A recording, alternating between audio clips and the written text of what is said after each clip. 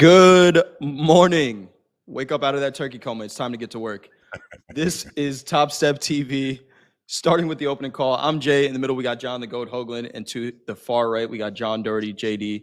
Hoag, JD, today is the first day of September 2025. I can't believe it is the last month of the year, but we got some trading to do. Before we do that, Hoag, how are you doing? How was your holiday? JD, let us know as well. It was great. We had the week off. Saw the kids quite a bit. Their boyfriends, girlfriends, lots of food, lots of revelry. But it's always great to be back with you guys, and of course, back with all of you. JD, how was your holiday? It was wonderful. No complaints here. Nice long weekend. We're back at it. It's Monday morning. Happy Cyber Monday morning to everybody. The CME group is back online. We missed that one on Friday, huh?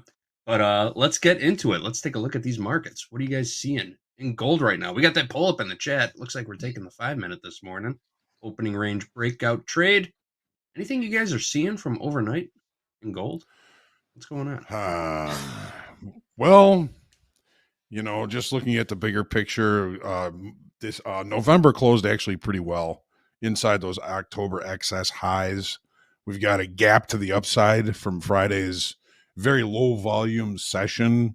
Overnight inventory is long. I do like longs in gold, but overall, in the bigger picture, it is relatively in balance. 4,400. I have the upper extreme of balance. It could go either way this morning, guys. It could go either way. I do kind of like the longs. If we can't close that gap, of course, we'll like the longs then. All depends on the size of that opening range and, hey, where it goes after that. What do you think, Jay?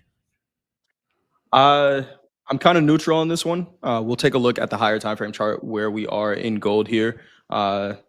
Feels like it could go either way.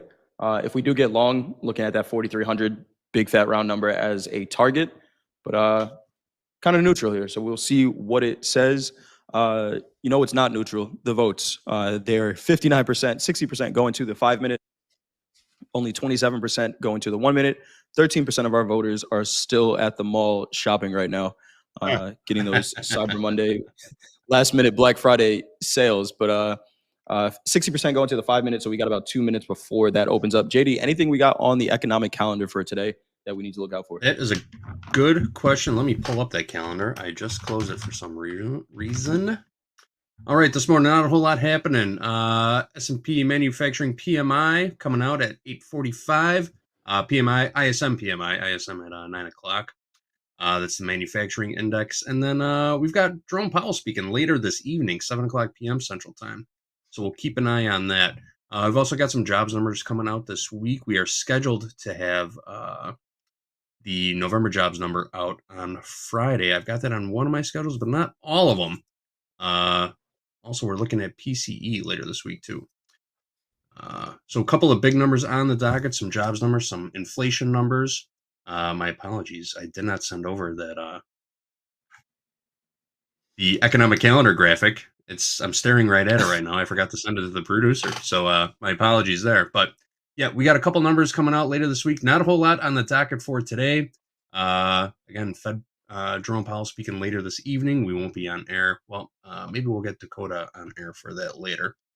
But that's about it for today. It's going to be pretty quiet on the economic news front today. So headline risk will be on. We'll keep an eye on the ditch for you. Always got one eye on the news right here on Topstep TV. We'll be sharing everything that comes across the wire with you. You got it. Thank you for that, JD. And don't worry about not sending the graphic. I realized that I said it was the first day of September this morning. So maybe I'm still in a turkey coma. It is December 1st, everybody. Wake up. Hoag, before we get into any trades, let's make sure we go through that checklist.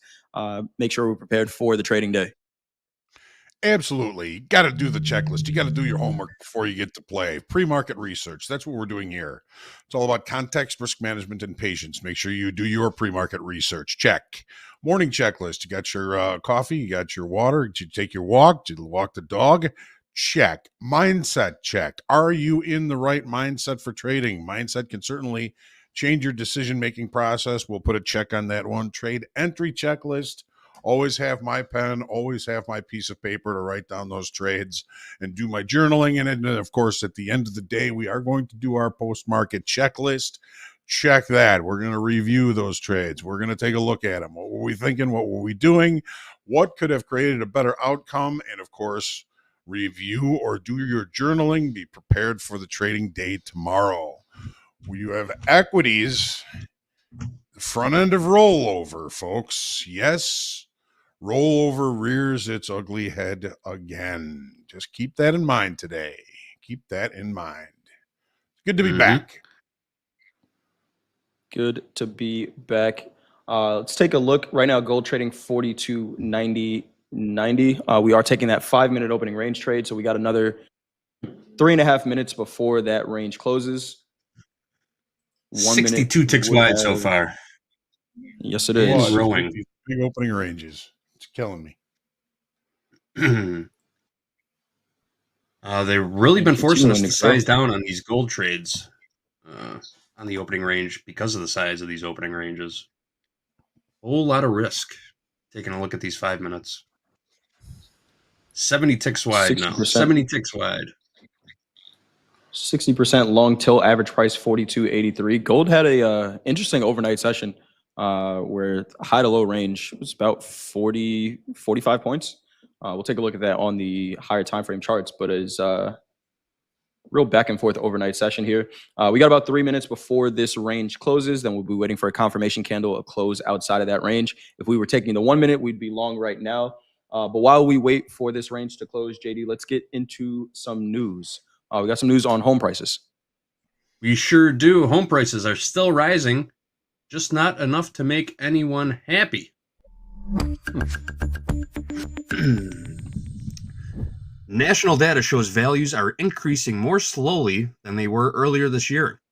Real estate analytics firm Cotality estimates prices are up just over 1% year over year, while Redfin puts the increase closer to 3%. Federal housing regulators report similar gains, but there's far more agreement on how difficult buying has become. With 30-year mortgage rates around 6.26% this fall, the average monthly payment on a typical home takes about 30% of the median household income. Meanwhile, some sellers who missed the last housing boom are pulling their listings rather than accepting lower offers. As one agent put it, right now, it's nobody's market. Housing market's gone sideways on us. Can't buy, can't sell. Tough to finance. Stay at home. Just stay home. Yeah, I guess the rule has always been 25% of your income should be on your housing. Mm-hmm. If it's at 30%, that's a little bit rich. And that's pre-tax too, right, Hogue? Pre-tax. Yes. That is pre-tax. We still got about a minute and 15 seconds or so before this 5-minute candle closes. I got a high of the range so far, 42.9260, a low 42.8530. Again, we are looking at that 5-minute opening range, 8% of the vote going there. Thank you for your contributions to the votes, 231 people voting. Are you seeing the same range micros? Off by 2 ticks on the upper side. We got a high of 42.9240 in the micro, low of 42.8540. We're mid-range right now. We got about 40 seconds left before we close this 5-minute opening range candle. And we are trading mid-range. Again, we need a 5-minute confirmation bar on a breakout to get into this trade. So we're going to wait around and see what happens. Pretty wide opening range so far. Yeah, these opening ranges have been absolutely huge in gold of late. And then waiting for that 5-minute, confirmation bar to close outside of it just continues to add bigger risk to this. Mm-hmm. Did we get any good trades last week? I don't believe so. Did we take any last week? It's been a couple weeks. Yeah, I know it's kept us out of some bad trades. That's for sure. So this confirmation bar, it has saved us some money, but a whole lot fewer trades in the month of November compared to October. Leading up to November, we were taking nearly 2 trades every single day. And we would take the gold and the crude oil. Well, we look at the gold and the crude oil. Leading up to November, we took both those trades nearly every single day. The month of November, we went almost a full week without taking a trade because of these confirmation bars. And I do believe that it's saved us some money. So we'll continue to sort of iterate on this trade and continue to build on it. Maybe we can work on a different confirmation type of setup. But so far, I think it's been working out okay. All right, good. Yep. All right, we got that Good. 5-minute range closed, 92.60 at the high, 85.30 at the low in the minis. I think it would have been the same range you had there in the micro JD, probably 40 at the highs and 85.40 at the low. Hogue, let's take a look at the gold chart. Why don't we? And Hot Dog Sure. in the chat says, what do you mean by confirmation bar? So what we're looking for is a 5-minute. So we're taking a 5-minute opening range trade. In order to take the trade, we're waiting for a 5-minute candle to close outside of that range. So if it closes above the high, we're long. If it closes below the low, we're short. How we were taking the trade before was just on a break of the high or the low, getting long or short from there. Let's take a look, Hogue, at the higher time frame charts in gold. What are you seeing there? All right. So as always on Mondays and Fridays, we like to start with the monthly chart. And the December bar, the November bar didn't turn out all that bad. I mean, we're still putting in lower highs. We did put in we're still putting in higher lows. We did put in a lower high. However, the overall market did, kind of close higher for November inside the excess of the October bar. So we are always looking for auctions to end in excess. There was the chance that we were going to see some deeper pullbacks after this October excess high. That move to the downside just did not play out. Buyers are still present. Sellers are not strong enough to really change this market state that much. And when we look at the weekly chart, we can see relatively clearly that the market has set an area of balance. I'm just kind of loosely calling the area of balance 4,400 to the upside, 3,950 to the downside, and we're doing what rotational markets do. We go from high to low, low to high, high to low. We'll see if that plays out. Is there anything remarkable on the weekly chart that you want to talk about here, Jay? If we can compare it, Hogue, because we've been doing this a lot, right? Since we made the all-time high, we have that April. If you go back to the monthly candle really quick, that April candle kind of set a Dorito until we broke out of it, right? If we trend line from the high of April and then the low, and then we broke out in September, kind of seems like that's what we have the potential of doing right now, where October is the base of that.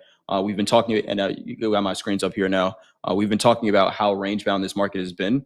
And when we get down to the daily, we'll see where we're testing that has the potential to drop us right back down into this range. So, I have a trend line from the high of October, which is all-time highs. We're kind of testing that right now. It's a 1-point trend line for now, right? If I put it to here, then we've already broken it. But yeah, interesting stuff here on a higher time frame chart for sure. Yeah. And you can even see that on the daily chart. If we can go back to my charts, Yep. I mean, you can see that kind of April, May, June, July, August consolidation that we broke to the upside here back at the beginning of September. We now have something sort of similar to that. We've got lower highs, we've got higher lows, we've got a pennant formation. And yes, on Friday, we did break out above that level. So you could kind of be looking at that as similar to September 2nd. However, there was very low volume on Thursday and Friday because of the holiday. So what we're doing now is I think we're monitoring for continuation. We've got the market opening above the session high on Friday, opening with a gap, overnight inventory to the long side.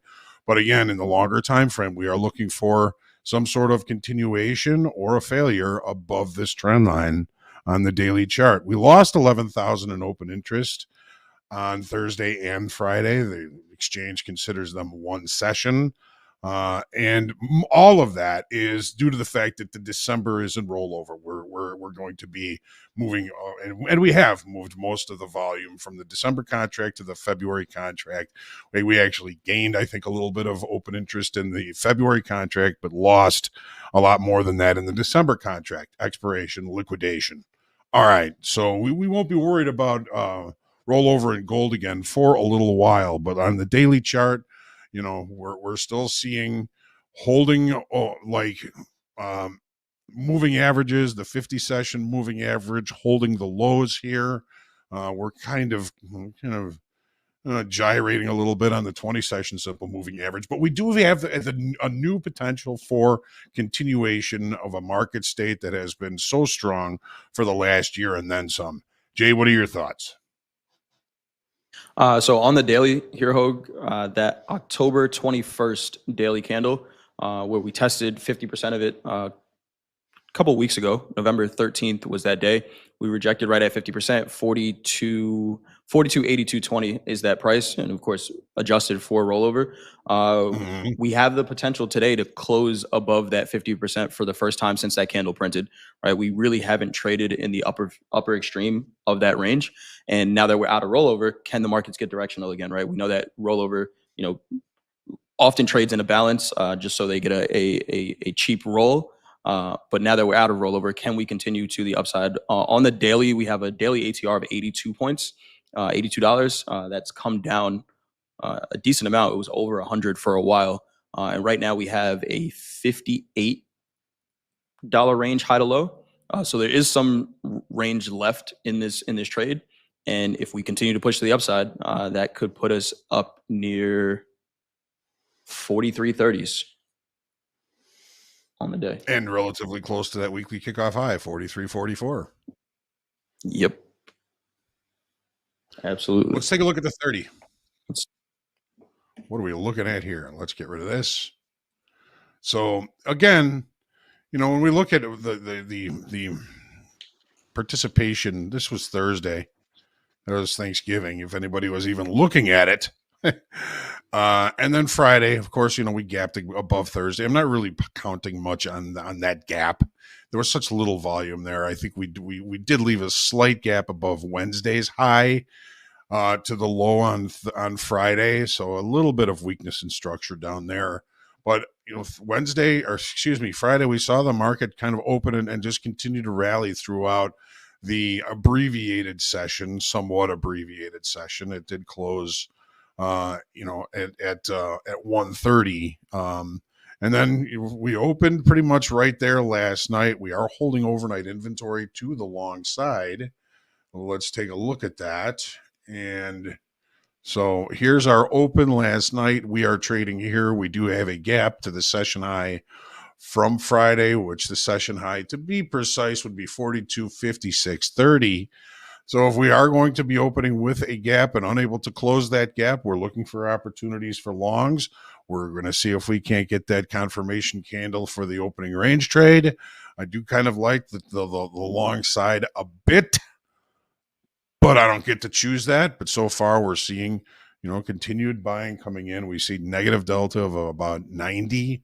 Nothing huge, but still negative delta, and we're up against the highs here. I do kind of like the longs, but we will see. As far as the 30-minute is concerned, gap rules, opening with a gap, can't close the gap relatively early. We look for opportunities in the direction of the gap. And unfortunately, that relatively early is very subjective. It is difficult to kind of monitor that. But if you think about it, if we can't close the gap, we're going to have value higher by the end of the session, acceptance of higher pricing. Jay, what are you thinking? So looking at the 30, we have a 30-minute candle that was 11 p.m. Central Time last night. The high of that candle, 42.8130. Kind of traded through it. There's some decent volume traded there, and we're closing above it now. So I do like longs above that candle. Just, sellers tried, they failed. We're seeing the 20 moving average starting to trend up, act as a support as well. The only thing I'm seeing here is if we do get long, 4,300 big fat round number, right, is a potential level of contention there in gold, right? Anyone who's trading gold knows when it's trading around these big fat round numbers. So what is the market's response to it? If we just trade through it, like there's no one sitting there, then great. I think we, have the potential to get up to those 43.30s, 43.40, the weekly kickoff. But watching the market's reaction here at 4,300 is going to tell us a lot. I think we get more volume in as the equities open. And right now, VWAP is at 42.75. So you hear me say it all the time. Price can advertise above 4,300, but if no volume goes with it, then I don't know how much I trust. I don't know how much I trust the move. So we'll see. Ideally, if I was going to get long, it'd probably be a pullback to 42.80, 42.75, and then that at least gives me some runway into 4,300. Yeah, I like that 42.80, 42.75. You've got the 20 session simple moving average as well as VWAP, both at those exact prices, 42.80, 42.75. Yep. I do like that idea. And we are going to see, some longer term participation coming back into these markets. Thursday, Friday, there were no major players in these markets. A lot of what we do this week is going to be if and when those longer time frame traders come back into the marketplace. Great stuff, Jay. Thank you very much. That's what we've got for gold. Awesome stuff. 42.95 last trade here. Any trade there in gold, JD? Did we close outside the range? No, we didn't. Yes, we did. Right we actually triggered. Okay. We triggered along just by a couple of ticks. In my Monday morning brain fart, I only had one lot loaded. So I was kind of long 1 micro gold from 42.93. We're taking about $10 worth of risk on this trade. If it gives us a little dip, I'll scale in a couple more. Don't like taking more than $250 worth of risk on these trades. Right now, with a single micro, only taking $100 worth of risk. So if it pulls back a little more, maybe we could average into this because we know what our risk is already. So maybe we'll put a little more risk on. I'll keep an eye on it, though. Thank you for that, JD. Coming right back to you, JD, we got some more news. It is holiday shopping season. You got some news on the Mall of America. Yes, real quick, let's take a look at what happened overnight, though. Stocks in Asia closed a little bit mixed. We had the Hang Seng Index up 0.67%, the Nikkei down 1.89%, and the Shanghai Composite up 0.65%. All over the place there. Stocks in Europe currently trading lower this morning. The DAX is down 1.26%.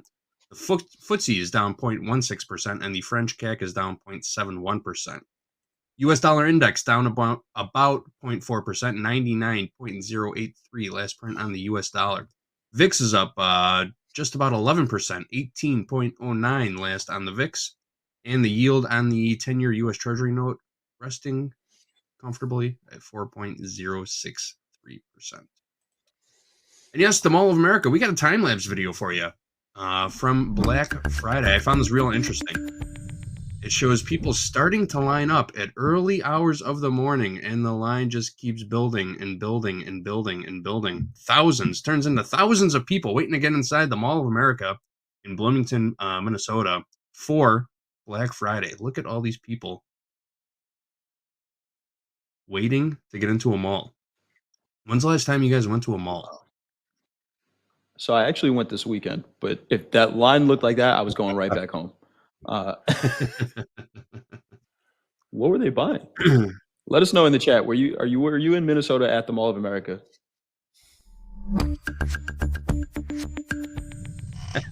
John Jones. Why, God's green earth, would anyone want to do that?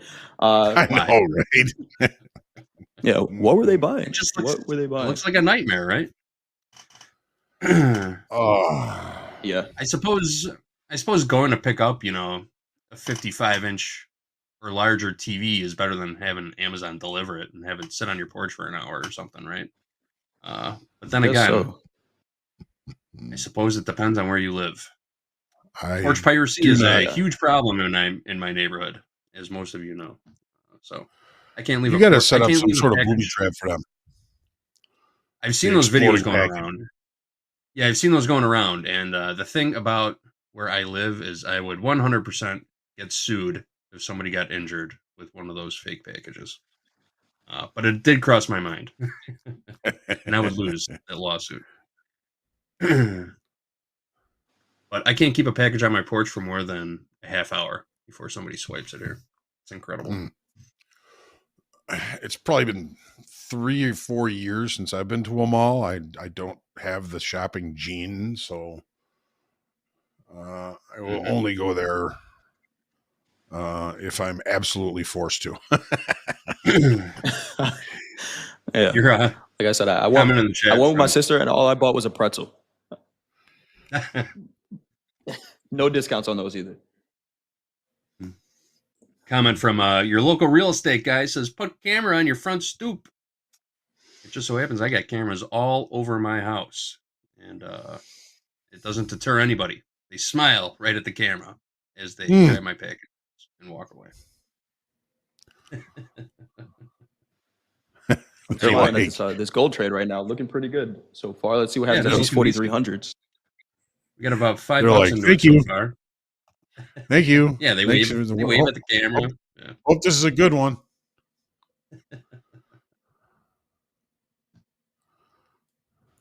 New highs in gold, 42.9890. My house count is long 1 micro from 42.93 on the opening range breakout to the upside. Hogue, let's take a look at the S&P. What are you seeing over there? All right, let's take a look. As always, on the monthly. All right, look at that. Look at that. A lot of folks were doubting the S&Ps, doubting the equities. We got a nice long shadow, almost a doji, a dragonfly doji for the monthly chart. The market did close the month relatively strong, relatively well. We don't know if that's going to continue, but not a bad close for November. Weekly chart, we're very range bound on the weekly chart. So no major market state change to the downside. The market is, however, now is just presenting as somewhat range bound. We've got the lower end of the range down here around 65.50. I would call a weekly kickoff high 69.35 loosely the upper extreme. We do have some kind of possible resistance up here around 68.80 approximately. Again, remember these are zones; they're not finite numbers. We are seeing a little bit of a pullback here on the weekly chart. Jay, I want to give you a chance to talk about the weekly if there's anything that you want to mention.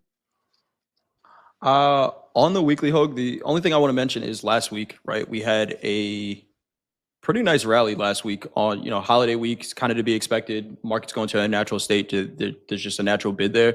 3% up, but then if we look at that volume, and this is the only thing that's concerning to me on the weekly, it was about half of the average. So, does that mean that has to reconcile and we see sellers come in when the volume comes back in? It doesn't necessarily, but I wouldn't be surprised at it either, right? We came a long way on low volume, which, we'll see how, if and when the volume comes back in, how they feel about that. But we're not far from all-time highs. Does make it feel kind of hollow, doesn't it, Jay? Just the lack of volume that we saw towards the end of last week, particularly. Let's take a look at the daily. Real quick, also, Hogue, on the for that gold trade, when we were talking about what happens at 4,300.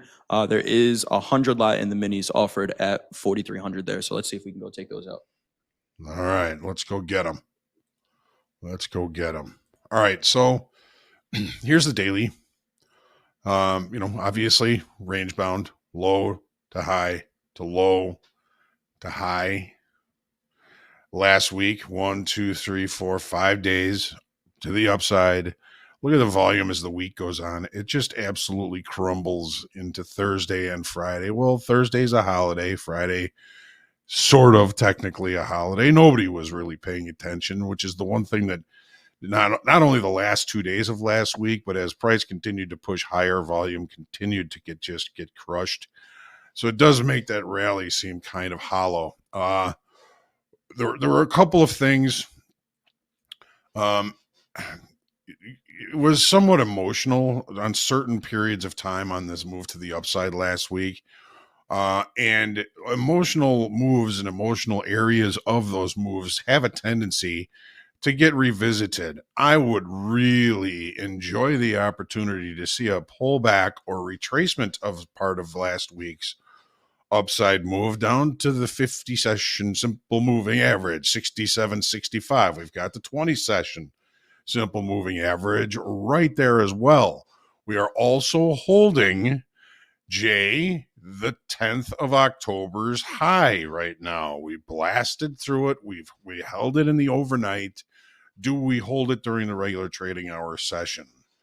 We don't know what's, of course, going to happen. We did see a pretty decent rally last week. That's all good. That's short time frame control. Well, the market is in short time frame control. It is in a range.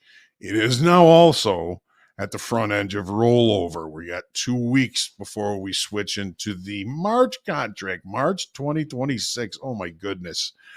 But that is also going to kind of keep the longer time frame on the sidelines as they try and get a cheap rollover or make money on the roll. We've talked about that quite a bit. We can talk about it more. Might be a good subject for group coaching today. But we are at the front edge of that. And that is going to have more of a tendency to keep the market range bound than directional. We can see directional days in a bigger picture of range bound. But overall, I think we're going to be in this range for the next couple of weeks until after rollover. And then we're into the holidays. I don't know, Jay, what are you thinking here, but my friend? I'm very similar thought process to you, Hogue. If we've seen the high of the day already, right? If the overnight set the high, a daily ATR move to the downside would put us right at that 50-day moving average. We are holding the October 10th candle high, 68.06 half.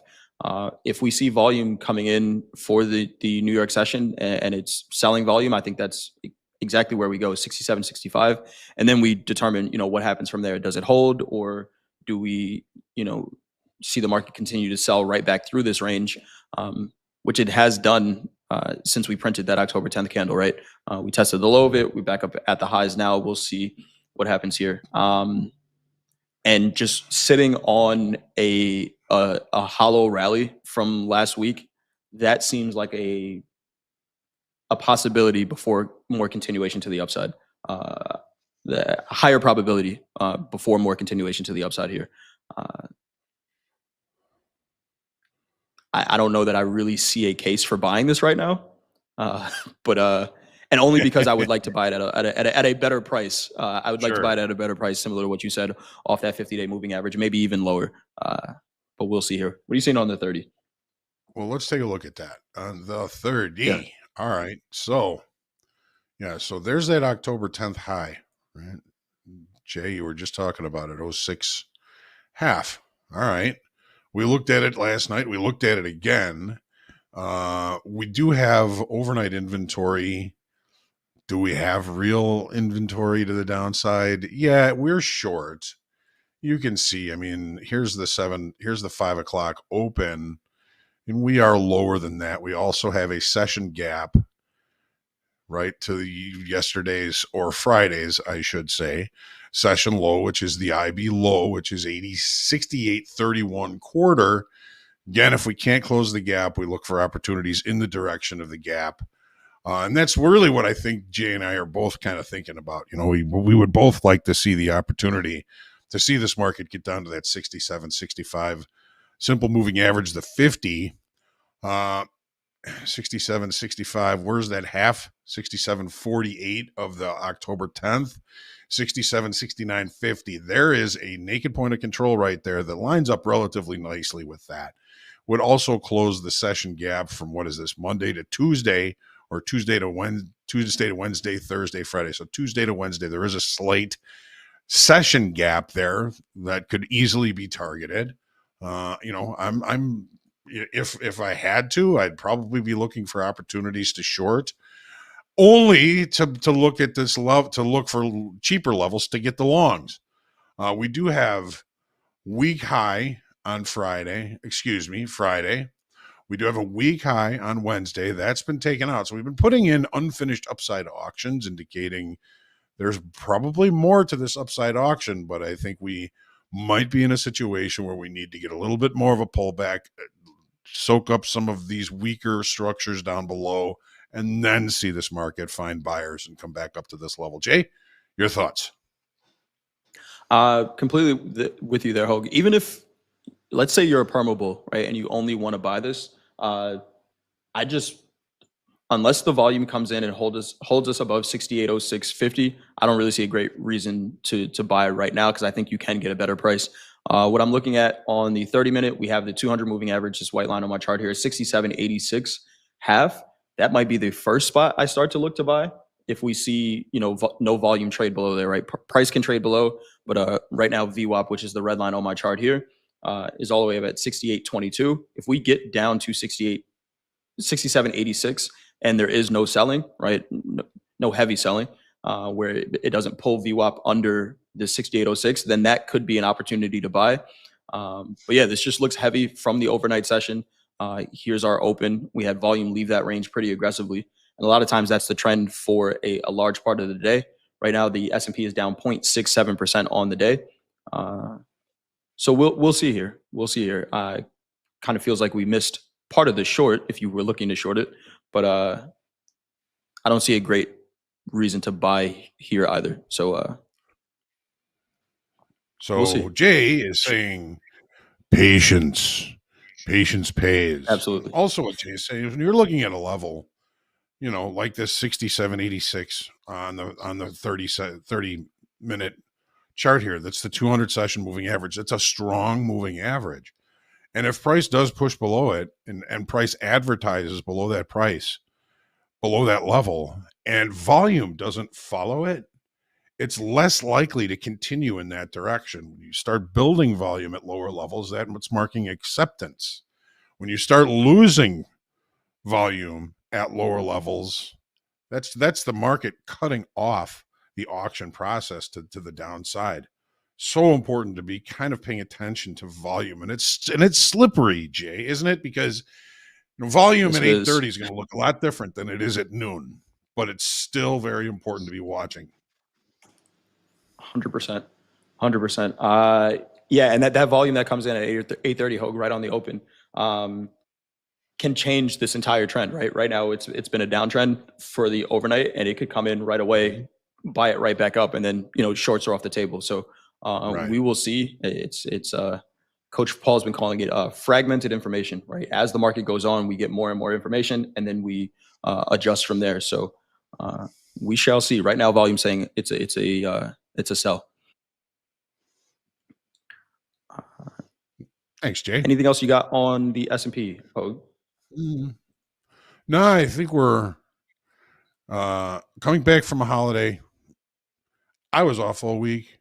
I'm going to be really patient today. I'm going to really demand something just come to me, because if I start looking for trades, I will find them. So I'm going to try and stay really patient. Absolutely. We got a poll up in the chat right now. Time to place your vote for the opening range trade in crude oil. We're going to take a look at crude oil in a minute. Opens up in about 6.5 minutes here. Right now, we have a 49% of the vote going to the 5-minute, 21% still finishing your leftovers, and 30% going to the 1-minute. I did not bring home nearly enough leftovers. I was at my mom's house. She made so much food, and I brought home one Tupperware container. I don't know what I was thinking. I really wasn't, and I finished it as I got home. So yeah, now I have to cook. We're gonna take a look at the crude oil charts, but JD, you want to get to some more news before we do that? Yeah, you want to talk about this gold trade for a minute, guys? I've been waiting to cut in here. Let's do it. So I know I was talking about jumping in a couple more contracts on this trade as we've got a pullback, but should we be using market generated information to tell us that we are on the wrong side of this trade now? We're only taking about $100 worth of risk. Is this something we want to add into at this point? Because it's looking pretty weak. This is decent selling coming in right now. Where's your stop? 42.83. 42.83 CYA.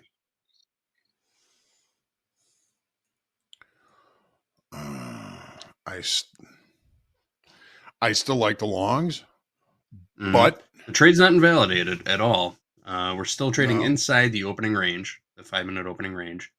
But it is now, it pulled back $12 off the highs.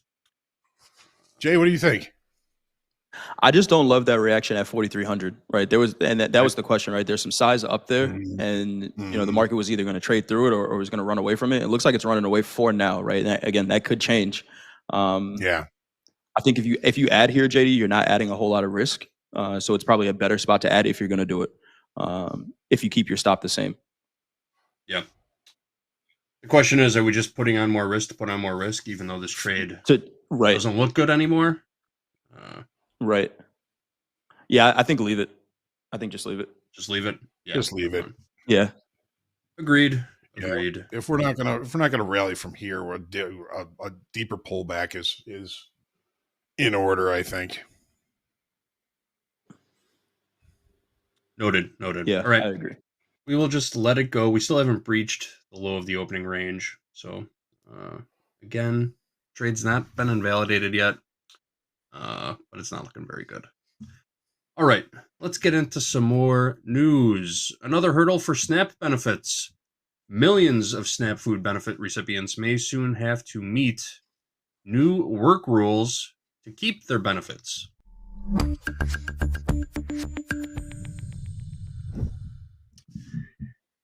The big beautiful bill now requires at least 80 hours of activity each month for a much wider group of people. A Congressional Budget Office report says that will mean 2.4 million fewer people getting benefits on average each month. States are reporting confusion, rushed timelines, and technology systems not ready to implement the change. As a result, some residents could lose food aid as soon as January. State officials warn the full impact will unfold as recipients hit their next certification or recertification deadlines. More bad news for SNAP recipients ahead of the holidays. You guys just can't catch a break, huh?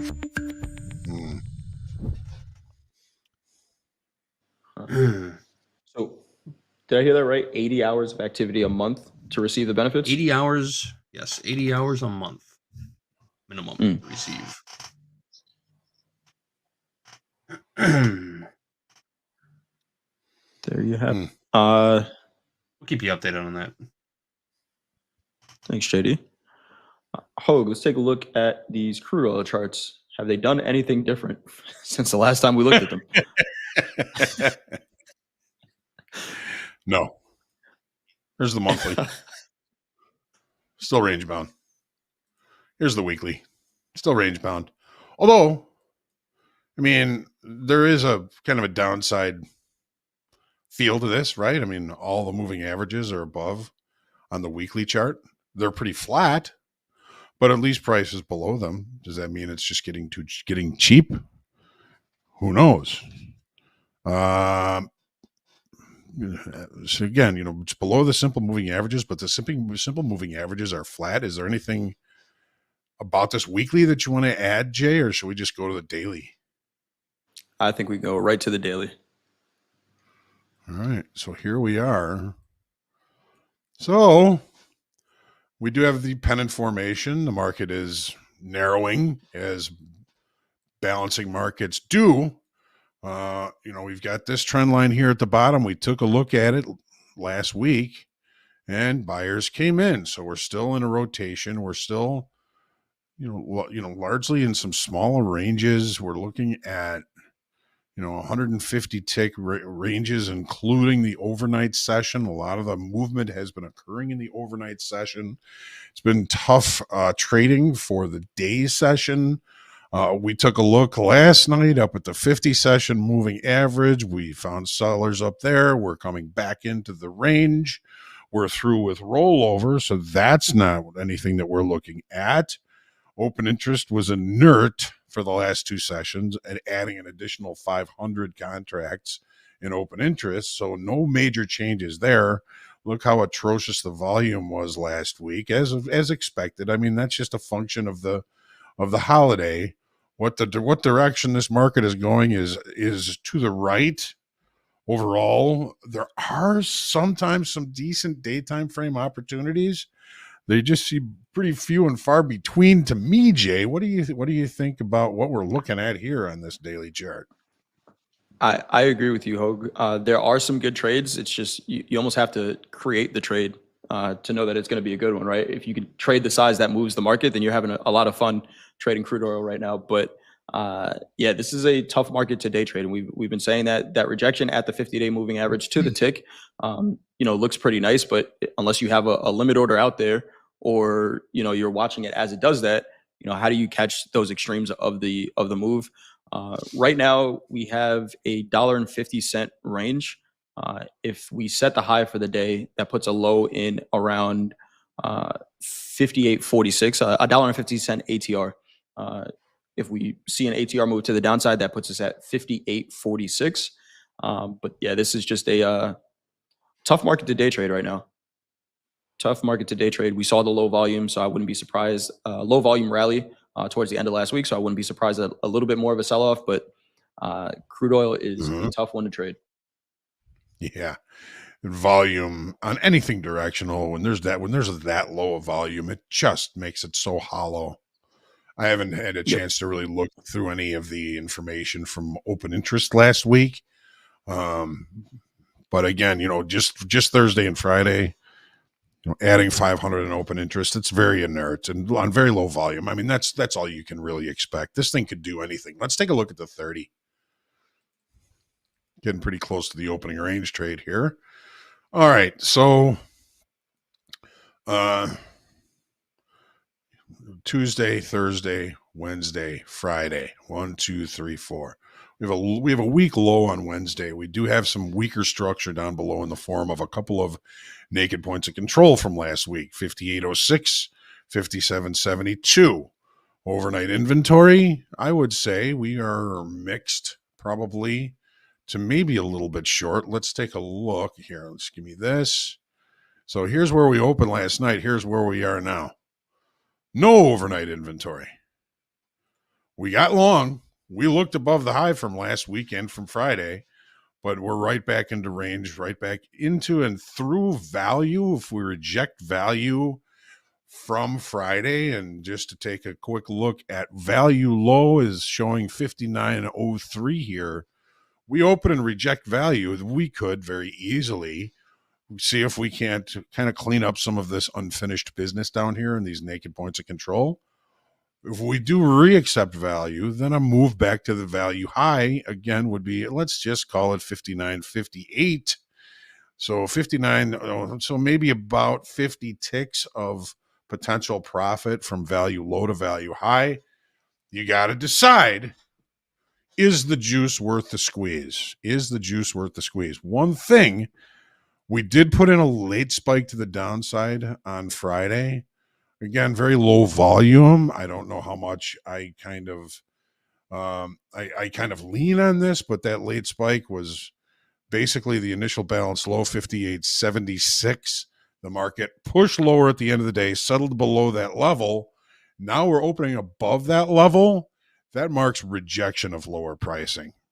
We'll see if maybe we can get back into value and see these 59.60 level from value high from yesterday. I don't know. Jay, what are you thinking? I'm thinking about this question our friend John Jones asked in the chat. He says, when markets consolidate for a long time, they tend to break out for a long time. Does that apply to crude oil? We've seen it last year, I believe it was, where crude oil consolidated for a little while, and then it had this rally up near what was $80 at the time.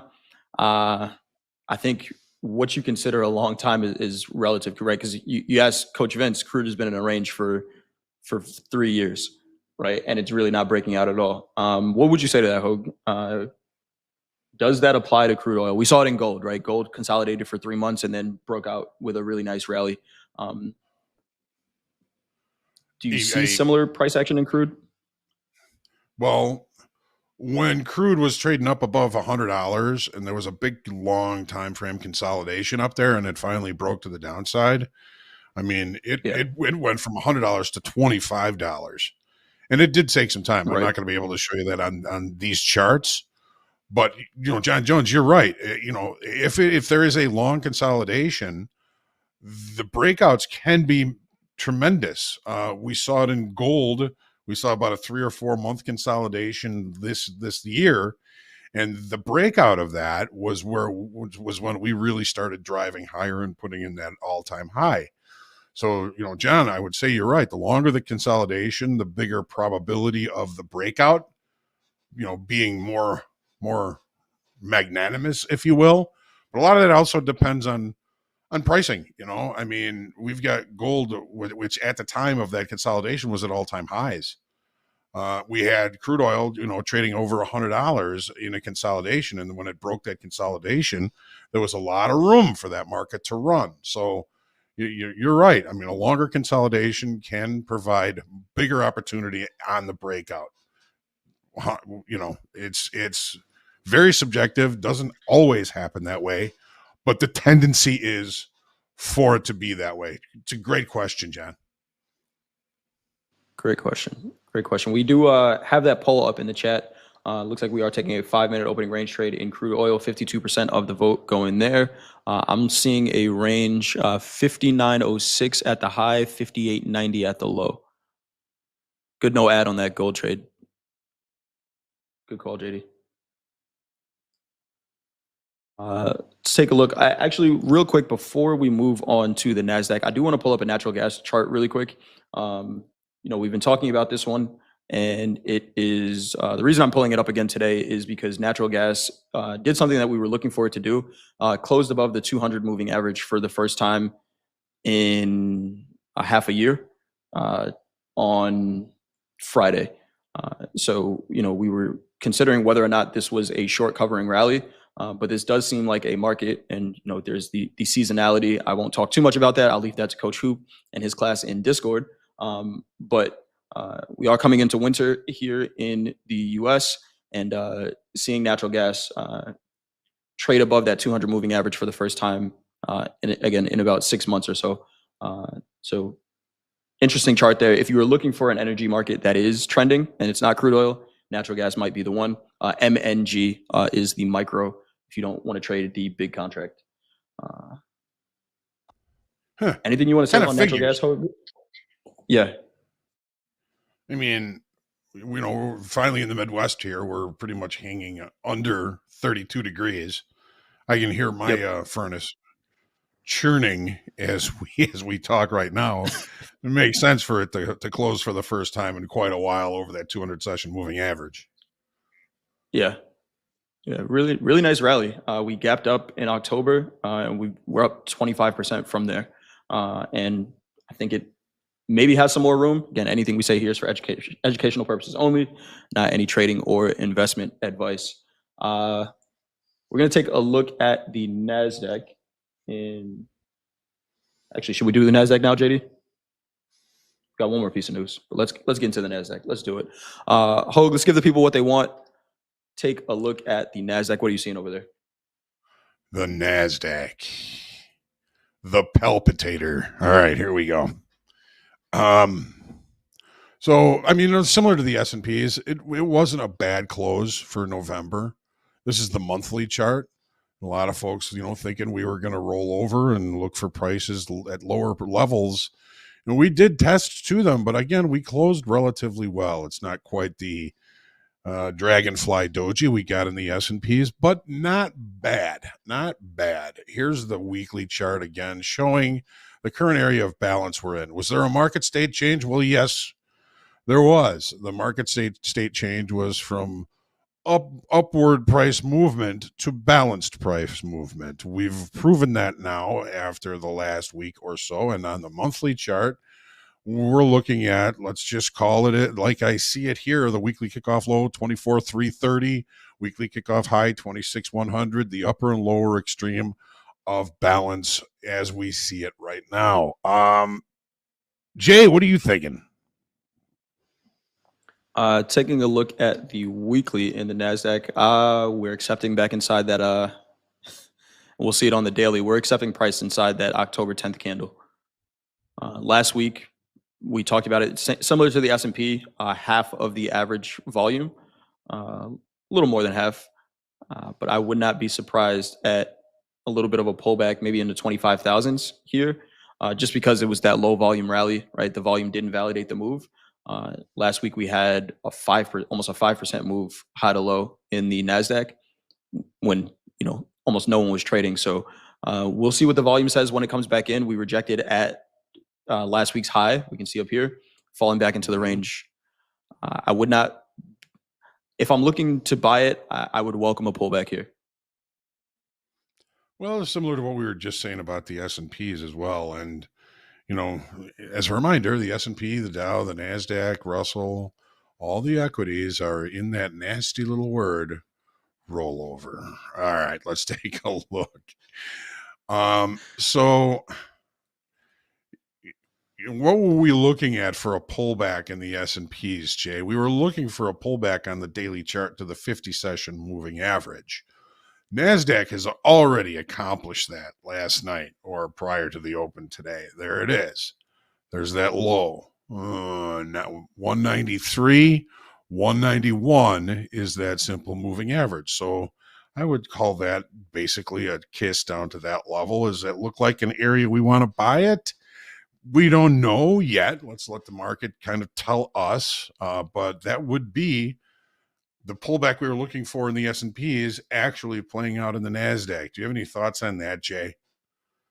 Yeah, so I pulled up the daily chart and I'm like, oh wow, that's exactly what Hope was looking for in the S&P. Did the Nasdaq satisfy the pullback, and now can it continue higher? We'll see, right? I think if it's going to trade higher, there's a lot of room to the upside that I don't know that you need to catch the low, because what I'm kind of thinking here as well is the high of that October 10th candle, 25,388. Potential level of contention. So could you take the 100-point trade into it? You could, but this is an interesting spot as well, because you can see it. Market bounce right off that 50-day moving average. That could be the spot to buy. If I'm long from there, what I would say is I'm watching the market's reaction to 25,388. And if we don't see buying above that, then I'm probably thinking profit taking at that point. I wouldn't want to establish longs right under the high of that October 10th candle. I would want the market to either pull back and give me an opportunity to trade into it, or close above it and then confirm that it's done trading those prices, and then we continue from there. The closer we get to 25,388, 25,400, if I'm not already in a position, that's telling me hands off. But nice little pullback into that 50-day moving average for anyone who did take that long from there. Well, let's take a look at the 30. See if we're getting any help here. All right, so there's our little kiss down to that 50-session simple moving average on the daily chart, where we are opening with overnight inventory to the short side. Here's the open, 5 o'clock last night. Let's take a look at that. We are currently trading below that. We are also trading with a gap to the downside. The gap to the downside closes at 25,331. That would close the gap. We did have a little naked point of control from Thursday's session, if you can even call it a session. Look at the volume on that Thursday. Just Thursday was, if you'll pardon the joke, Thursday was a real turkey of a trading session, wasn't it? All right, enough of that shit. There you go. But again, we're opening with a gap. We can't close the gap relatively early. Maybe we get a deeper pullback below that 50-session simple moving average, or at least another look at it. We open below the range and value, showing acceptance of value low 25,366 to the downside, 25,440. So 25,366 to. It's not a huge opening. It's not a huge area of value, but the value acceptance play does come into potential play. We'll see what happens. Again, don't forget rollover. What do we do as far as open interest? We added 3,300 in open interest on Friday. This was a rally. This was a trend day to the upside. We only added 3,300 in open interest. What the heck was the market doing on a Friday after Thanksgiving? Getting a rally like this in store, and there's a lot of excess on this high also. We ended up with a weak high, I believe, in the S&Ps. This is an excess high in the Nasdaq. The Nasdaq definitely presenting as the weaker of the two, but we're already seeing more buying coming in off that 50-session simple moving average. Jay, what do you think? What do you think? We're seeing the buying coming in, Hogue. Could that just be short covering? We do have volume VWAP down up at 25,306, which has been a little bit of a resistance on the way down here. If we continue to push lower, then similar to the S&P, below that 50-day moving average, we have the 200 moving average on the 30-minute. 25,148 is that price right now. We'll see how the volume, the flow comes in for the New York session. If they don't come right back in and buy it, and then again, that 25,400 is where I'm going to be looking for their response.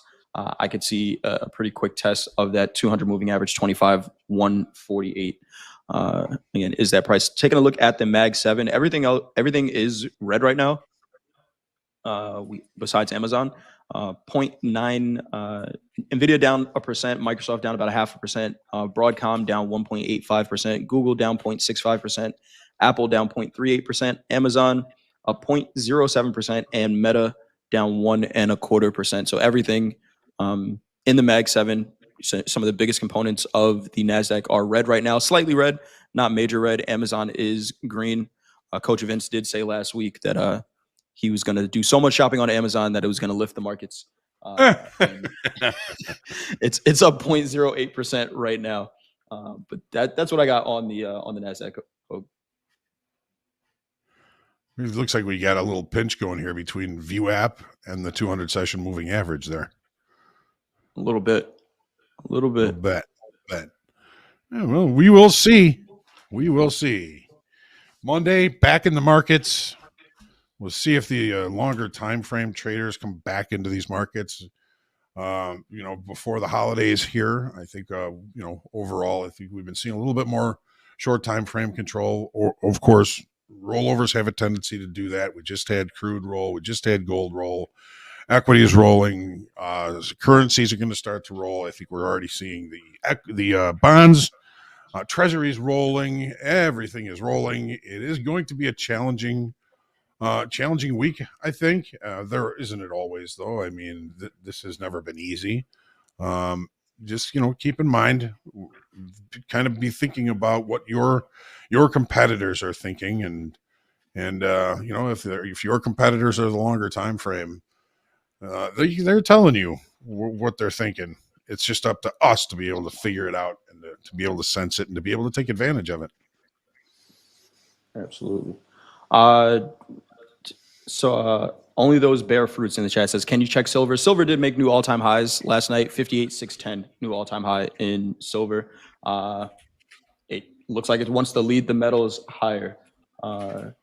JD, let's go through that schedule that we have. Who's trading with us on TopstepTV today? Let's do it. Coming up next in Fast Markets, me, Jack, Hogue, Braden C, and Dakota will be here trading it up for the next couple hours. After that, 11 o'clock a.m. Central Time, Hogue's going to come back for the morning recap. He's going to go over the trades we took here in the opening call and any potential trades that we may be taking in Fast Markets coming up next. 11:15, Trade with Topstep. Coach Jay's coming back. He'll be joined by Coach Vince and Coach Hoop. We got a coach's takeover for Trade with Topstep. Shoulder tap this afternoon, 12 o'clock p.m. Central Time. Jack will be here with risk manager Aaron. They're going to roast and toast a couple traders, take a look at some live leaders, and see what else is going on with a few of our live funded traders. 12:15, group coaching, Hogue, Coach Vince, and Deanna. We're going to pin a form to the top of the chat in just a little while. If you have a question for Hogue, Coach Vince, or Deanna, or all three of them combined, go ahead and grab that form, grab that link, enter your question, and we will answer it live here on Topstep TV. 1 o'clock, more trading with Topstep. Coach Jay, Alfie, and Hoop will be here. Then we're closing out the day in Power Hour with me, our man Mohammed, and Mr. Dakota, which should be an interesting close to the trading session today. Lots of tradertainment coming your way right here on Topstep TV. All day long, bell to bell. Let's do it. And our friend Dan Trader in the chat, my favorite comment of the day so far. It's when we had 115 likes. He says 1,700 people watching, 115 likes. What the hell is this? If you could do us a favor, hit that thumbs up button. We appreciate you all being here each and every morning, again, making us a part of your morning and your trading day. Like, subscribe, tell your friends and family to as well. Hit that bell for notifications for when we do go live, not just with the daytime show, but with At the Buzzer, slow markets, the London Open, and the Euro trade. Hit that thumbs up button. JD, if they didn't hit the thumbs up button for the trading analysis, they might hit it for this last piece of news. They just What might. do we got, JD? Well, there's a good chance that you could act on today's National Day immediately. If you're around for Thanksgiving, you might have some leftover pie in your refrigerator, and thank goodness, because today is National Pie Day. December 1st is National Pie Day. Actually, make that National Pie Day Part 2. The pie celebration on December 1st is the second observance of the year for pie. According to nationaldaycalendar.com, the more popular National Pie Day is on January 23rd. Bake it up, slice it.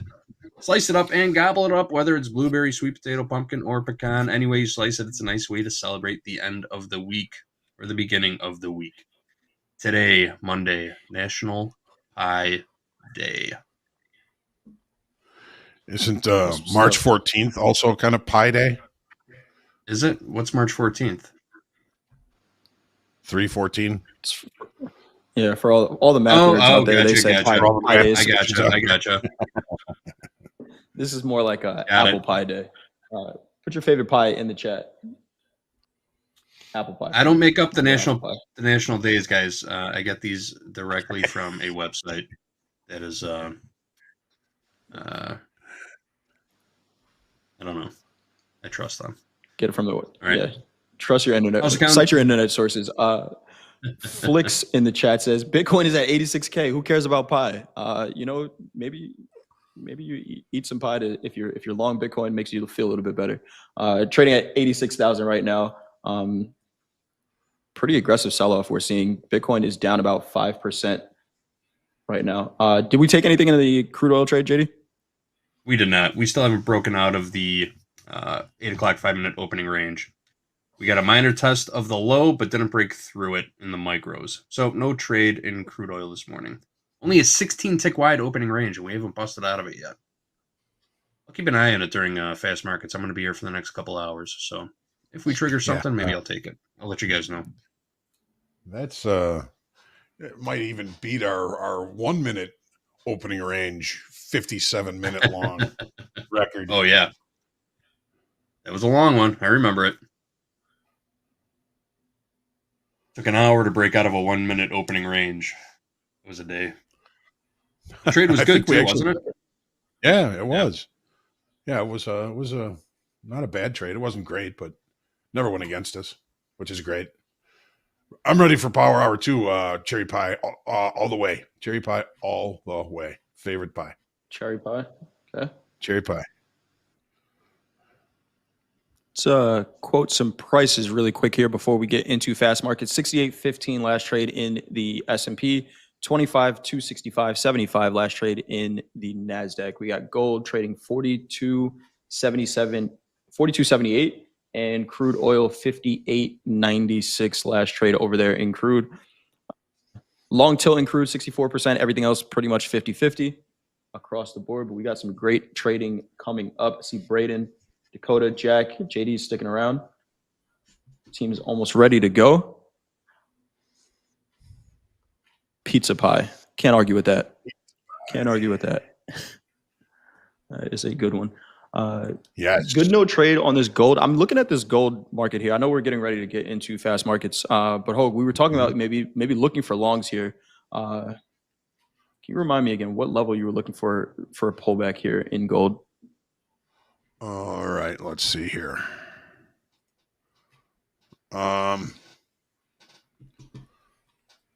Well, there was that. Let me look at my charts here. Look at my stuff here. We've got we don't have a gap close yet. I think we were probably looking relatively close to VWAP, 42.75, Gotcha. and there was 72.80, which was the 20 session simple moving average. So pretty much in this area right here is where we were kind of looking at it. Again, we don't have a gap close yet. Still holding some overnight inventory to the long side, but market has offered us a cheaper opportunity for longs already here. Yes, it has. Yes, it has. Trading 42.78.80. I'm going to keep an eye on gold today. Could be an interesting trade. But I think we are good to go. Hogue, if you want to do the thing, take us into fast markets. All right. Well, let's do that. I'm certainly glad to be back with you guys. Jay, JD, always a pleasure. Good morning to you guys, and good morning to all of you. I always like to call out the early birds in the chat, and we've got a couple of new ones here this morning. We've got Tommy, of course. We got the Dark One, rolling with Kevin, Shubham, the Leprechaun, Anastasios, Man Caves. I'm trying not to mess this name up. Agyapal Singh, good to see you. John Jones, Alex Andre, Bashir, Hot Dog, first time here, he says. Welcome to Hot Dog. We're glad you're here at Topstep, on TopstepTV with us. And as always, we're looking for an excellent trading day. So just remember, folks, to remain humble, grateful, creative, and centered in your trading today. Pray for peace. Happy Advent. We're going into fast markets right now. 5, 4, 3, 2, 1. Let's go.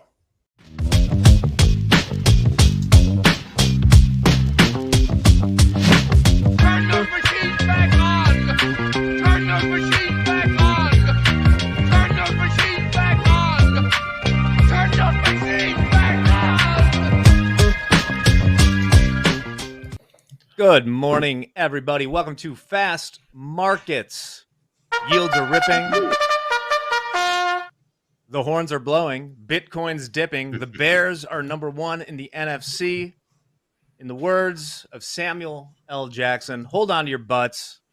Let's go. This is Topstep TV. JD, welcome to the show. What's up, guys? Happy to be here. It's so rare I get to join you guys for Fast Markets.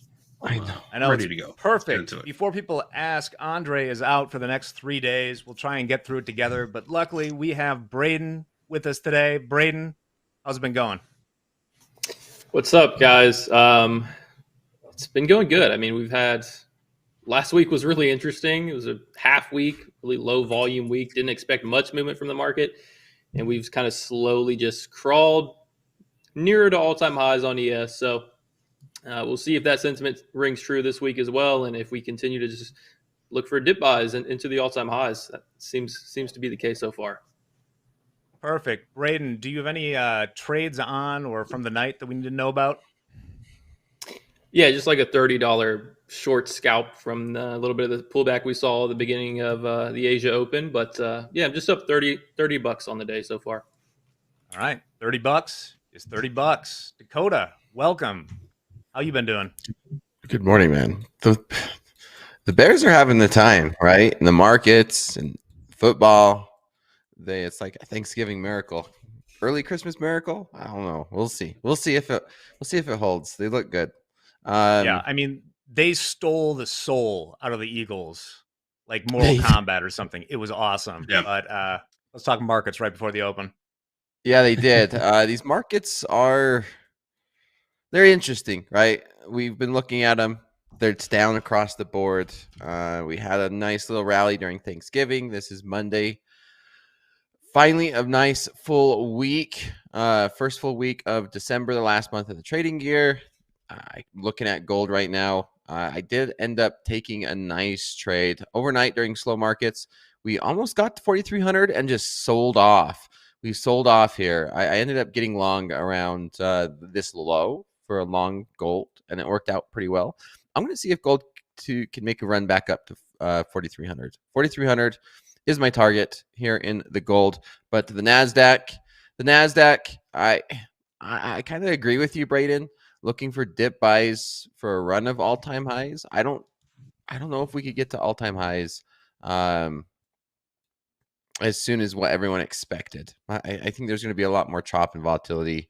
But I did dabble in crypto for the very first time this morning. I bought some BMNR. Oh no. It's Yeah, here's the disclaimer right here.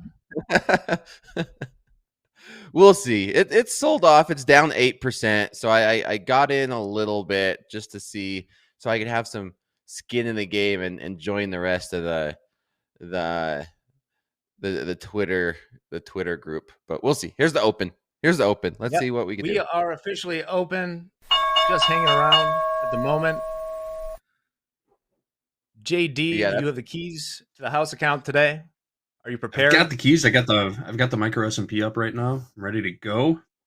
Got a couple loaded. Let's get into it. All right, perfect. Braden, talk to us about the open. You're looking to buy dips, it sounds like. What are you seeing? How much a dip do we need? Well, I mean, first I need to see buyers truly kind of step back into it. So maybe a reclaim at VWAP and then a test of it underneath. Also, thing to mention, I'm going to try to kind of do like you, Jack, and start trading ES a little bit more than NQ. So it'll be a little experimental for me this week, but yeah, we would need to see some buying above VWAP and maybe a push back to last night's highs. But overnight sentiment was bearish, and so that can continue. And until it proves that it's not still bearish, I'll kind of be on standby. But we'll look to see how it shakes out and trade whatever the intraday trend is, hopefully. Perfect. Off the open, we are trading just above 6,800 in the spot market, 6,803 right now in the SPX, 68.15.5. I'm pulling my Andre. ES, NQ 25,261. It changes every second here. As I mentioned, let me show my charts real quick. Bond yields, JD, have been ripping up a little bit. 4.085. We got down below 4%, rejected hard. What are we thinking right now, JD? For bond yields, looking pretty strong at the moment. Up about 0.06% in the 10-year right now. You just said at 4.085. What's that telling you? Oh, I was thinking with the house account, are you looking to buy dips as well today with our boys, or what are you feeling? Oh, yeah, we could do that. I'm into that for sure. We've got overnight high in the ES all the way up at 68.64 half. Could take a bit to get up there, but I do like the dip buying going on today. Hogue also had another price, 67.65. That's a target to the downside if we're looking to possibly get them long or short into. It's a little ways off, but 67.65 is a number to be looking at. Awesome. Well, we weren't here on Friday, but we kind of went up again in the equities. We do have a number at 9 a.m. Dakota. Are you looking to take any trades early or wait until that ISM? Yeah, I'm actually eyeballing along right now, here in the Nasdaq. Just watching how this first 5 minutes open. We popped up to these 290s, almost 289s. We pulled all the way back down to 230, and now we're finding some buyers step in. So just watching. We tested both sides of this market so far, where it's just not we open, we just go straight one direction. So we kind of starting to balance, find some good solid market structure. So looking for some longs here in the Nasdaq. The question is, where do you get in? This market's running. That's 70 points right up. Yeah. Looking at the individual components, Amazon has flipped green. They're up 0.18. Everything else is down in the hateful 8 right now. Biggest loser right now is Broadcom, is down 2.6%, but they've had a hell of a run recently, so they're doing okay. Not a strong directional push off the open. Dan Trader in the chat is asking if there is some stat that the Monday after a holiday ends positive more times than not. Interesting stat. I bet you could find that on Edgeful. I don't have access to that right now, but I know someone that does. Let's see if they can look that up. Monday after a holiday. Oh no, seeing in the chat, Nvidia CEO Jensen is live on CNBC, and we have a huge asteroid coming our way. What a time to be alive. I know, right? Coda, since you've volunteered yourself to be our crypto guy now, what's going on No, with I did not. Bitcoin right I now? just said Okay, good. I put a little money so that I could, feel something if Bitcoin goes up or down, or Ethereum. We'll see. What is your question? I have the answers. Okay. What's up with the Bitcoin sell-off from last night? Well, Jack, More sellers than buyers? yeah. I don't know. I think Well, it thank you, depends. Dakota. You are no longer our crypto guy. Let's take a look at what we're trading right now. 68, 21.5 in the ES. What else we got going on? VIX is trading 1775 at the moment.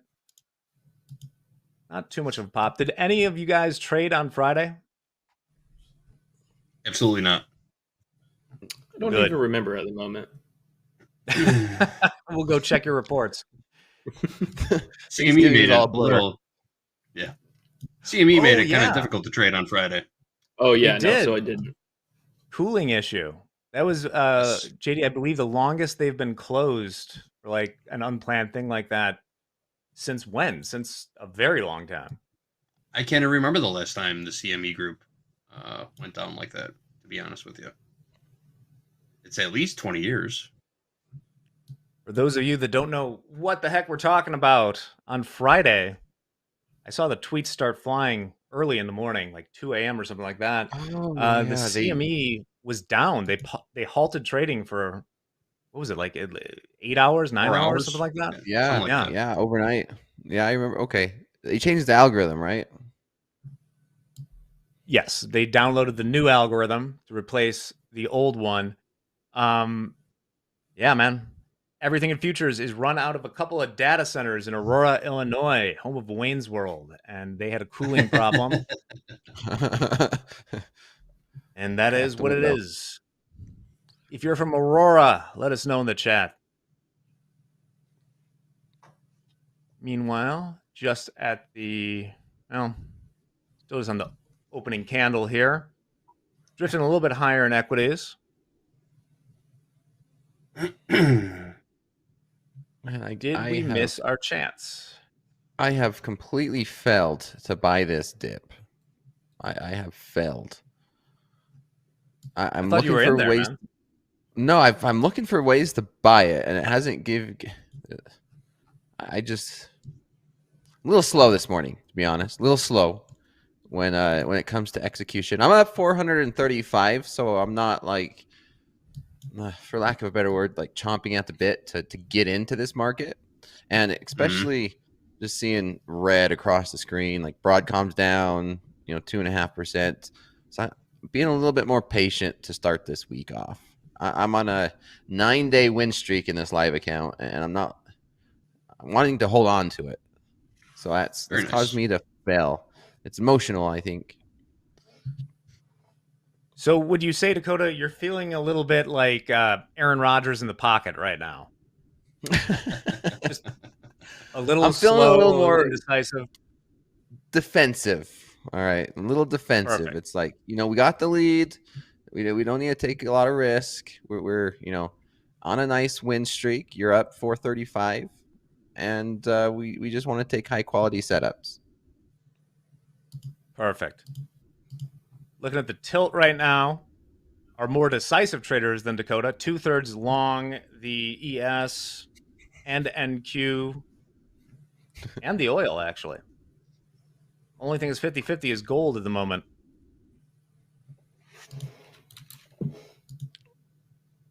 VIX took a nice little spike, right? We're back up to almost 18, which is nice. Nice to see. And we missed that opening range breakout trade in crude oil. It finally busted out of that 8 o'clock 5-minute bar. It was only a 16 tick wide opening range in crude. And when it broke through, it blasted through. That's for sure. No trade in there though. I didn't have anything resting. No resting orders in there. So. No All right. crude trade. Well, as mentioned in the let me update my options info really quick. right about meow. All right, we're just hanging out above 6,800. We're about 10 points above it in the SPX. I'll let you know if anything fills in there. Looking around, Bitcoin spot trading 86,420. Yeah, we're a little off the lows. Just a little. Indeed. What else we got going on? Mag 7 still nothing really popping or dropping there too much. Yeah, just Broadcom. And my baby Intel. Selling off. All right, Dakota, is this your dip? No. Off. No, this is Okay. not my dip per se. Oh. I want to. Needs to be a little bit more saucier for me to step in a little more. Put some more How deep are capital. we work. talking? I'm looking at. Dare I be honest? Maybe 25,000 in the Nasdaq would be. Well, here's the thing: is when I'm looking at individual stocks, and you could, correct me if I'm wrong, Jack. Individual stocks lately in the equities have been holding like the Nasdaq up, right? So we have, say, like Apple up 5% and say Nvidia down 3%, and the Nasdaq still positive. So individual stocks is a lot different than the equity itself, like the Nasdaq. It's a lot harder to bring the Nasdaq down, that's for sure, than an Well, I think you're individual right. stock. I mean, there's just been very violent rotation, especially within the mega caps. The latest version of it has, Google and Meta have popped quite a bit at the expense of Nvidia. Before that, it was the other way around. It's tricky. It has been. All right, we're bouncing a little bit there. We got down to 1 second here. Really indecisive this morning, this market is. I think it's indecisive to go below that 6,800 in the SPX. Braden, what are you eyeing? Do you have any visions of oil or any other products? No, ES is like you said, indecisive. Kind of trying to start eyeing up ranges a little bit more. I feel like we can take a range trade, but I need to be getting, if I'm going to be trying to take it short, I need to be getting probably anything above 68.20 is good, with like a 10, 15 point stop, trying to take it back into the lows, and then maybe to the long side. I'd rather trade it to the short side, just given the overnight selling we've seen, and then the weakness out of the open here. So yeah, maybe try to catch the range a little bit. We're rejecting VWAP to the upside here on ES at 22. But at the same time, if I go short here, I'm right in the middle of the range, and that's no fun. So I might start to look for range trades, kind of above 820s, and try to fade it back below it. All right, I like it. All right. I like it too. As, FEG, I saw that as well, that there's some headwinds for strategy that is affecting Bitcoin. Although I did see, which was great, Dakota, they bought 13 Bitcoin to get to 650,000 on the dot. Just a big round number. Yeah, that's it. Got to instill that confidence. Got to buy 13 Bitcoin on this dip. Yeah. If they do survive this, they'll be back to buy some more whenever it hits all-time highs. Selling off. Let's see. Back to Overnight the lows lows. is 190s, right? Yeah, 194-ish. Just kissed the regular trading hour low in the ES, bounced right off of it.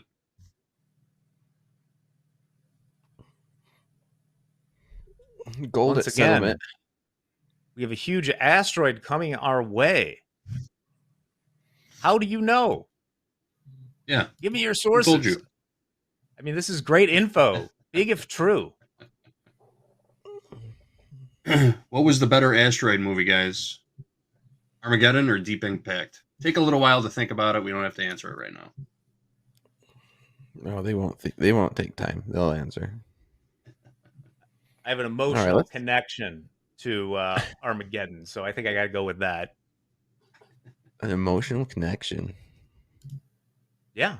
I remember seeing it in theaters, and it was like a party for Oh, one of really? my best friends from growing up was moving away forever. So it was perfect.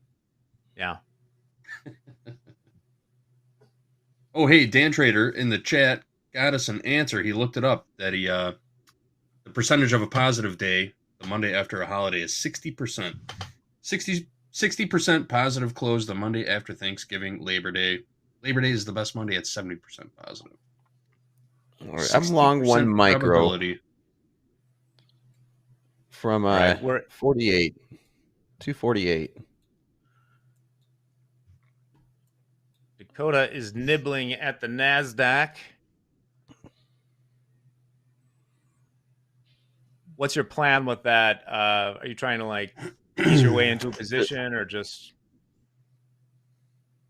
So, yeah, small size, wide stops. I'm going to see if we could push back up towards these 70s. I mean, well, dang, there's a good we're push? already there. We're already there. And then trail this up. Look at that, man. Look at this market. BTFD right there. That worked out pretty well. Just in the 80s. I'm just going to take that. I'm going to take that. There we go. That's all I was looking for. Range trade. We came down. We broke. We tried to get down towards the. I thought maybe we'd go down to 190s, but we did break through these 210s. Showed the strength. Had a little bit of a pullback. As soon as we held right here and just break out higher. Nice little 30 points. Well, 40 points nice. right there. 40 points. Braden, we're back Nice. above the 20s in the ES. Are you still looking at that range trade possibly? Yep. I'm gonna see if we can start to reject the top of this range a little bit, and then maybe try to position ourselves with a stop above probably the extreme high, so like 68.30. Give it a couple points above that. See if we hold this range, but seeing what it looks like as we come back to test the highs.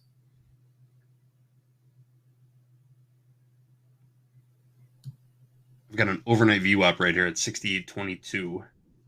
Just below at 68.22.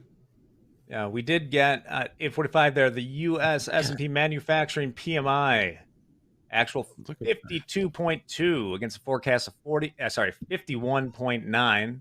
Small beat there. Nvidia's too much running. Too much strength on this from what I'm seeing to try to short it, but we'll see if I'm right or wrong. I think we'll probably break at least above 830s here on this push.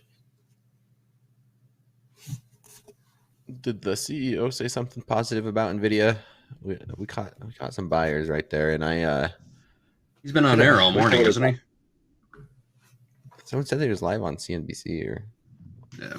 He is. That's probably what's going on here. They were as low as 173 and a little bit of change, trading 178.26 right now in Nvidia. What do you think? Like lately, it feels like Jensen has been a little bit catty with the comms, or at least the Nvidia press department. They've been trying to throw some shade at Google that's making everybody a little bit weirded out, to be honest. Have they? Well, I mean, Google did announce talking about the chips, right? And they had the healthy competition. Well, true, but if you're the king, you don't have to comment on these things. They put out something that I couldn't really make heads or tails of. That was like, congrats to Google on these TPUs. By the way, our chips are better, and this is, we're gonna sell more. And everyone was kind of like, that. Okay, and we are bouncing back and forth here. Just hit a high of about 68.33 in the ES. What I don't want to see is a megaphone. If we start to see a megaphone pattern, which what we're seeing right now, a lower low and higher lows, right? Megaphone pattern, expanding the range. It's this one's a difficult one to trade. Very difficult. Yeah, this is one of the harder patterns for me. Just wait until we get back down, tip the lows, and look for a reversal. I feel like you always get stuck playing the false breakout in a megaphoning pattern. It gets very, very, very, very hairy. It's tough to Yeah, play the I get it. range. It's tough to play the breakout. Yeah, it's a nasty word.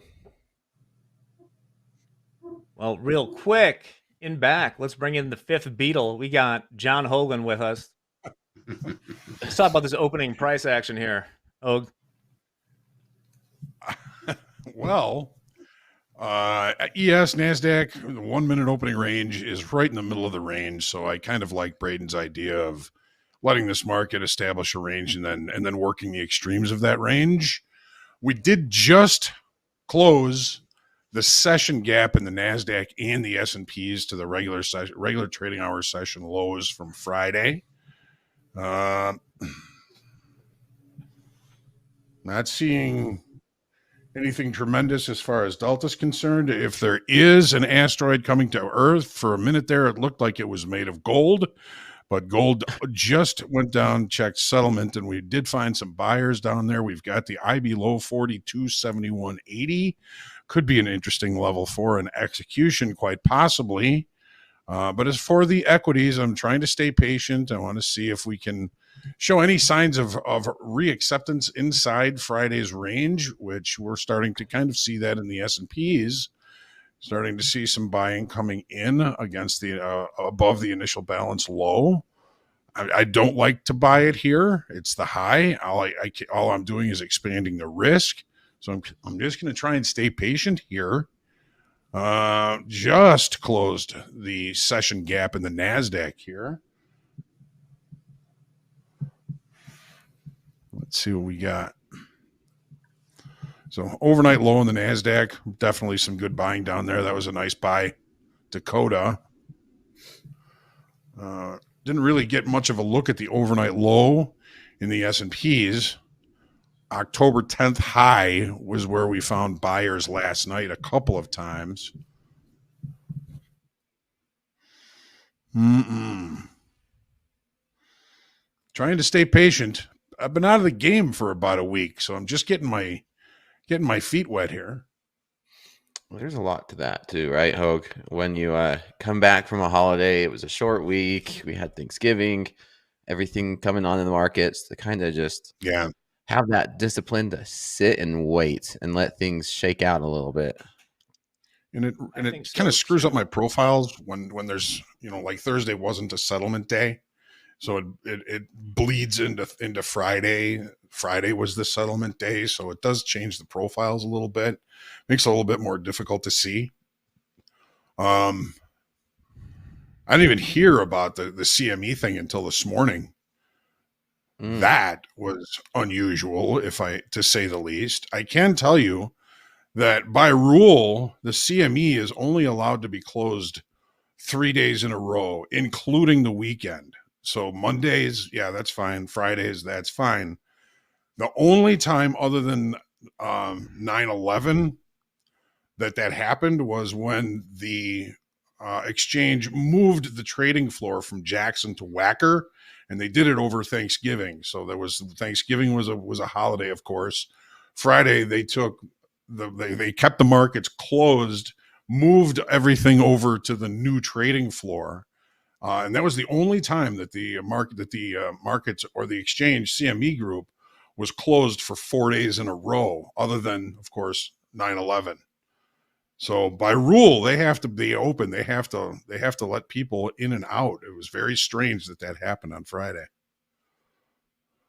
Indeed. We are coming off an unusual week, really an unusual 2 weeks. I mean, if you go back to the Friday before last, or especially that Thursday, it was sort of like game over. We rallied manically over the holiday week, and now I am fine to let this sort out at least for 6 more minutes to see what the number is at 9 a.m. It wasn't closed all day Friday, though. They were open during the normal session hours, but yeah, they reopened it for a few hours, but it was out for longer than normal. Yeah, it's interesting. All right. 9 a.m. We got U.S. ISM manufacturing PMI. Okay, we're at an area of resistance here in the NASDAQ. These 340s, you can see this was kind of that overnight resistance during the London session. These 330s, 340s. If we start to break through that, man, can we make a run all the way up to the 500s again? S&Ps are already well above that same level from the overnight high. S&Ps are really finding buyers here. Yeah, we're above it now. We're trying to broke through those. Yeah, we might run back up to settlement, maybe. Always a possibility. Gold found the buyers. Wow. Yeah, it did. Yeah, gold found. 250. Apparently, the asteroid is not made of gold. Mm-hmm. Bitcoin more muted, still trading around 8,600 in the spot. Yeah, I see that. I was kind of looking for a little bit of a bounce this morning from Bitcoin, and we're not seeing that yet. No, we are sir. in the Nasdaq, Let's though. see what our boy is doing. Well, only I had a runner on that long from the 240. Mm-hmm. Yeah, we're just pushing. We're curling. Man, Everything is good. I was just really surprised. Yeah, last week we kind of just I mean, you had pointed it out when we were on last week, the 50-day EMA on ES, which is kind of there at 67.40. Not every other time, but usually, right, when you have kind of a battle of trend and we get a break above or a break below, you get some, at least consolidation. There's some retest on the break either above or below.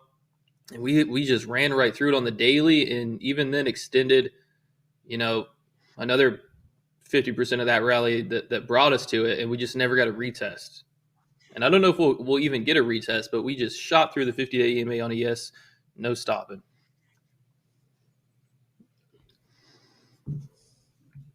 Excellent stuff. Okay, we got And there was about a low volume last week too. Almost feel like that rally last week was hollow. Just no volume. That's a holiday week, though. You got to expect that. Fed watch tool right now, 88% chance of a quarter point cut. Though at the same time, yields are still a little bit off the highs, but still, what a rally. I like it. Yeah, that's a rally. Powell's talking tonight, right? I seen him on the schedule. Yeah, 7 o'clock Central Time later tonight. There's some rumors floating around about what he's talking about, but yeah, that's a good one for slow markets. Yeah, slow market's going to be spicy for sure. Well, JD, come on, you got to tell us. You preface it with it's a rumor, but what are these rumors? I don't know. He's people are thinking he might come out and announce his retirement tonight. That's what that's the word around the water cooler. Word around the campfire. Ooh. Is that what's going to happen? It's beyond me. Don't quote me on that. No one really knows. Do you mean? I know these are just rumors. You mean announcing his retirement come May when his term is up, or like just? I don't have the details. I don't have the context behind it. Yeah, or just he's quitting tonight. He's okay. That won't happen. Okay, so not happen on Twitter. Tonight. There's a bunch of people. Powell's going to come on. He's going to rip off his mask to reveal that he's a reptile. That sounds unlikely. Yeah, big rejection here in the Nasdaq. Real quick update, guys. I noticed a couple of numbers in the ES and micro ES on the Topstep daily levels indicator on the Topstep X platform were off. I just went in and updated all of them. So if you give your platform a refresh, you'll see all of those updated levels on your platform. All right. Not sure what happened there. I entered what was up in. They were levels from I don't know. It was weird. I entered them in. I updated it last night, and I don't know. Something changed overnight. Because what I have in the dock is not what was showing up on the platform. So I just went and updated it again. All right, we got a number in 20 seconds here. Little rejection in the equities ahead of it. Stay vigilant if you had orders in the market. We got 10 seconds.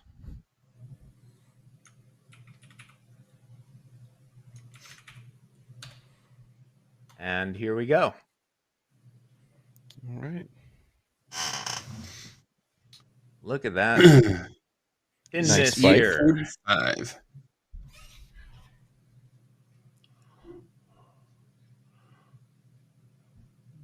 All right, we got US ISM manufacturing PMI comes out at 48.2 versus a forecast of 49. Prices paid 58.5 against a 57.5 forecast. Not good, but just No. small misses in both, but the wrong directions. Mm-hmm.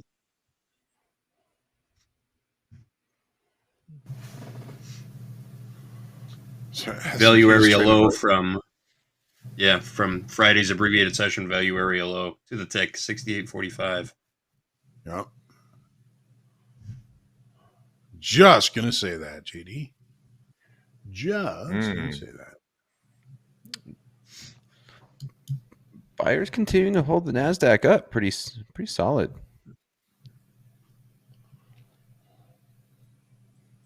Yeah, I don't see a ton of activity in the 0 dates that's given me any areas for rock fights, so I'm going to continue to let this play out.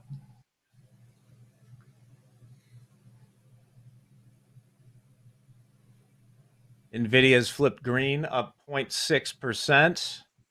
Broadcom down 3.85%. Yeah, Broadcom took a hit. Did you discover what they do? Kind of. I feel like you need a degree in computer engineering or something like that. From what I can glean, they're like network infrastructure for all this AI stuff and data centers. Network infrastructure.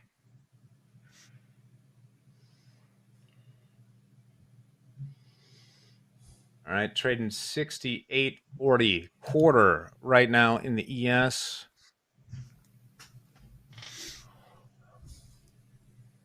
Braden, Mark. It's a lovely Christmas tableau we have behind you right now. What are you seeing right Have now? y'all started setting up for Christmas yet? It is December 1st now. Oh yeah. Thanksgiving's over. Not yet. Yeah. I'm going this week. Growing in up, the it was family. always. We always go to. I used to work at a Christmas tree lot back in the day in high school, and even though they charge too much for trees, you got to get the Fraser fir, and so that's where I'll be going this weekend. Go ahead, JD. Nice. Is the same lot that you worked at still there? You go back to the same place every year? It is, and I always, bring up that I worked there or something like that, and they don't care. They were born long after this. Oh, great. So you know how to tie it to your own car? There you go. See you later. Exactly. Please tip the folks at your Christmas tree lot. JD, I did in that job once. The worst I've ever injured myself at work is I cut my finger rather badly while working at the Christmas tree lot using. You'll never believe that these used to exist. I was using a pocket knife that was given away free with a handle of Bombay gin. I used to have this thing. My dad, I was underage. It was not my gin, but my dad I couldn't find my pocket knife. He gave me this thing. Literally, you would buy a handle of Bombay gin, and it came with a pocket knife. With a It knife. was a piece of crap, and I ran it right over my finger. Yeah. Knives and gin. We should lobby Bombay. To bring All right, I got that long there. There MES you go. at 6836 as we start to see sellers get rejected at 33s. And I'm gonna stop it out at that overnight support of 6824. Just one micro. maybe I can build into the position if we see this first dip kind of structure hold here off of the 30s. But starter position at 36. All right. Braden joining the ES parade.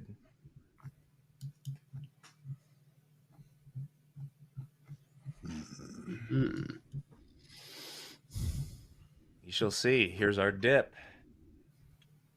Just a one lot on, right, Braden? Yep, just one micro. Bitcoin has really not participated in this bounce in equities from this morning. Trading to 85,760 right now in the spot.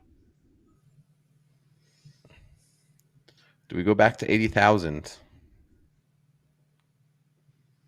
I mean, regardless of how you feel, Dakota, I've said this all along, we are going to test the break-even point for strategy at some point. It has to be done. I'd love to see that.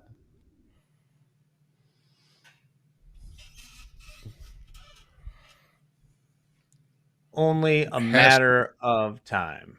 Go ahead, Hogue. It has to trade to the point of greatest aggravation. Exactly. It's similar to during the tariff tantrum. Folks were going to keep selling that until there was a resolution. Sometimes the market is just there to test pain points.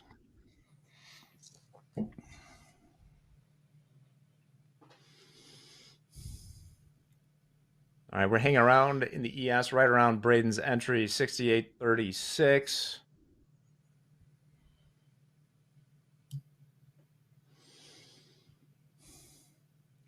Any of we're the going to options bid to get in. Go ahead. We're going to bid 62.32 half to join in on this move. Just traded right back down to Friday's regular trading hour session low right there, 68.31 quarter. If we hold that, I love these longs. Mm-hmm.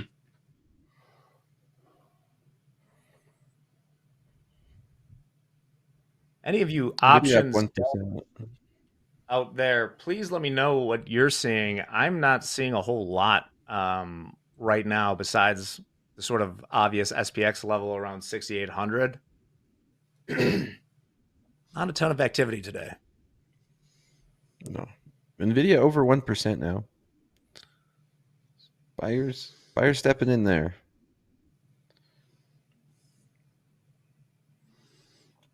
Yeah, it's just reading the tape. It doesn't feel like we're going to get that little pullback that I'm kind of waiting to get in on. Should I just buy this thing? Just buy it. Stick to your plan, JD. Yeah, right. No, that sounds like me sometimes. And usually it's a mistake. Be a chase. Yeah. Be a chase, and the one thing you don't want to learn from chasing is actually have it go your way. Exactly. Bad habit forming.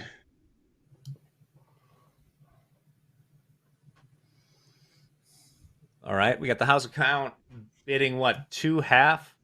Braden's long ES from 68.36.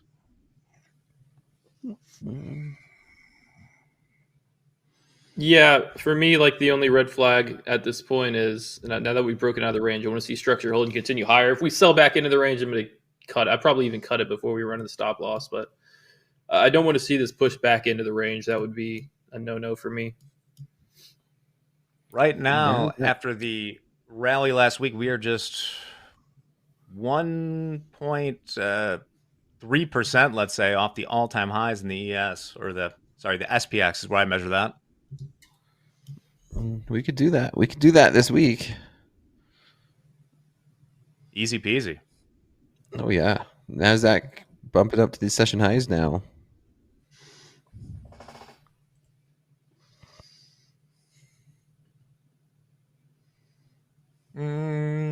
What we got going on here? Still below 86,000 in Bitcoin. We have a third member of the Mag 7. Oh, just flipped negative again. Tesla looking to turn green right now.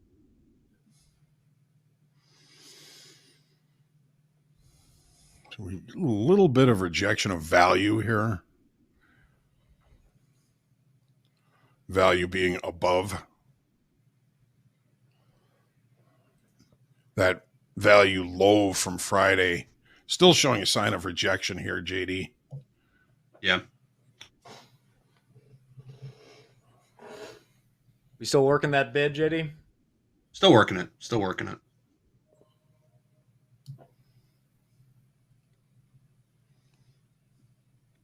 And we're in. We just got tagged in. 68.32.5. Just a single micro. All right.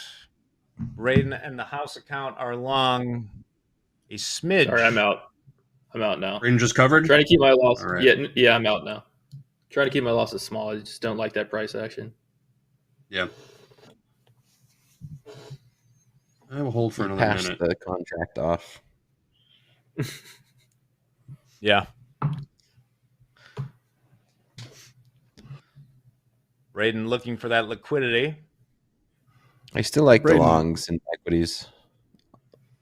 You were looking to hold that down to 68.24. What did you see that took you out prior? Just not seeing what you wanted in price action. Yeah, those stops are usually going to be wider than I would like to be getting out, but more or less just kind of protects me from maybe a tape bomb or some crazy volatility spike. But like I said, it's usually when you get on like just bull flags or you're trying to look for strong structure to form after a leg up. In this case, it's just not like we keep putting in equal lows, putting in lower highs off of that.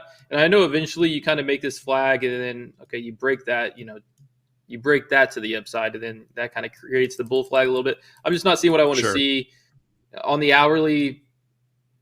And, I'm still getting used to trading ES, but strong breakout candle on the hourly. This does not need to be pulling back into the morning range. It just does. If we're going to continue higher, we don't need to be retesting the morning range. So that in combination with just how weak this price action is. I agree with you there too. Could have been the wrong read. We'll see. I did cover that one. It gave us 4.5 points, so I moved our stop up to a scratch and it tagged us out. Made 2 ticks on that trade. Up 2 ticks. Yeah. Like when I'm we're in still right. Yeah. Yeah. When I'm in a long trade, right now.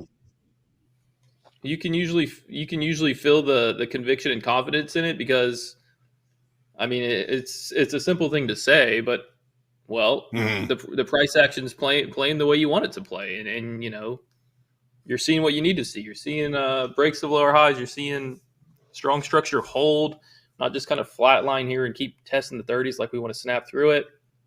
Mm-hmm. And so when I don't have that, I'm going to try to minimize it. Understood. Excellent stuff. While we are all flat at the moment, let's take a look at these live funded traders who are locked back into the market. What do we got? Tyler A. Up nearly 16K. Alexander C. Kyle K. Ho Y. Up nearly 12K. Great job. Be sure to lock it in. This could be a weird day. Could be a weird day. 100%. So, Braden, when did you make the switch to trading ES today? I've been thinking about doing it for the past week or two. That I did try last week, and I kept noticing every time I was wanting to take a trade on ES, I would go I just was a little dependent on NQ. Every time I would look at ES, I'd be like, okay, I want to take a trade, but what's NQ doing? So I'm trying not to really care this week about NQ and trade more ES because I've heard it's a nicer market to trade, a cleaner market to trade. So that's what I'm doing here. Perfect. I'm going to be the last one standing in the Nasdaq. So it's not just a side trade. Put a ring on it. We did have our first person ask, where's Andre? Andre was eaten by a bobcat this weekend, and we're trying to figure out how to spin it.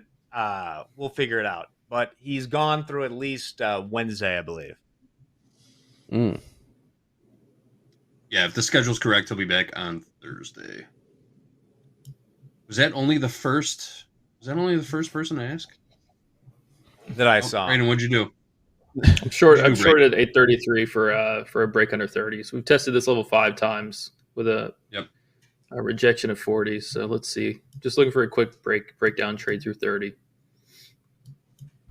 Yeah, I called his parents, told him Andre's at the big Tau in the sky.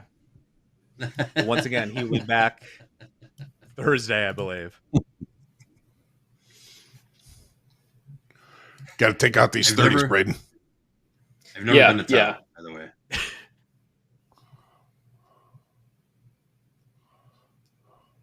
Well, someday, maybe before Andre's back, I'll tell my one and only Tau story, but it'll be during Power Hour one of these days.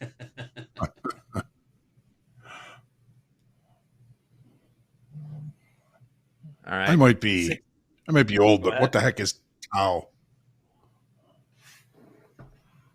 It's a good question. You'll find out. Restaurant club. Yeah. Hogue, if you're going to Vegas this year, you might find out. Oh. Yeah, Hogue.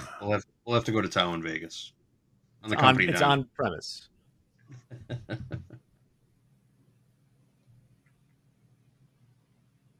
All right, hanging out right around choppy. Here. Yeah.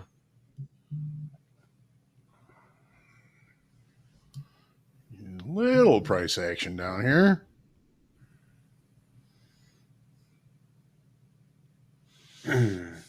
Not too much on the docket today as far as numbers or speakers. I got really nothing. A few bill auctions. Ooh, we got South Korean CPI at 5. It's a mover. We are. And then we got Powell, retiring tonight? Maybe. All right. What is Polymarket saying about it? Let's take a look. Did you guys watch 60 Minutes last night? Is that really on Polymarket? Oh, yeah, 100%.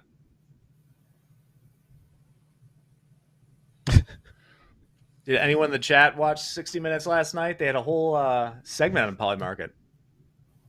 Oh, really? Really? I missed that one.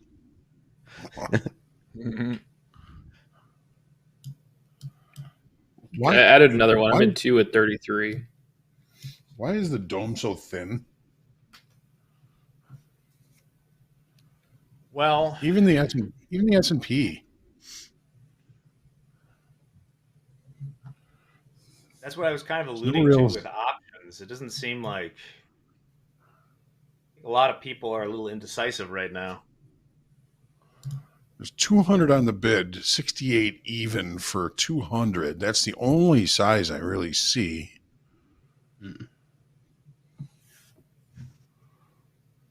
I think last week, especially at Friday, we rallied just enough to make everything very confusing. On the upside, we don't have anything besides all-time highs in ES, right? We're only 1.3% away. And also just had a very, holiday week rally. I could be talked into either position right now, and thus I have none. Mm-hmm. Yeah, I'm kind of sitting on my hands right now also. I know Braden short a couple at 68.33. Yep, I'm just looking for this. I mean, we're right here back at the highs of the opening range. So looking for a break under. We also have VWAP inside the opening range. I mean, maybe the only thing I see is if you wanted to, Bitcoin's an interesting market today.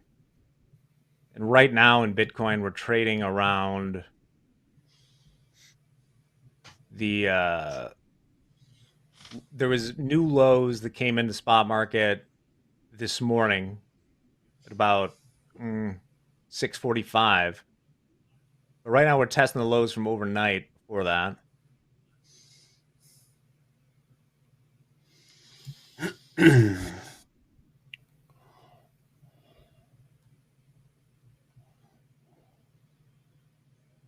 Still, every time I look back, we're at 68.33 in the ES. All right. Yep. Mm, Very skittish right now. Braden, what do you consider the opening range in the ES? Is that 15 minutes? Not exactly. It just I'm looking at the 6802s to 6830s. So whatever time that was, that was kind of maybe that was an overnight low that we tapped right there at 6802, and then just the high that we saw. Maybe that was pre-market, but that's the range we're selling back into, nevertheless. So A little bit Would of you selling call that coming the in. overnight high and low, or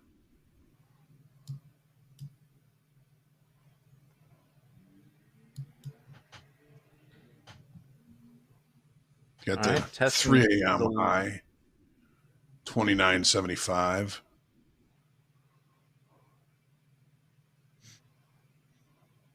All right, we tested below the recent lows there in the ES. Just dipped the toe below. Let's do a heat check. Dakota, what are you seeing? This is a dip. I'm seeing a barcoding here in the Nasdaq from 340 to 380. So I don't want to touch this right now. I'm going to wait, see if the market can come down and test 300. Jack, do you have the Right. juice up? Do you see that crypto fear and greed index that just came across? Yeah. Extreme fear in crypto right now. Extreme fear. Well, we are 30%. Oh, we're selling off a little bit here. There we go. Good cover to the MES boys. Yeah, I mean, Bitcoin's what, 30% off its high? It's been carnage and all the other stuff. Also, they may have that October 10th sell-off, I think, really knocked a lot of people permanently out of that market, which is unfortunate. No, because everyone was just over leveraged, and now they don't have anything to hodl with. Right. I've said it before. It's every couple months.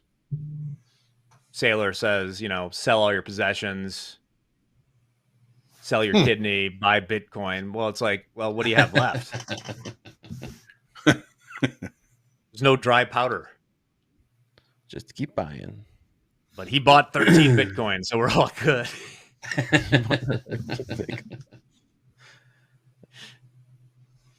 I see people talking about this bull flag in the S&P right now. If you were looking at that bull flag and you were trying to play it, you would not be in the market yet. If you're playing it correctly, you got to wait for a breakout. You wouldn't be long until above 40 right now if you were playing this bull flag in the S&P.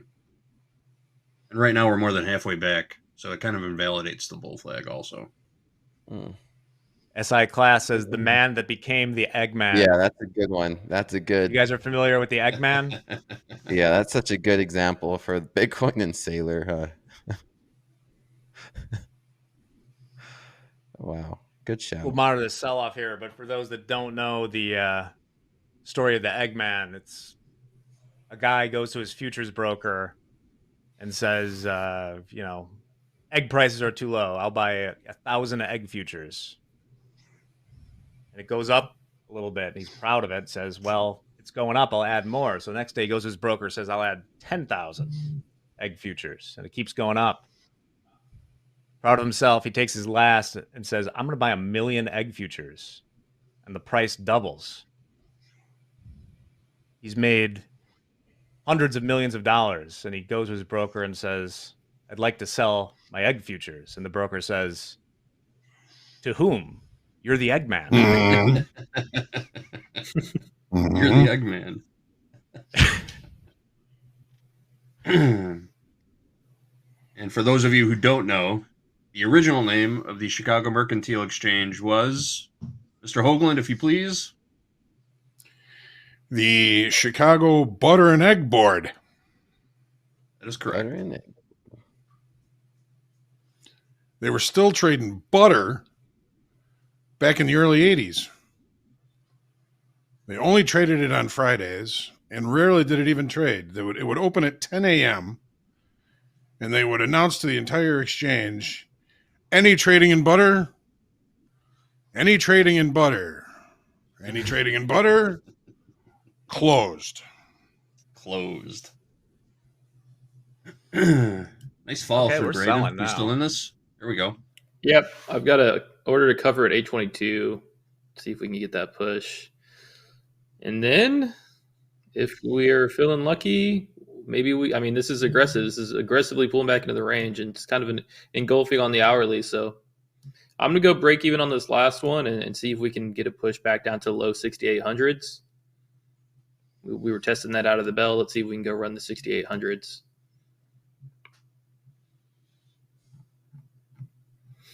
So I'm break even on this last one. I covered one. Beautiful. For the Nice time trade. being, we bottomed out at 68.21 in the ES.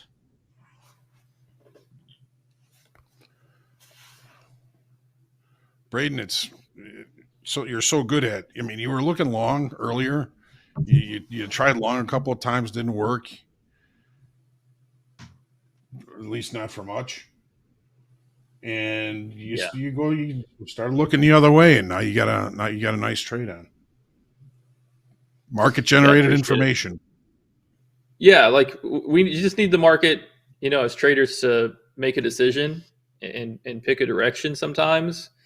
And that's why my environment is like when the market's indecisive, that's when I really need to play defensive and take my foot off the gas. But I think most of us as traders, apart from like the mental and emotional aspect of this game, it's not that hard to, the market is telling you which way it wants to go more often than not.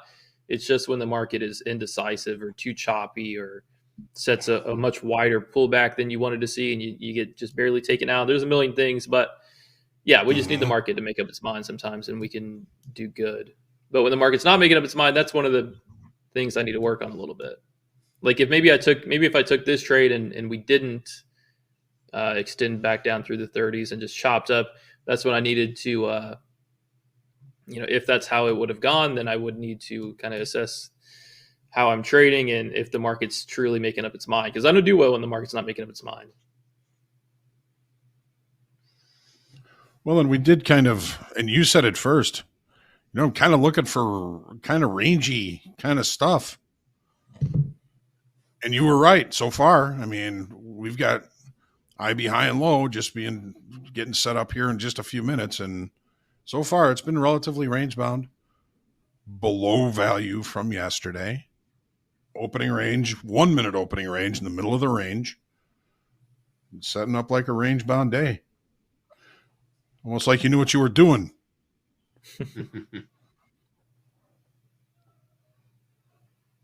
Well, Nvidia, the sole remaining Mag 7 in the green, up a little over 1% right now. Everything else in the red.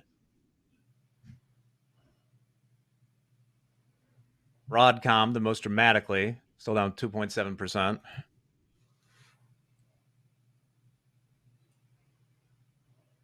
Is today Cyber Monday? Is that still a thing? Do we say cyber? Is it? I think, is that what it's called? Does it even Black really Friday matter and then anymore? Cyber Monday. They start Black Friday deals before Black Friday, so does Cyber Monday even count anymore? No, and they don't need our help. I'm a small business Saturday guy. I went to Circle Lanes this Saturday with my son, and then to Goldie's. What's Goldie's? Goldie's is in Forest Park, a bar restaurant that's been open since 1926. Writing it down. Goldie's. Oh, you would love this place, JD.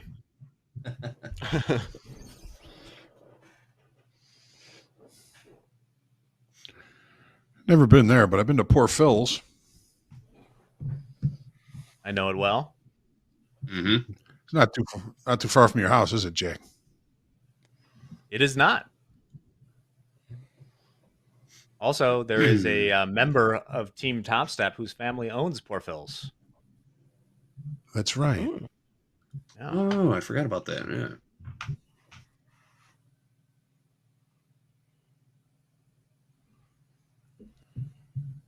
All right. 68.24. We're going back to test. We bounced about 5 points in the ES. Still Poor just Phil's. nothing.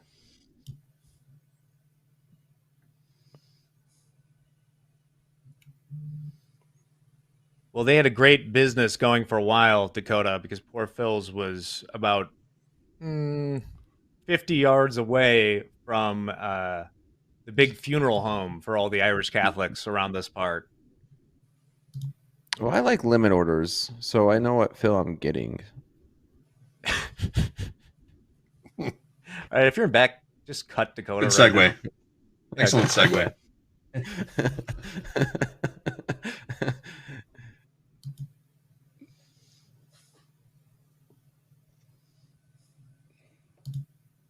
All You right, laughed. this is the dip. Raiden's still hanging on. Mm-hmm. Back to the 1 minute opening range right here.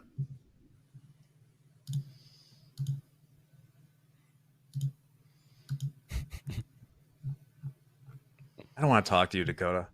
That was a guy.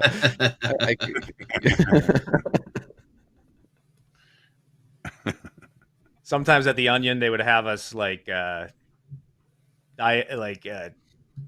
a joke or something and make you explain why it was funny. I'm tempted to make you do that. Also, I think there's something going on with your. Where'd Dakota go? I don't see him on the return feed. They right cut now. me. Yeah. Okay, But, good. You can still hear me. Bounce That's what there. matters.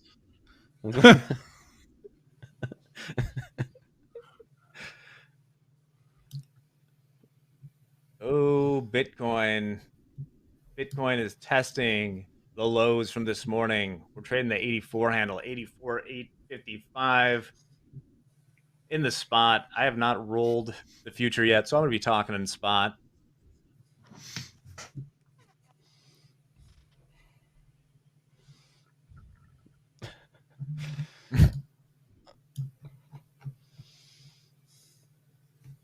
Okay, we're diving for these here.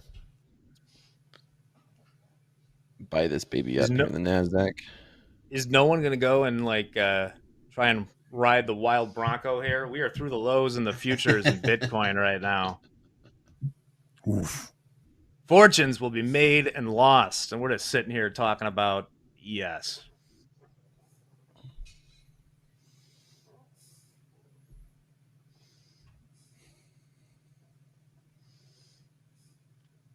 Bonds don't care. Still trading 4.08.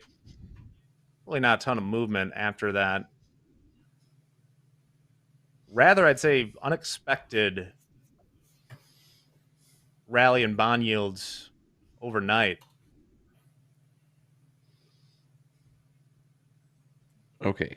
I am going to get in along the Nasdaq here from Here we go. 25, 20, what price is that? 26. I'm long from 26. 1 micro.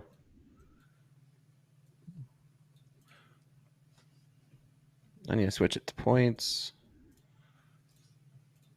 Raiden, are you still chilling short in the MES? Yep, I've got the 500 tick chart up paired with that hourly. We're seeing a nice strong selling candle on the hourly, kind of retrace that failed breakout that we saw out of the open, and now I'm just like stair stepping the stop profit on the 500 tick chart. So every time we kind of put in a new lower high, I'm stopping out above that with a couple points. But like I said, low 6,800s, and we're starting to see some volume. We'll see. Keep trailing it. JD, if you're interested in the dip buy, what I'm seeing right now, you go to my charts real quick, is this morning. I don't think by coincidence, this is the SPX. Where did we bounce? Exactly at 6,800. Right there. We're about 5 points above that right now. Now that is the low. I am below the New yeah. York session, so I am still sort of biased towards that dip buy. What do you got, Hoke? 68.12 in the orders is the IB low, and the S&Ps. Okay. Okay, I added one here.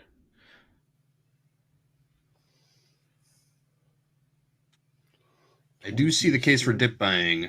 Just not convinced this is the spot yet.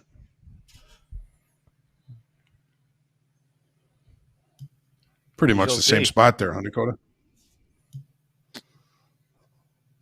Yeah, we're back down to where we opened. This is where we opened this morning. These yes, it is 270s.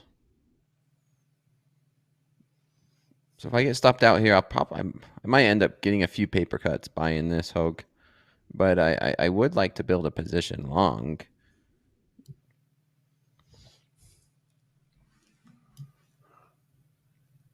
Let me unlock. We're right in the middle of the 1 minute opening range right now.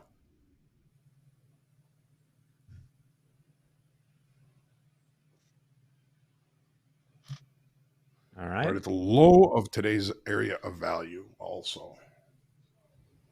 25,268.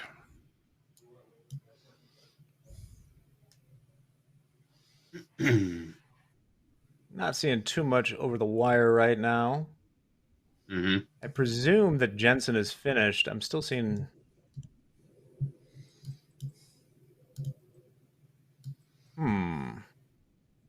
Let me know if you're watching CNBC. Let me know if Jensen is still on air. Nice little bounce here, Dakota. Yeah. There we go.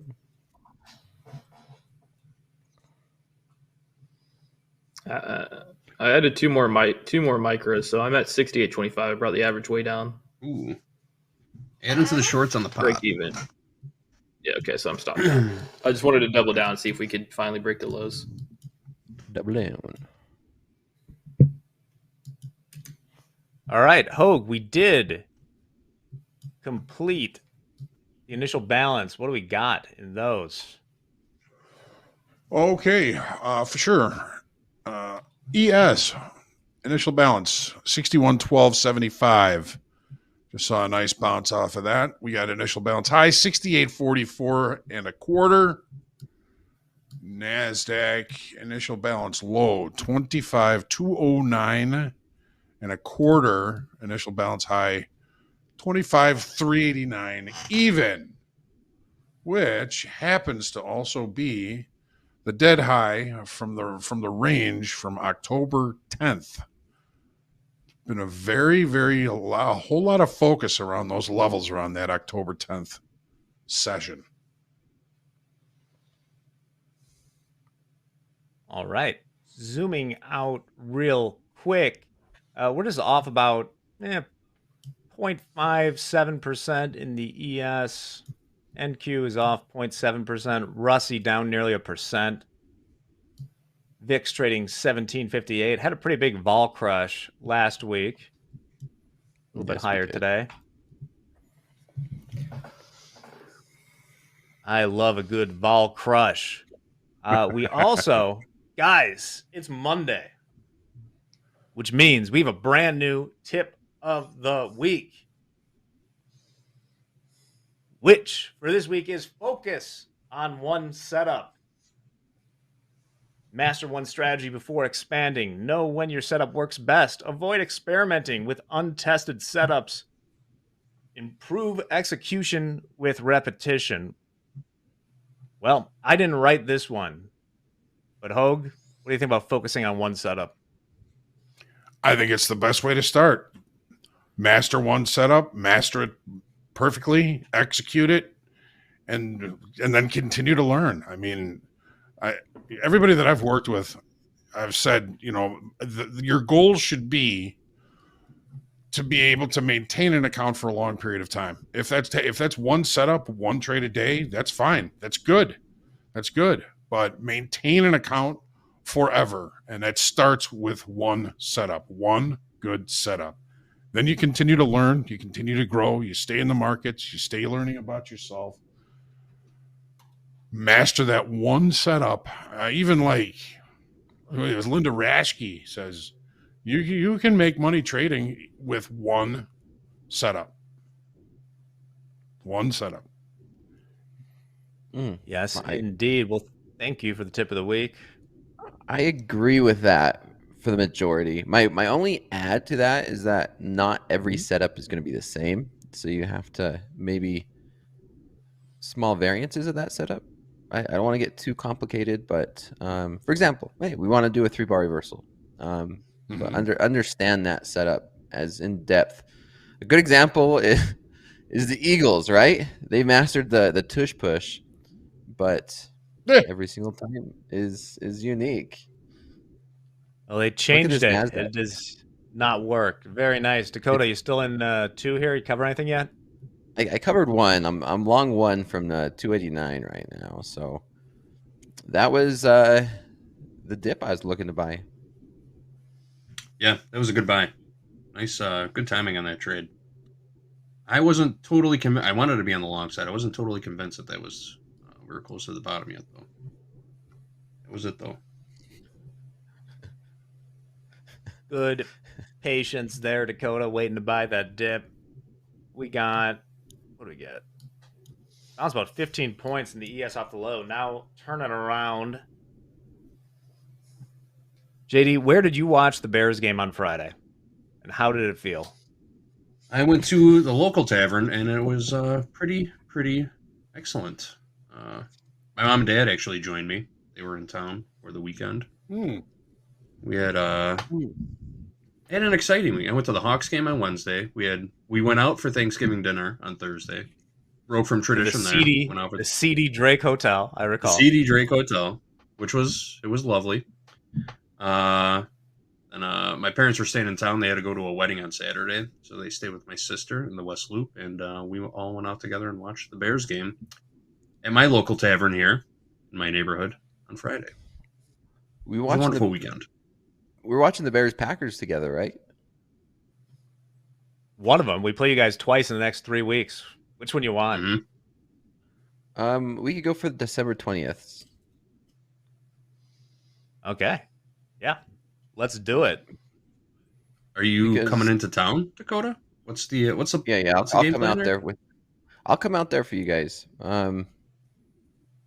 Yeah, let's do 100%. Yeah, if you'll come out, let's do it. Yeah, I'll come out. This next one's a home game at the Packers. The next one after that is the December 20th. So I'll book my flight. We'll get it. Yeah, all right. Let's pick a good make spot. This work. Jack, who should we let pick the spot to watch the game? Me, you, Not Andre? We're not going actually to the game, huh? Good. If you actually buy tickets, we could go to the game. Gotta swing it by. What's up? How cold does it get? How cold does it get in Salt Lake City? No, it's oh man, I think the worst I've had it is like -5, -10. Okay. It gets cold. Not as cold as there. So he's got a jacket. Oh, yeah, I got a jacket. There you go. Yeah. Anything Bitcoin below 84. 20, and it's just much more comfortable. Finding a I got nice short there. cozy bar stool. 826. I got short there 2 micros. All Looking right. for well, it's still. I mean, still on the hourly. It still looks like it's still back down to 6,800. So I got out of the way a little bit and let it try to tap into a new high. So rejection at 830s. I like that for the breakdown through 20s.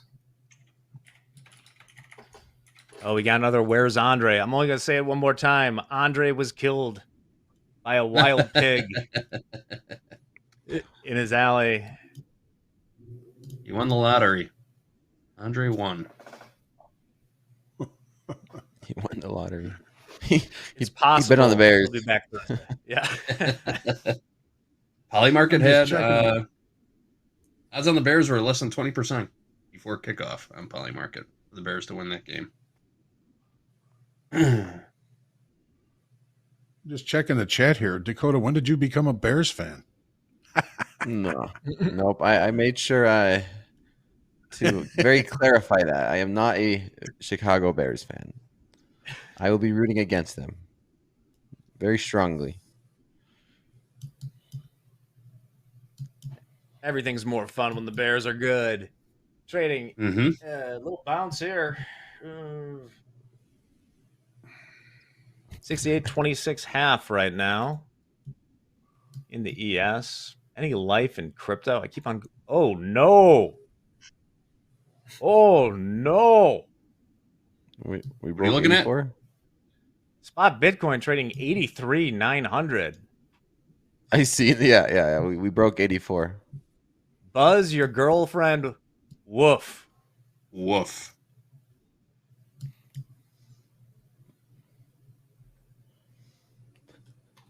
Jack, I hope you don't mind, but I made you into a meme for my slow markets. Good.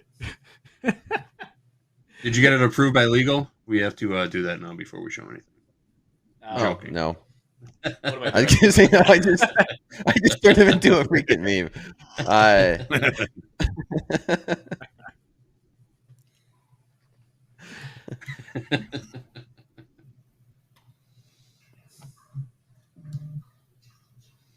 68.28 ES.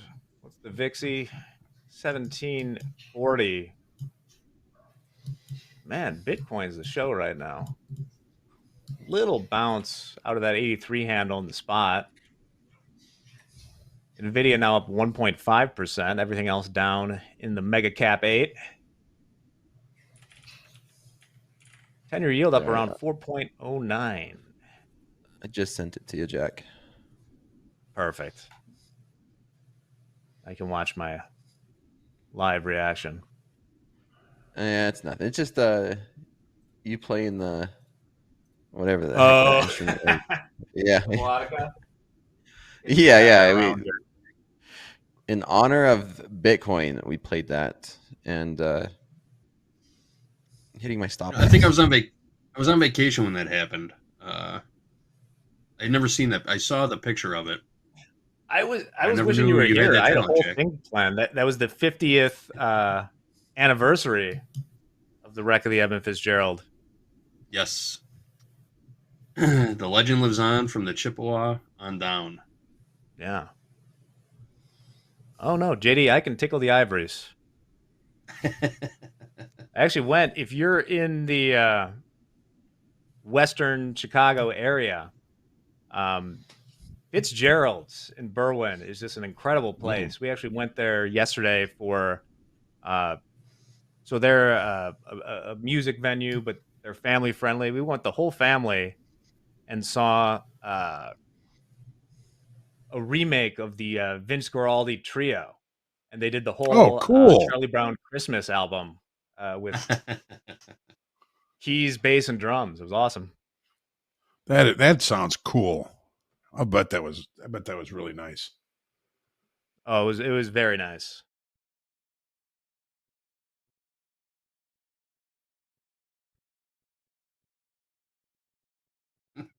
Did you dance like the Peanut Charlie Brown characters? I was just chasing numerous children around. Yeah, of course.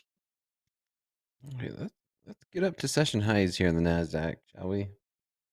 Jack, Bariqua trader in the chat. Doesn't sound like he's ever heard that term for piano playing before. Oh yeah, tickling the what? Not a ball knower.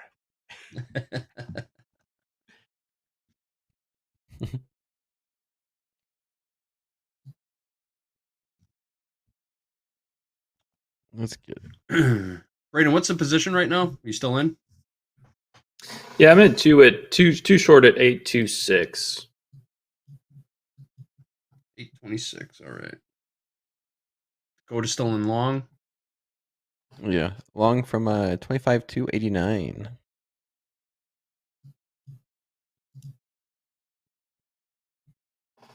Rooting against the Bears here. We shall see. Yeah, a little bit of bounce off the lows in Bitcoin. 684, 390 at the moment.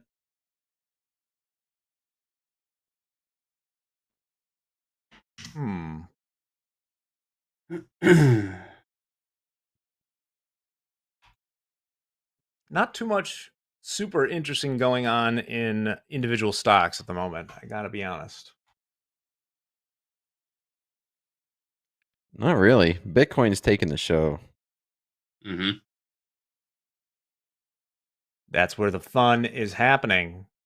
Well, since there's not too much going on in the individual stocks, I thought we could hit a little news real quick. U.S. envoy Wickoff is going to meet with Putin in Russia. You'll never believe it. Trump says there's a good chance a deal can be reached after the U.S.-Ukraine talks in Florida. So let's hit that. U.S. envoy Steve Witkoff is scheduled to meet with Russian President Vladimir Putin Monday. According to a U.S. official, the two men will discuss the ongoing war between the Kremlin and Ukraine. The White House is optimistic about ending the conflict between the two countries. After a high-level meeting between U.S. officials and a delegation from Ukraine over the weekend, President Donald Trump said there is a, quote, good chance a deal is coming soon. Ukraine is calling for international security guarantees in any potential agreement and a ceasefire. Putin has previously said he won't end the war until Ukrainian troops, quote, withdraw from the territories they occupy.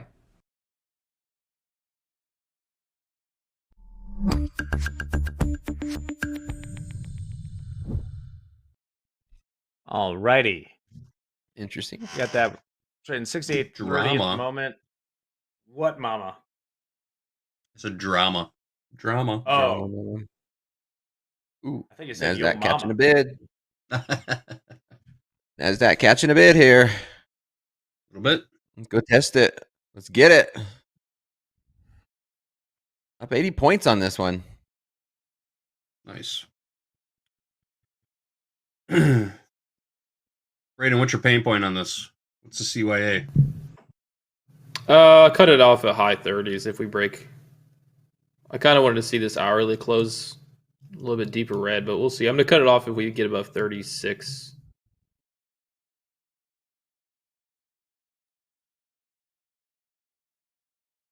Let's go. AJ controller. All right, we're pumping I here. We'll see see it. if Dakota. I saw you talking, 180. trying to talk, Hogue. 180 point range in the Nasdaq regular trading hours. Yeah. You're getting more than half of it. In the live account. So, Hogue, do we keep playing this initial balance range? Initial balance range? Is that the play for now? That's what I would probably be looking at. You know, if we do see failed upside auction or auction continuation above the IB high here in the Nasdaq, that's what I would be focusing on. Although I'm not a very good reader of the ladder or the dome in the Nasdaq, I'd rather see it in the S&Ps. And we've got a lot of space up there if we're going to be looking for that. Okay. We're getting a little positive Ukraine news off the wire right now. At least that's how the market's interpreting it. Boom. Ukraine President Zelensky saying the new peace plan looks better. So we shall see how far that takes us. Up over 100 points now on this Nasdaq trade. Broke session highs. We're getting it. Are you just trailing it? Yes. Yep. So now that we broke session highs, I'm going to go ahead and move my stop loss. I'll show you where I'm going to move my stop loss here. Let me just take it. Right. I'm going to move my stop loss at 513. But I'm watching the price action. Is this going to be a breakout or a fake out? What are my targets? Going to be looking for these, 440s, up already 112 points in the live account. On a day like today is not too bad to start the week. No. Pretty solid.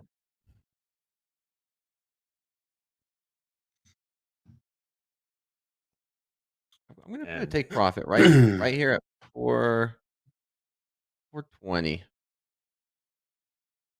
That's a nice area of resistance. That's where we opened up. That was resistance right when we opened up this Sunday night. So let's see if we get 420 here.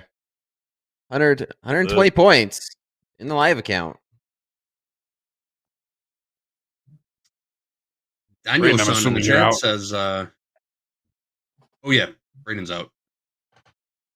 Yeah, I cut that. Got it. Hey Hogue, Daniel's son in the chat says, "Been telling y'all 25,500 on the way in the NQ." Well, you know what that number is. If you've got your Topstep data levels indicator up, 25,500 is last week's high in the Nasdaq to the tick. 25,500 last week's high. 26,100 weekly kickoff high above that.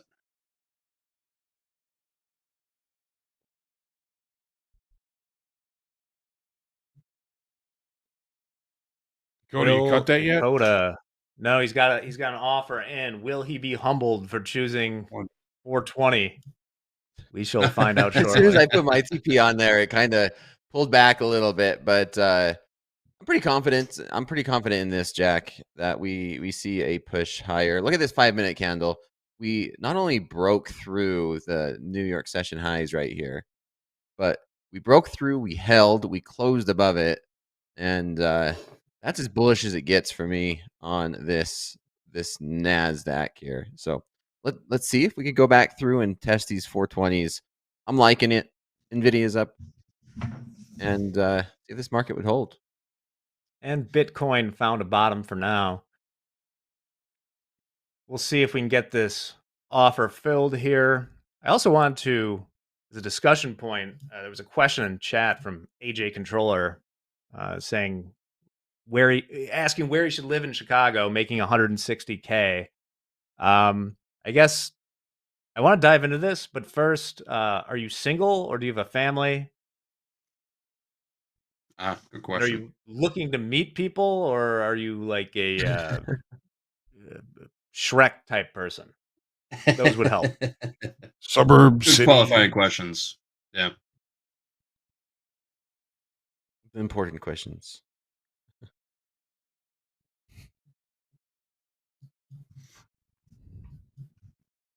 Does your ideal life partner have tattoos and piercings, or a Big Ten University sweatshirt?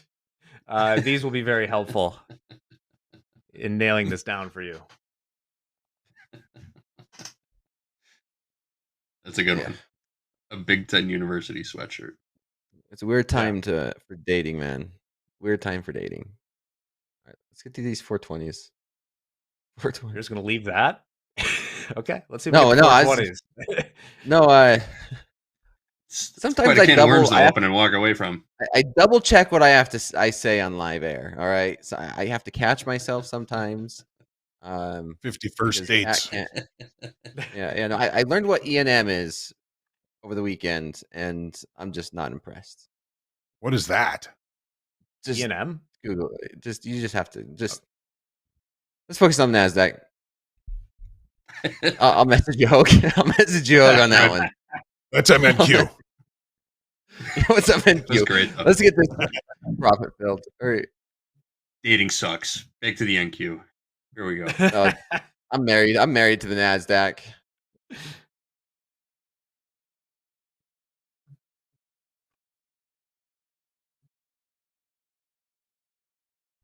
Let's get it. Come on. Almost there. You gotta be You ever kidding me. 10% your trades? E&M. Okay, I get what you're saying. We got to 419 3/4. Just let it happen.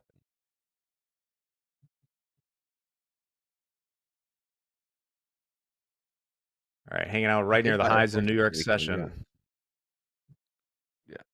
Yeah. We got to get to 420. Very close. We got to 19 3/4 here in the micro.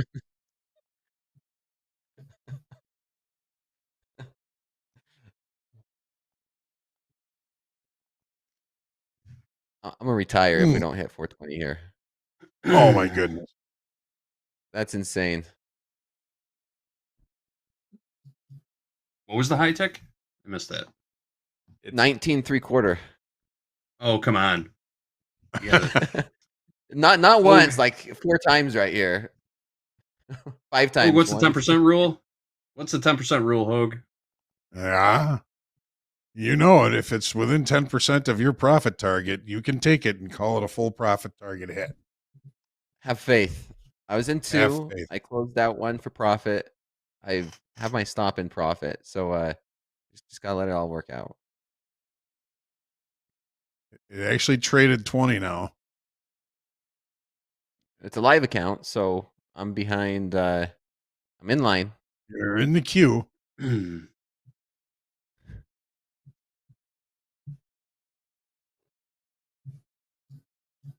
Mm-hmm. What was that restaurant you talking about? Poor Phil's? Mm-hmm. Mm-hmm. This would be a bad fill. Yeah. Well, it's not Non-fill. getting filled. So yes, it's Non-fill? non-fill. Unfill. Unfilled. Giving you the big unable.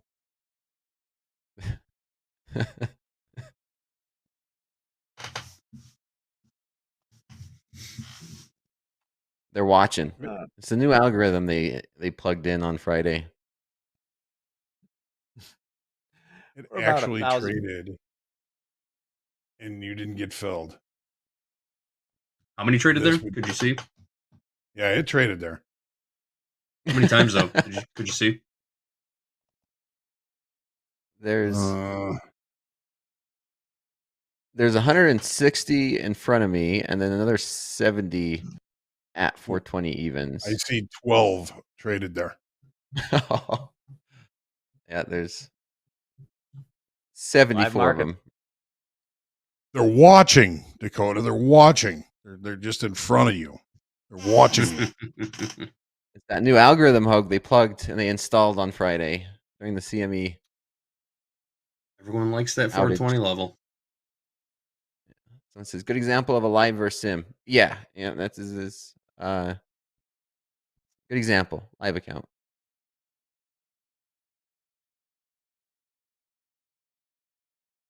I hope it trades because that would be a first.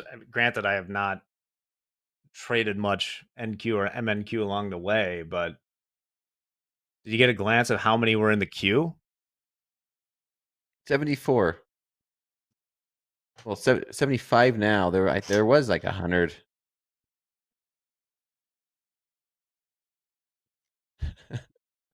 This will be the ultimate miss your take profit by a tick.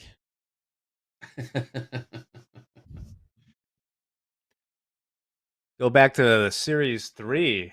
Need one of those. What is it? Market if touched. What are those obscure orders like? IT. Yeah, Yes, that's exactly MIT. what it is. Yeah. All right, here we go. Let's get it. 127 points. we trade 19s again. Come on. Unreal. Please just do it.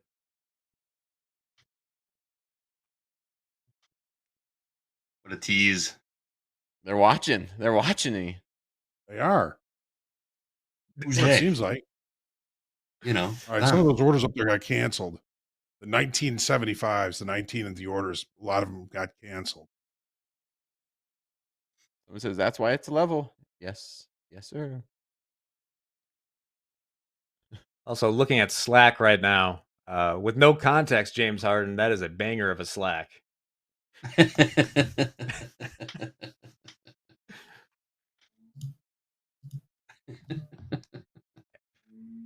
Just leave it there.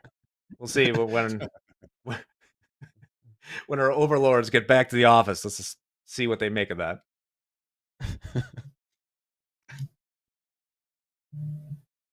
All right, we have spent the last feels like 10 minutes or 3 days seeing if Dakota will get filled here. Oh. I've got more patience than hospitals. Come on, chat. Let's get it.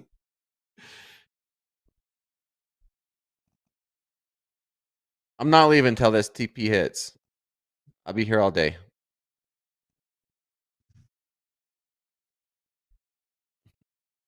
We could we could zoom in here.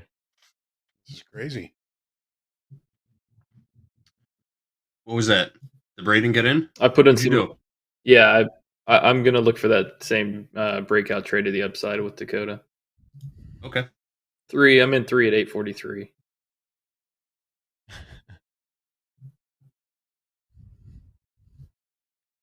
I can't show that grayed out chat, but I kind of agree with it. Let's It is a take good the one. profit. You know what? Right now I would pay $100 to get this thing filled. Just it's worth it. It's worth it. I'll show you process over profits. I'll show you. I'll show you. Profits over profit or process over profits. All right, getting a little rejection up here. Bitcoin turn around slightly. It was about $1,000 off its low in the spot, pretty much exactly. Amazon has flipped green again.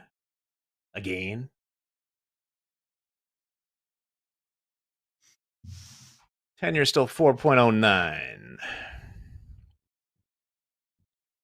What's the VIX doing? Unbelievable. I'm trailing it. Dakota, ID Trailing high 25,389. That's an important level here. We want that. We want price to hold above that.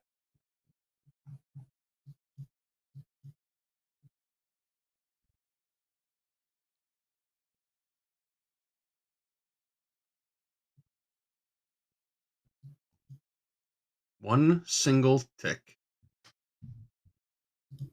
No. We filled that price. It was Yeah. it's a little more advanced than missing it by a tick. Mhm. I don't think about, and this might be the one time this doesn't, I don't think about Q position too much in the NQ. It was a huge deal when we were trading bond futures. I presume, because I haven't thought about it, Hogue, you would know better than I, like ESNQ, they're just first in, first out in the queue. Yeah. Mm-hmm.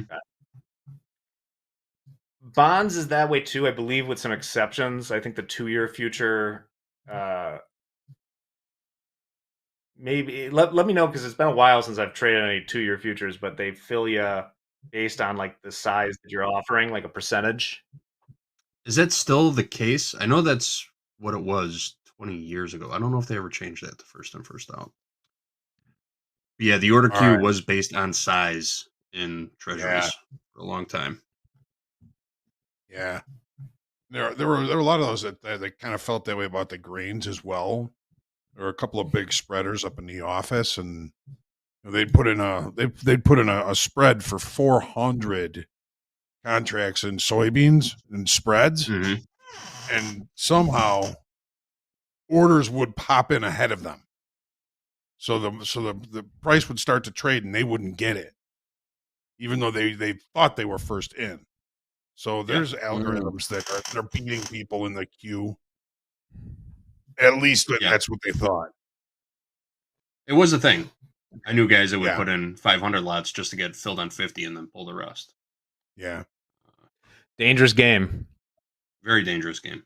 That was like one of the biggest like parameters when we were trading bond spreads, is like how much and how aggressively do you want to try and stay in the queue, and how much size, like usually even if you wanted to get like a bunch of spreads done, maybe you'd leave 50 ZN or something in at once, but you can turn that up or down.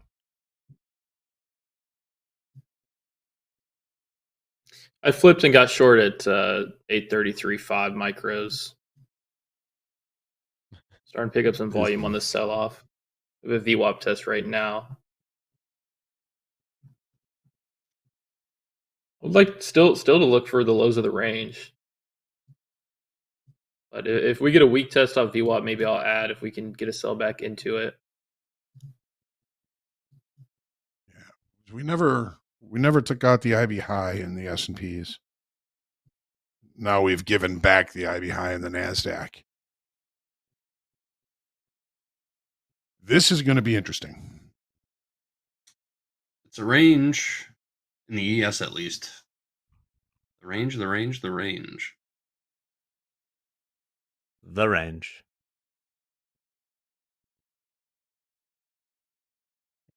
Let's get back up there. I did 2 more. I'm at 7 at 33. Short 7 total? Yep. What we said, Brain? Yes. Short 7 at 33. 33.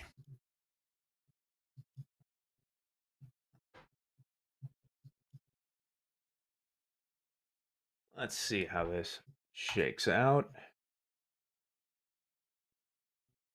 VIX at 17.10.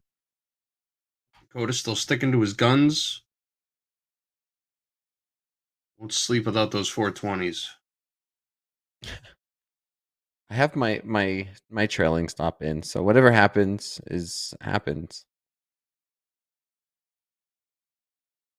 I think the Good way worst to feeling in look the at world is if you like you leave your desk and you have everything in and you come back and you see it ticked it and you're like, whoa.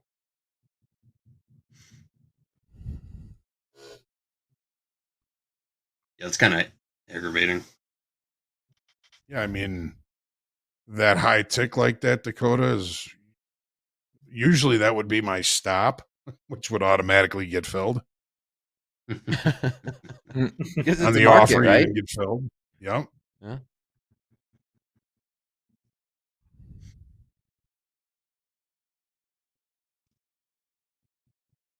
All right, we shall see. Got Braden short the MES, Dakota long 1 MNQ. House count flat.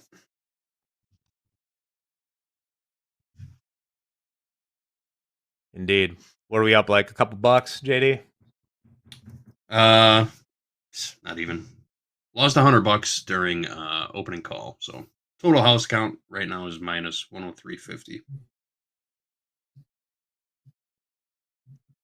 Which opening range trade was that? The gold. The gold giveth and it taketh away. Gave us $5, then retraced almost $20 and blew out our stop. What is gold doing now? Let's take a look. We're green. We're at 270.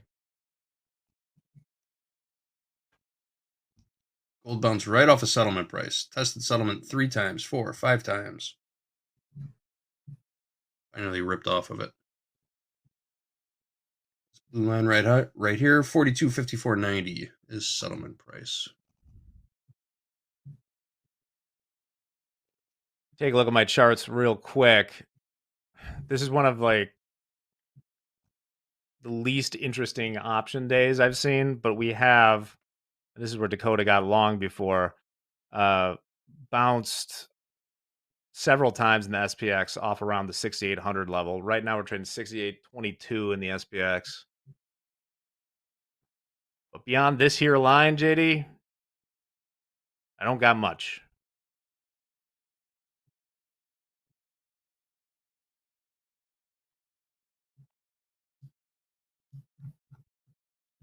To follow up, by the way, well, I'll do this after. We got some announcements first. I see Dr. Volatility holding steady and back. So, Harden, the Slack Master, welcome. Let's get some announcements out, shall we? Let's announce. Let's do it. Hey, everybody. Hope you all had a great couple days off. Great Thanksgiving weekend. I'm back, your favorite character of the show, and I'm here to tell you all about Topstep X in 5 minutes or less. Are you a new user with Topstep X? Are you a seasoned veteran of Topstep X? Well, no matter your skill level, there's always something new to learn, and Coach Robert has your back. We're going to drop the link in the chat. You can click on it. Be sure to bookmark it because this is our video playlist for Topstep X in 5 minutes or less. If there's anything you don't know how to do on the platform or anything you've been wanting to do on the platform, take a look at this playlist and see if there's a video that answers your question. Coach Robert does a great job about compiling all his information in these 5 minute or less videos. They're easy to digest. Watch a couple on your lunch break. Watch a couple while you're walking the dog. Just whatever you're doing, be sure that you are clocked in and getting educated and staying up to date on the greatest trading platform there is out there. Then, if you have any other questions about anything at all, trading related or life, group coaching is happening later today. That's right, at 12:15, group coaching continues on. Today, we are joined by Hogue, Vince, and Deanna. That's right, Hogue, Vince, and Deanna, 3 of your top tier Topstep coaches, here to answer your questions live. Deanna is the star of Eurotrade, and that happens at 3:30 a.m. Central Time, Monday through Thursday.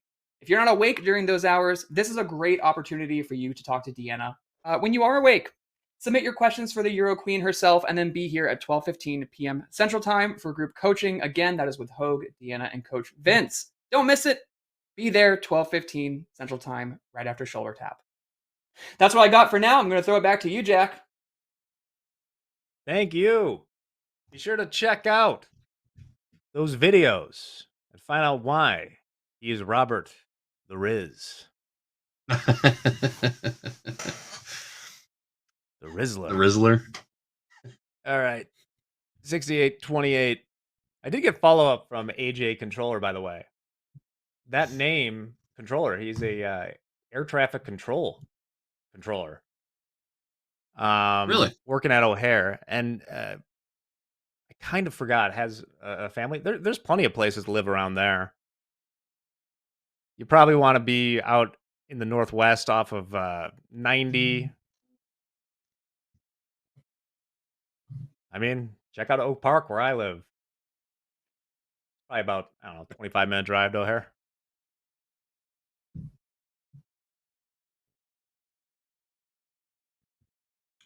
Don't come to my neighborhood. You won't like it.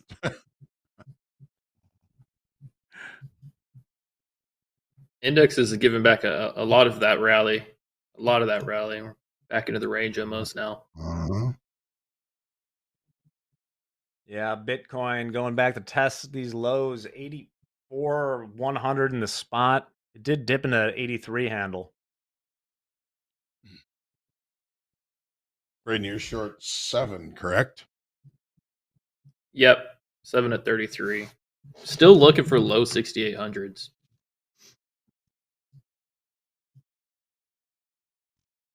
We're breaking under VWAP. We're trying to break under VWAP. Right.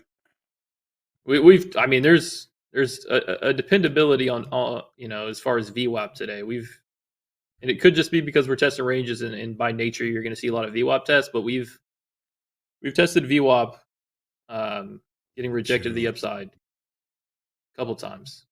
Yeah. And that hourly that I saw on ES, all of that range from 68.14 to 68.44, that rally was all rejected seller. So buyers had control, but now they're just kind of conceding a very large pullback. So if we can't hold VWAP here, we could fade down to 6,800s. Yeah. One caveat is we have a weak high in the S&Ps. It's a non-excess high. If we can't give up VWAP, I could see us getting back up there and testing that high, 68.44 quarter. Unconditional love. Bitcoin straight to Goblin Town, it appears. I like Goblin Town. What does that even mean? I would say Lord of the usually- Rings. Lord of the Rings reference. Yeah. Well, I use it sometimes like something getting sent to the Phantom Zone is, I think, a similar. It's not good. You don't want to get sent to Goblin Town or the Yes. Phantom Zone.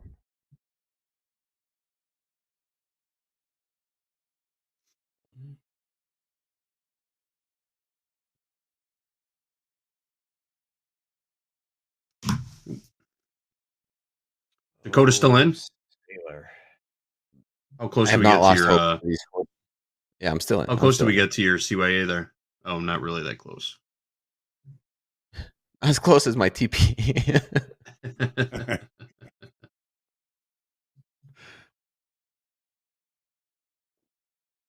Oh, Brandon, what boy. VWAP are you looking at? Are you looking at an overnight VWAP?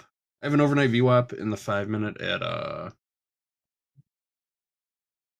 68.26 half, call it. Mine's at 8:29. 29, okay.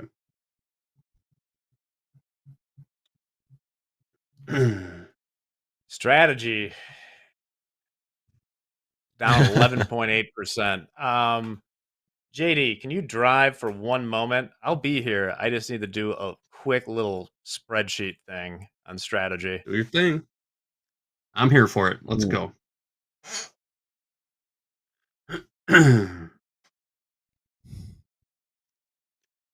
All right. You're still that short. Yeah. We kind of need for this trade to work out some rejection here off of this little bounce off VWAP and a retest. If I don't start to see that, maybe try to cut it early. 66.83 is the volume point of control, most popular place. What's that price, Hogue?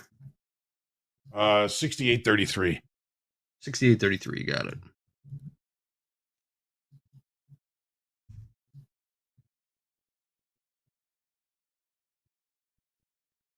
Just keep writing down your numbers. If we just randomly call off numbers. We mentioned that, pardon me, mentioned that overnight VWAP in the ES. I have it on a 5-minute chart at 68.26 half, and that was the low tick. 68.26 half to the tick.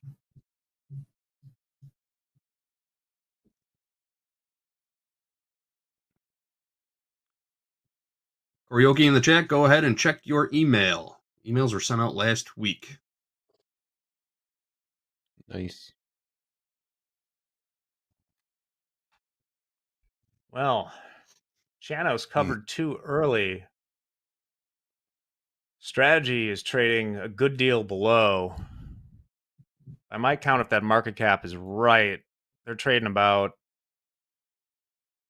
18% below the value of their 650,000 Bitcoins.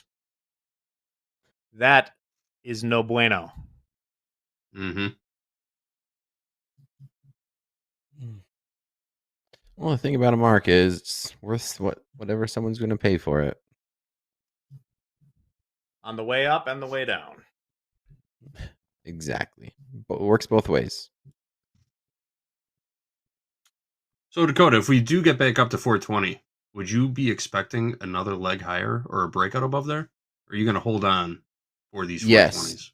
If I would look for a break through these, I will be honest. I think we could see 500s if we can continue this trend. But if we see 420s again, I do think we could see higher. But I'm good. I want to get You're that. Taking those, you're taking those 420s. I got it. I've waited in line. All right, I got to be first. I got to be up there. I have to be like the next order. You got to be close to first now for sure. Yeah. I mean, there's a reason why it was my take profit, I guess, right? Support resistance. You say it's a zone, and that was one heck of a price. Like if you zoom into the Sunday open right here, it was really the high. That high of the candle was 420 evens. This 5-minute opening candle Sunday night.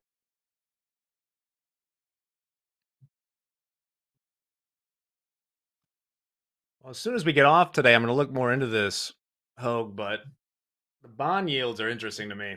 Go to my screen real quick. These are 4-hour candles. And from the dip on Friday, we're up 14 bips in the 10-year yields.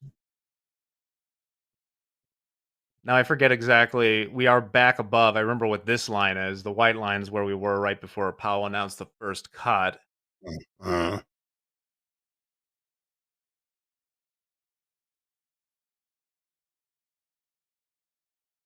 If this breaks out, I think that could be problematic for the equities.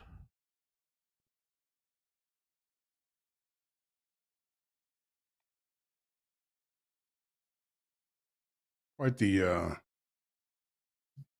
jump in rates today, huh? Yeah, start on Friday. Braden, did you add? Yeah, I just added one more. So I'm in 8, same entry, as I start to see us peel off the 37s. Righty. All right, we got 5 minutes until the Euro Conviction. close.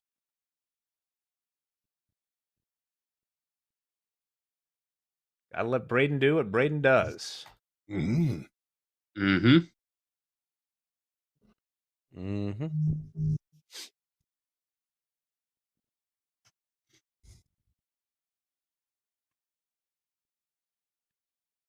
Steven, first time here from Ghana. Howdy. Oh, how about that? Welcome, Stephen. Welcome.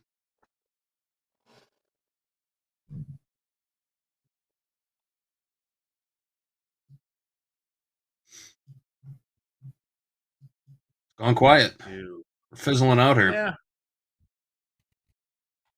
Yeah.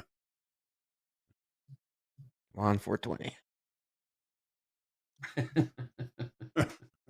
Yeah. This is why Bitcoin I hate wasn't able watching to- the charts sometimes. Mhm. How easy it is to lenny a trade or do something.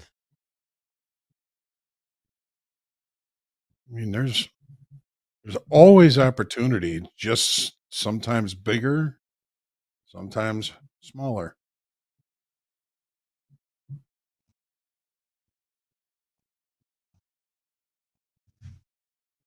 Bitcoin wasn't able to Dakota, take out those lows. Go ahead, You Hug. don't get filled on though. If you don't get filled on that, this is definitely one for the ages.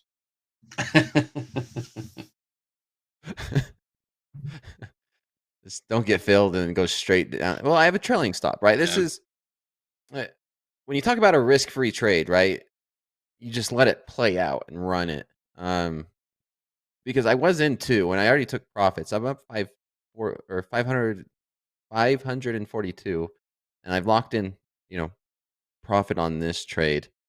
But I don't think I've ever not been filled like that, and then it reverse where you just like I called the high of day. Right. Like, that would be insane. I've been trading for now just over 15 years, Hogue, and I don't on options. Yes, I've had this happen to me on options, but not when you're trading the market outright like this. Well, probably Options happens don't to have- someone every day. It happens to I believe someone it. twice a day, at the low and at the high, right? Mhm. Yep. There was someone who sold 666 in the SPX back in 2009. A low tick. Yeah. Low tick. They call them satanic lows. 666. I can tell you, it was a big off-floor paper stop that actually filled that. That actually traded that. Oh, really? Yes, it was a sell stop. It is a bummer. They were almost right.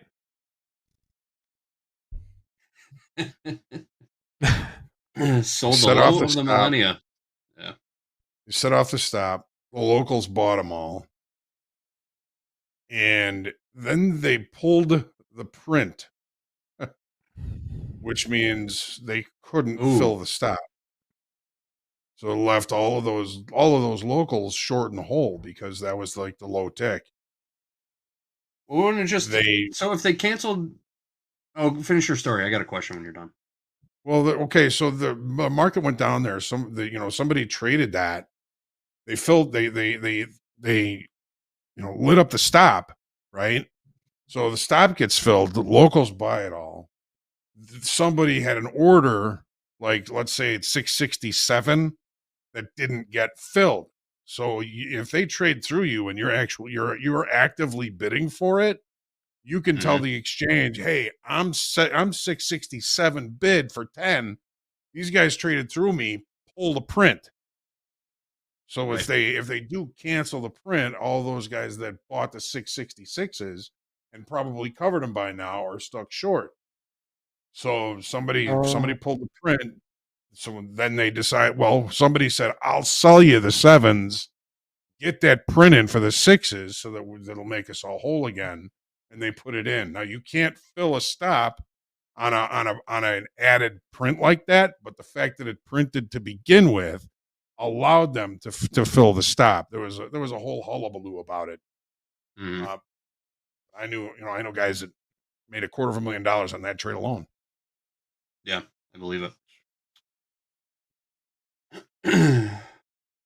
So at the end of the day, they did put that 67 print in, and everybody got made whole. Nobody got burned on it, right? Okay. Yeah, they fulfilled the 67 bid, put the 666 print back in, so that they were able to fill the stop, and everybody was okay. Ooh, I think we opened a can of worms with that 67 there, Hogue. 67. Oh, jeez. I found the counter at 6-7. I found the counter over Thanksgiving. I did. I figured it out. What is it? All the kids were running around saying 6-7 is Thanksgiving is so annoying. I seen this on the internet. Just 8-9. The kids will walk up, they'll say 6-7. You just say 8-9. Just hissing them off. Yep. Kyle Wood 8-9. Then they lost interest. You had? Yeah. No. I'm stopped out of that. Yeah, probably done. Yeah, that probably be my last one. Buying volume's really starting to peter out here. Just looking at the volume bars. Well, let's go. Europe closed. Let's get those 420s.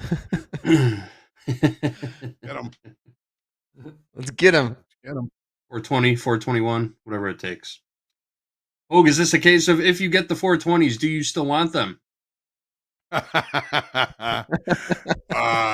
Because he's long up to him, yeah, I would say yeah. Or do we just pull it and want higher?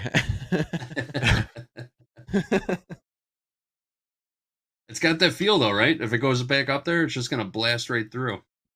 Yeah. I'm just going to take 420. It's just we've waited this long. We waited through a 100-point pullback. Yeah, it was vicious. It was vicious. How much was the pullback? 100 points. Okay. To make a tick. A single ticky. One little ticky. It's more than just a tick at this point now, JD.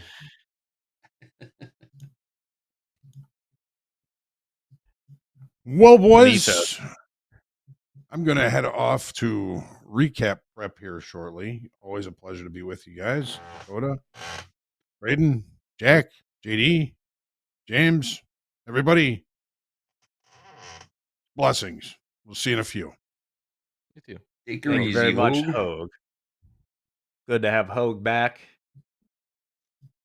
Forgot to ask him what he was up to, but certainly good to have Hogue back. I think he's just spent 3 days last week grinding turkeys and prepping food. I really don't know, though. I said it last week. Hogue strikes me as the kind of guy that's really good at making a turkey. He knows what he's doing. Oh, for sure. Look at the stocks. Still just Amazon and Nvidia up. Only Nvidia up more than 1%. 0.3 down on the day in the ES. NQ down 0.4. Russie down 0.8. VIX just below 17. Now above it. Let's call it 17. That makes sense. Mm-hmm. Broadcom off its lows, though. Yeah, and Bitcoin as well. Back to got a little range going on here. $1,000 off the lows from earlier this morning.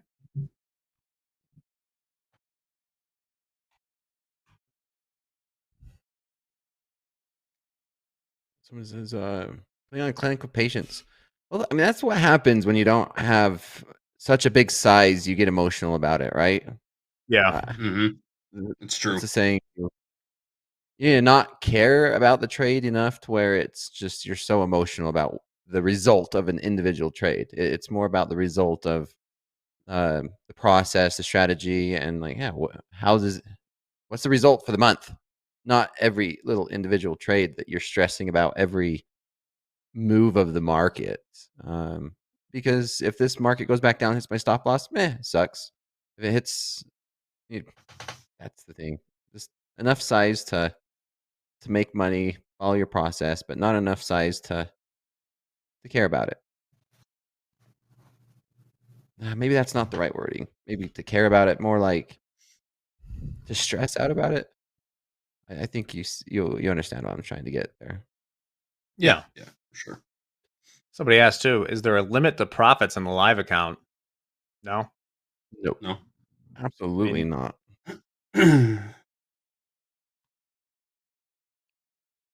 You're taking that money from other people. Live market.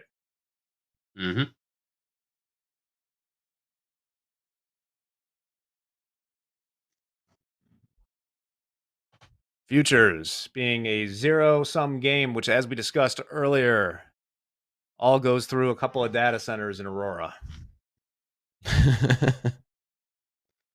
But you're matched. Yep. All right, we're above 400 again. Right at 400. Is this it? Is this it? Is this the move?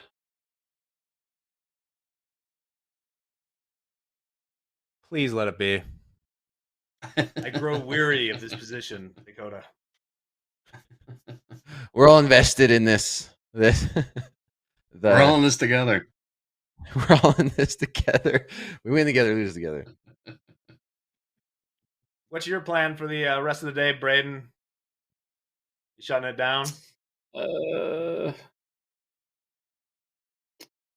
Probably clean house. I don't know. Pretty boring Monday for me. But no, I mean I'll keep an eye on the market, but see if we see anything.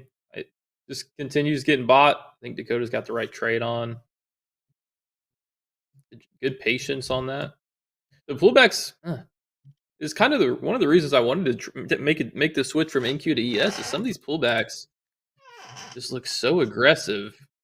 Then you start to, I start to get in my own head about, okay, maybe we're gonna sell. Yeah, but the pullbacks get aggressive and they just get bought. But pretty crazy. I think we're gonna start the Christmas rally here on December 1st. All-time highs by Christmas, I'm sure. Let's do it. I like it. All right. Breaking through these 400s now. 406. We're getting closer. Tick by tick. We'll get the 420 hats out.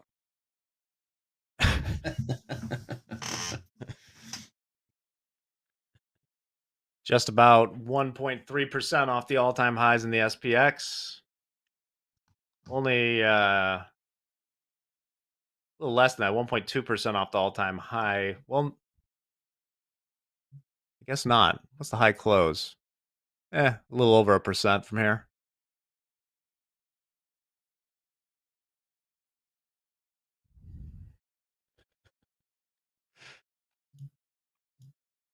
I feel like I'm wrestling with my furnace too, JD. Yeah. It gets cold like this, and I can't be at a comfortable temperature. It gets too hot like it is now. Oh, I gotcha. Is it a very drafty room that you're in?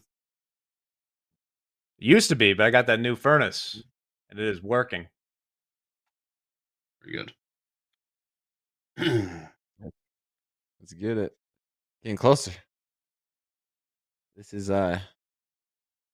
more suspenseful than any movie I've watched. Right? Yeah. 410. It's either going to miss you by 2 ticks this time, or it's just going to rip. Don't jinx it, man. There's just still one more contract that's in the queue ahead of you.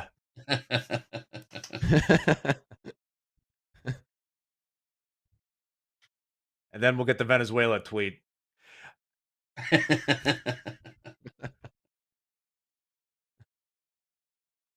They're talking about that tonight, right? I'm not sure. I really don't know. You'd think it'd have to be addressed. You can't just throw out a tweet like that. Oh, maybe I see in the juice a White House press conference. It's just been scheduled for 12 o'clock Central Time. Maybe we'll talk about it there. See what we can do to get that piped in for you. White House press briefing.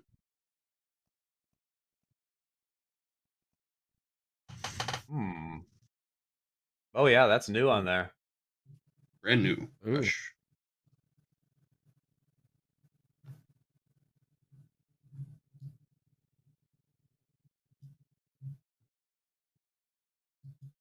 He's gonna make us wait for it. And All right, President well, we got Trump a will be little. speaking. Oh, pardon me. He will be speaking. We got a little news break right here, and I'll use the opportunity to turn down my furnace. Rage bait named Oxford Word of the Year for 2025. Need to know more about this, James. Rage bait was named Oxford University's Word of the Year for 2025. That's described as the feeling a person gets when reading something online that appears to purposely incite anger or get a reaction.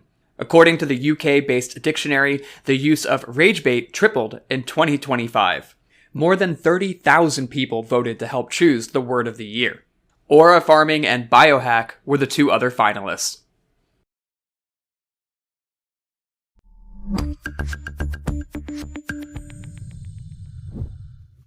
Aura farming. Aura farming. What a time. You're doing a little aura farming right now if we can get these 420s, Dakota. Yeah. I got rage baited over the weekend. What happened? You took the bait? I mean, I think so, man. I still don't understand the Twitterverse yet. I posted something, and I can handle Twitter trolls. It's like, block and move on. But sometimes there's like a reputable person, and they come into my comments and start talking smack. And so I'm like, you fly here, I fly there. We could box it out. and this was over like Thanksgiving weekend, and I'm like, okay, no, he doesn't want to. And then I found another person. Well, we could box it out, and they're like, yeah, we'll do it. I'm trying to set up a boxing match. Dakota just wants to fight everybody on Twitter X. I'm like, come here, bro. 420. Let's get it. 418 built. Got it. He's in. He's 420. Nice. Worth the wait. Processed over profits. Is over. Auga! Let's go. 50 cents is 50 cents. There you go. Process over profits. And what were the profits there, Dakota? Now that you're flat. I'm up $800. Up $800. I'm gonna go ahead and hit this. I'm gonna wait. Be patient. It's not locked out yet. Yeah, we only got 10 minutes left. Yep. No sense. I'll practice that same amount of patience. We got an 800 lot at 68.48 in the ES right now. Can we do that? When's MP coming on? MP would we could do a boxing match, right? We could stream a boxing match. Yeah. You can fight whoever you want. Well, he's As long 6'5". He's 6'5", 240. Big boy. He's a big boy. Talking about MP? No. Who's that? No, the one that has a faster mouth. Dance card. Yep. Oh. You always have to make sure that their hands are faster than their mouth. All right. It looks like we filled that 700 lot right there. Jumped in. Now there's a 200 lot above at 68.50. We are pushing the highs of the New York session here. JD, you were saying something? Did you happen to catch that Slack that James just sent?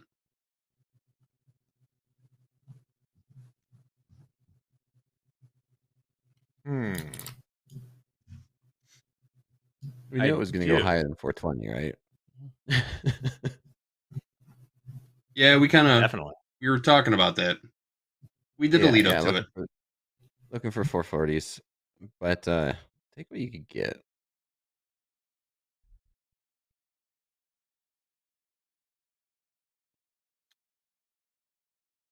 Dakota. I can bring it up, Jack. Yeah, right. Yeah, no. I'm trying. There's no right way to ask this. Did you excuse me for? Did you buy a horse? Yeah. Did you see a man about a horse over the weekend? I did. Yes, I bought a horse. Yeah, you seen that? You seen it? I don't know if anybody. You guys have a picture of it, right? Maybe. Is this for, I don't know. Is this for recreation use? Is this a racehorse? Tell us everything. No, not a racehorse. Just Blue? riding horse. Here, I'll send it to you. You guys could share it here. I bought a horse. Bought a horse named Nasdaq. You named him Nasdaq? I believe it too. Yeah. I named her Nasdaq, and she has a friend. Here, I'll show you this. There you go. There it is. You could show it on air if you want. And then she actually has a friend, a mini horse, and I tried to convince her to the owner to name it Micro Nasdaq.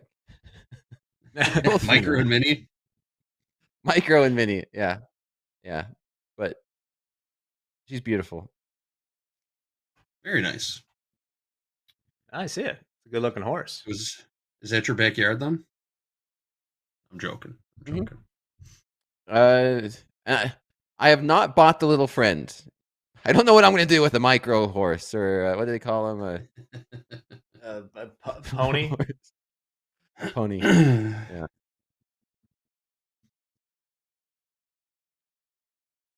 Did you grow up around horses? You're comfortable? Yeah. Around them? I grew up riding horses. I grew up on a farm. Working on cars. All that. Oh, what'd you do, Raiden? Yeah, I'm just putting a little bit of an order here, kind of into the close of fast market. It's going to be a slower one. It's a crude short, actually. I've got crude rejecting on the daily, leaving an aggressive wick off the 20-day EMA at 60s. And we'll see. I kind of want to see an end-of-day push. Maybe we can flip this red and start testing last week's lows down there at 57s, 58s. But we'll see how much follow-through we'll get on this. Obviously, it's later in the session, but some nice rejection on the 20-day EMA and maybe back into last week's lows. Hasn't set a very convincing, strong buying range off of those lows. So I'd like to sell on that, but that's just, we'll see what happens on that one. All righty. Spot Bitcoin's back to 85,000. We're just 10 or 11 points away from settlement in the ES right now.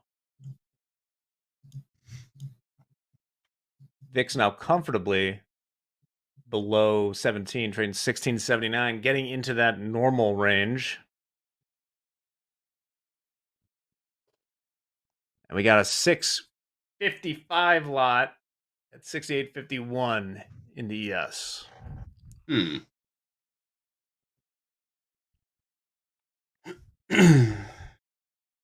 might see 500s here. Only we had a runner. You got your 420. I got my 420. Gotta be happy. There's micro Nasdaq right there. I just shared, Jack. Okay.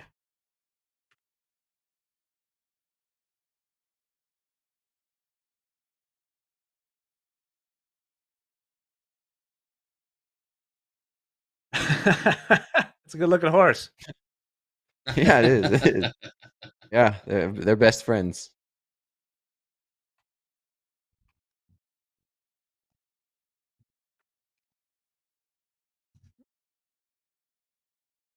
All right, we got Braden is in the crude oil.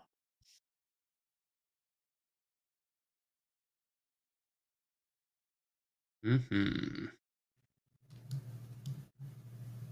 So, Do we hard to continue describe. higher? We could. It's such a quiet day in the options, I feel like. Yeah. But maybe I gotta move this because we've been out for a week, and now the spread between them, the SPX, is like around here. So maybe if we keep on rallying, I would look to take a heat check at like 68.60 or a little bit above.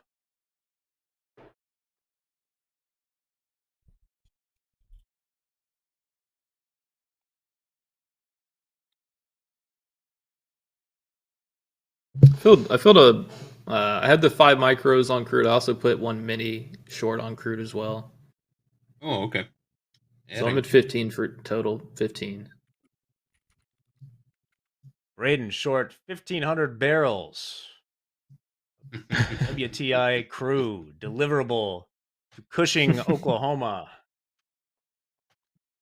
I don't have the contract. What do we trade? The December? Yeah, it's gold that rolled over, right? Oil didn't roll over with it.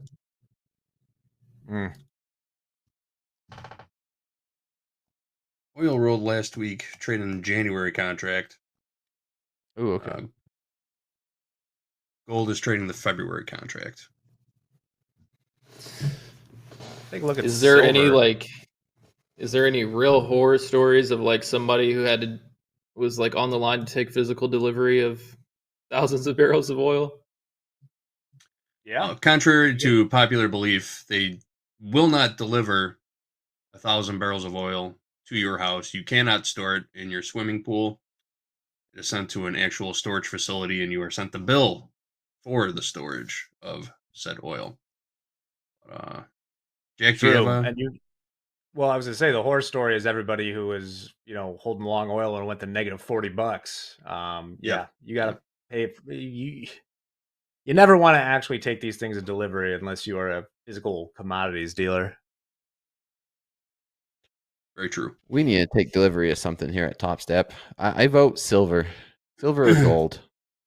We actually talked about that. Remember that, Jack? We talked about taking delivery of a car of grain, corn or soybeans, and then like donating it to a farmer just to see what it looks like. That was pretty silly. I mean, I can imagine what it looks like, but Didn't actually come to fruition. But yeah, one contract of Hmm. corn, one grain contract is equivalent to 5,000 bushels of corn. Okay, that's not And too bad. soybeans. I had a hopper trailer, and we'd haul some corn. We've hauled corn before, and it's pretty cool. so at 42.50, it's about $425,000 of gold for us to take a 100-ounce delivery. A single futures contract. Yeah. Yeah, it's not infeasible. All right, guys, we're getting to the end of fast markets, but chat, I got you. We got an approved picture of the horses. All right. We had to get approval. Yeah, that's it. Yeah, so we don't get sued by the horse. That's the Nasdaq. That's a I beauty. did have to That's the call down to get the Nasdaq. horses. I had to get the horses' approval. They both had to sign off on this. They signed the waiver. Yep. Nasdaq and the micro. Nice. Good looking horses there. Better than any car you could buy. Got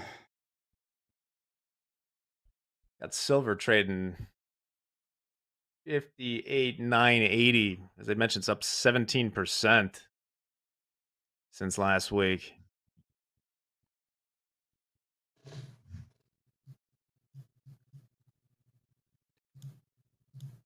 JD, is anyone else? It bothers me. I've seen so many technical charts of silver lately that are in some way based off of when, what was it, the Hunt brothers were trying to corner the market. And I'm just trying to, like, do you include that? Like, if you're trading, like, Porsche or Volkswagen stock, do you include that crazy squeeze? I mean, I don't know. It's a tough call. I mean,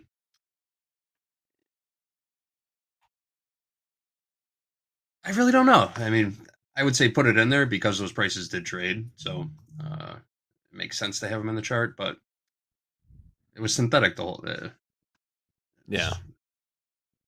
Look at this. This is a daily chart of silver. Similar consolidation to gold and then up, and away. Price of silver has damn near doubled since the April lows. Wild stuff.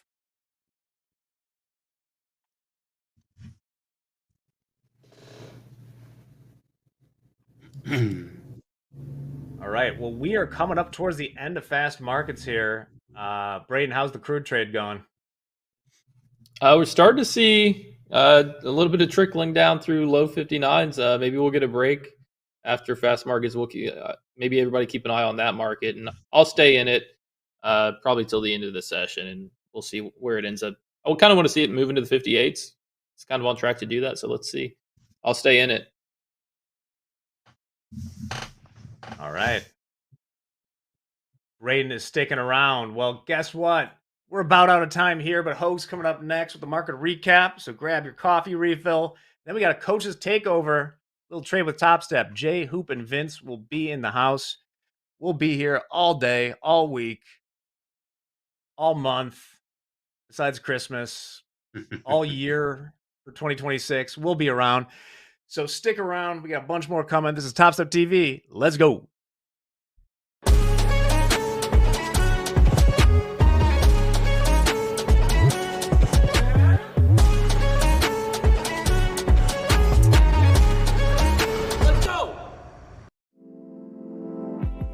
Futures traders should know and understand what open interest is. Open interest, quite simply put, is the number of outstanding contracts in a futures product. Why is it important? Open interest can tell you when money is coming into or being pulled out of a specific futures contract. Now, how can you use that to your advantage? When price is rising over time and open interest is increasing, that says that money is coming in to the long side of the market. It's a strong move to the upside. Open interest starts to fall off in that direction, maybe the market's running out of gas a little bit. And the same is true in the opposite direction. If price is moving lower over time on increasing open interest, money is coming into the short side in that market. But if open interest starts to fall off as price continues to go lower, maybe the downside is now out of gas. I hope this simple explanation of open interest is going to help you trade well.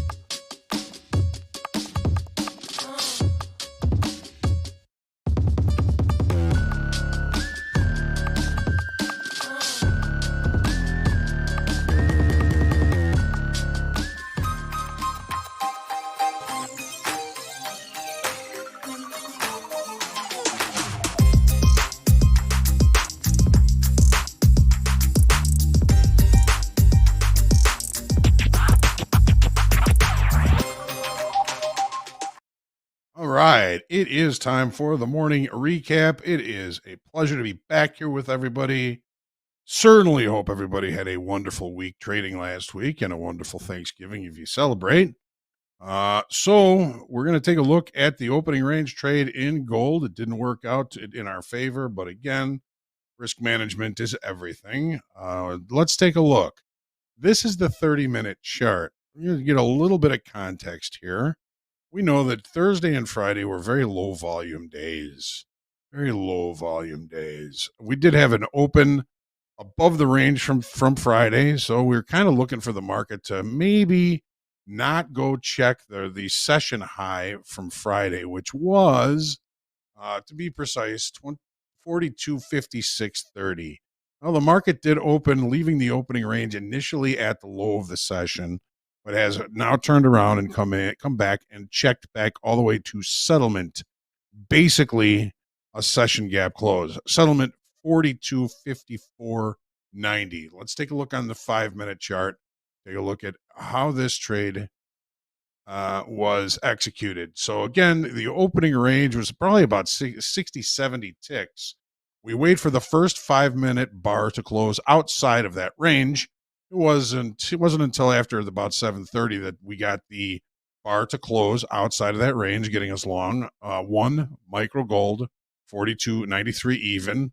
It did start to pay us a little bit, but of course the market did turn around, came and hit our stop for about 100 ticks, 10 points, $10, losing about $103.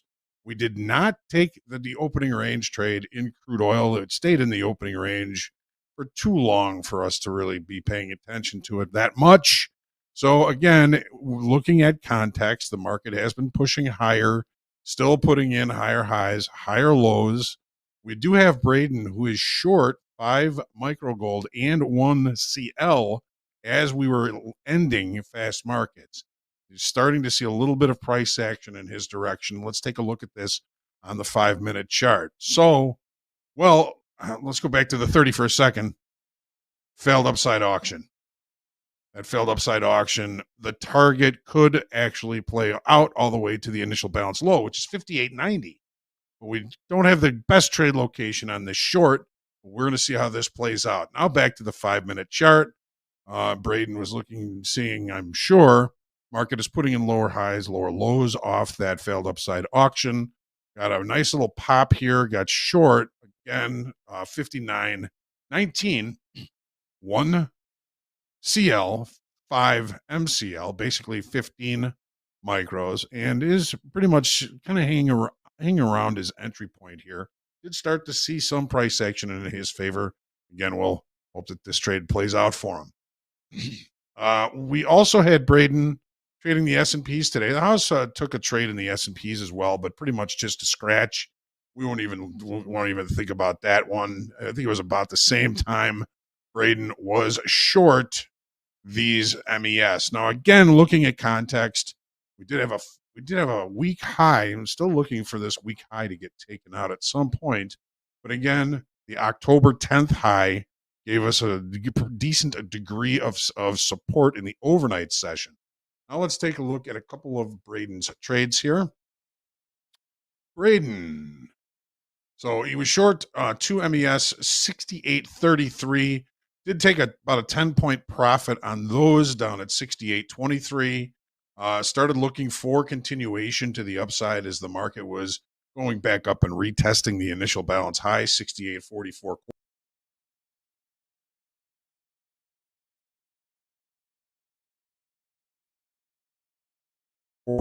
It, however, did not. He got long 3 MES, 68.43.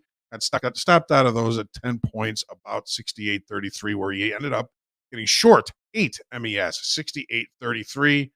He did start to see some price action. He was watching VWAP here, and the VWAP was right around 68.26 and a half at that time, but we could not give up that VWAP. The market continued to push higher. We did have a relatively weak high that we have now since taken out. Got stopped out of those at 68.39. And that's when he started looking at that trade that he ended up taking in crude oil. Now, let's take a look at the Nasdaq. The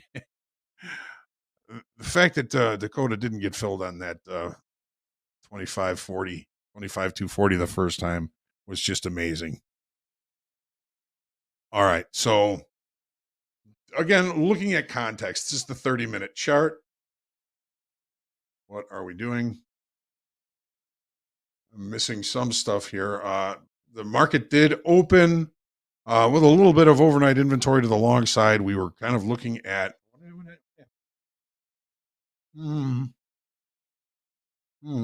missing a couple of things here. The market did open.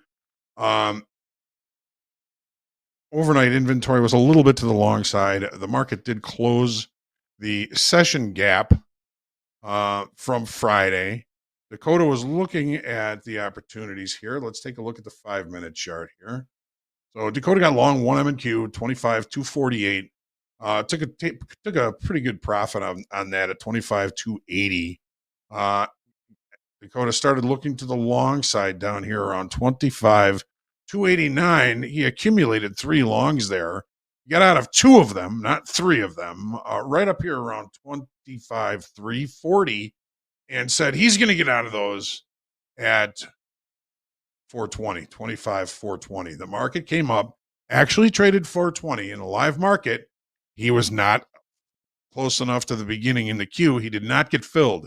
Held on to that long all the way back down to VWAP, and then finally ended up getting a fill on his last exit here at about 25,420. Dakota came in up a little bit of dough today. He was up about 435 coming in, ended the session up about $800. So a nice day for Dakota. Let's take a quick look at today's quotable quote.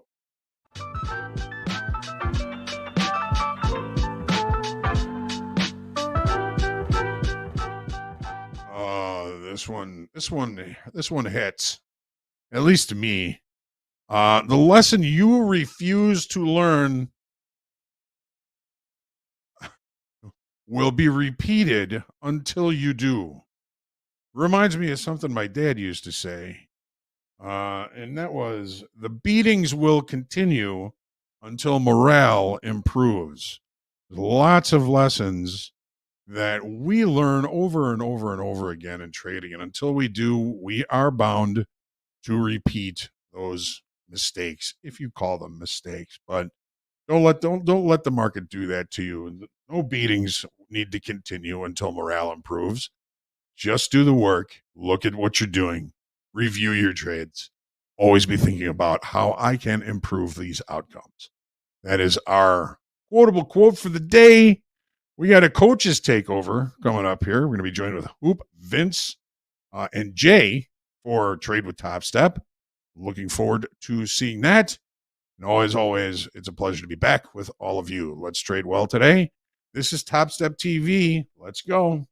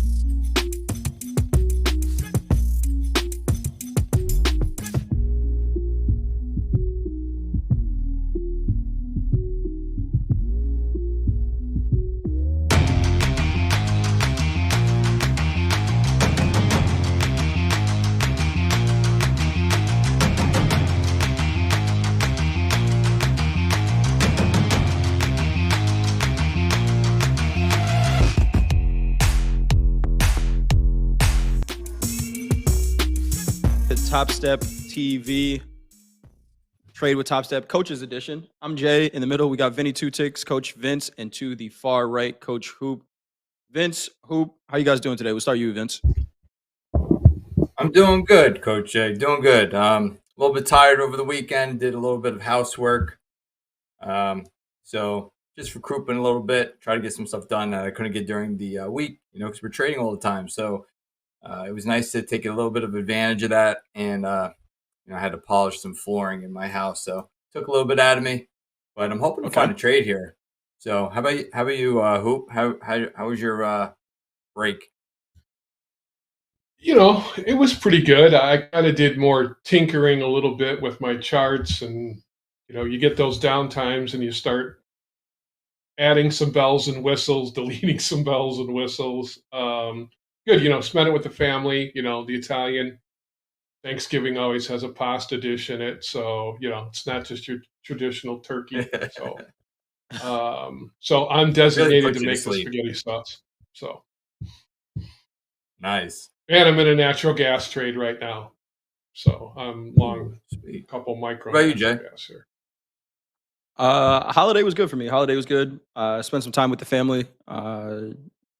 Ate too much and then didn't bring enough leftovers home. So I was cooking again on Friday, but it was good, man. It was good. Nice. You guys said you're in some trades right now. I'm locked out of my Topstep account, but I may be looking for a short in the equities here. Coach Hoop, you're in a trade. Talk to us about what you're seeing. And then Coach Vince, I know you said you might be scouting a trade here. After Hoop, let us know what you're looking at. Seasonally, Jay, you were talking about this morning on opening call. I look to find, buying the dip. It's a seasonal time of the year for natural gas. It's more volatile this time of year. So you got to widen your risk out a little bit. So I kind of hanging around right here at VWAP. I'm going to risk the 50-day on a 30-minute as a stop, but okay, it's Monday. It seems like the markets have a little bit of hangover. There was some movement overnight, like in gold and things like that, but I want gold to settle in just a little bit. I took a couple good trades overnight. Thought we'd get through that 4,300, but now I'm kind of like what you're talking about. I'm going to hang around and wait to see how the market plays out a little bit right now. Okay. Gold had quite the move over the past couple of days without everybody in the market. Yeah. And then when the market's back, we stick in this little bit of a range here. I actually took a short in gold earlier. I made like a few ticks. It pulled back to my almost to my break even. I took a little bit of profit on it, up $7. We're just range bound. Everything is range bound. Yeah, pretty much. Vince, are you seeing anything that you would want to take a trade on here? I actually took a short in gold earlier today as well. I thought it was going to break down a lot more than it did. It is. Me too. Honestly, when I look at it, my trade is still not invalidated. I was short from 75.20. I'm sharing a different screen here, but I was short gold from 75.20. Let me see if I could switch this over there. It's not invalidated, and I think the downside target was 42.30s for me. Which market were you looking at for taking a trade in this?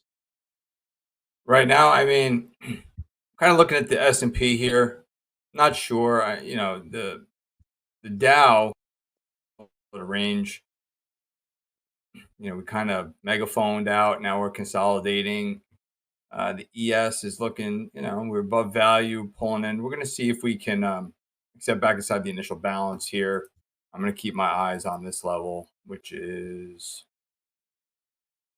around about 68.45-ish, call it, somewhere in there. We're going to see if we, have a failed upside auction, maybe with rotation back in, or we're going to continue and finally extend the range today. We're going to find out. Markets have been kind of in a L-tryptophan coma from Thanksgiving, it looks like. So tryptophan will do that. Yeah. And then throw your pasta on top of it. Oh, geez. Yeah, nothing like another carb. Sleeping for a week. We did see a 500 lot fill up here in the S&P around 68.44, and then in that last half an hour, there were a couple of thousand lots that traded out. We had 1,000 contracts traded in a second, 68.44 quarter up to 68.45, and then right below that high, 68.47 up to 48. So kind of do like these shorts as well, Vince. Yeah. Maybe if we get a push back up into 47s, I'd take it and just risk that high. Got VWAP down at 68.30. 68.30. Yeah, in the center of the range there. Yep. That large S&P order was on the offer. That was a passive seller in the S&P. Yep. There's another 240 contracts sitting at 68.45 half right now. So let's see if these sellers kind of put a top on this market here and we push back down. Coach Hoop, any other trades that you took today? I know you're looking at natural gas right now. Did you look at anything else? Any metals, energies, equities? I got in a little bit early on the equities, but did manage to scout my way back out of it. You know, I was looking for a little bit of a long down there at 68 even. You know, this time of year, man, it's going to be hard for me to get my short hat on for too long. It's just, you know, guys being around this thing for 30 years, this time of year, man, when the market motion slows and there's, you know, participation starts to die out a little bit, rollover comes, and the bulls seem to have a really good time pushing the market. So if I find shorts, they're going to be fairly quick for me because, you know, Santa's coming to town, right? I mean, it's what it looks like, but I just know that this is one of the few times of the year I will maybe have a little more bias than looking for longs a little bit more time this time of year for me. What about Bitcoin, Jay? What are we doing there? Oof. Jay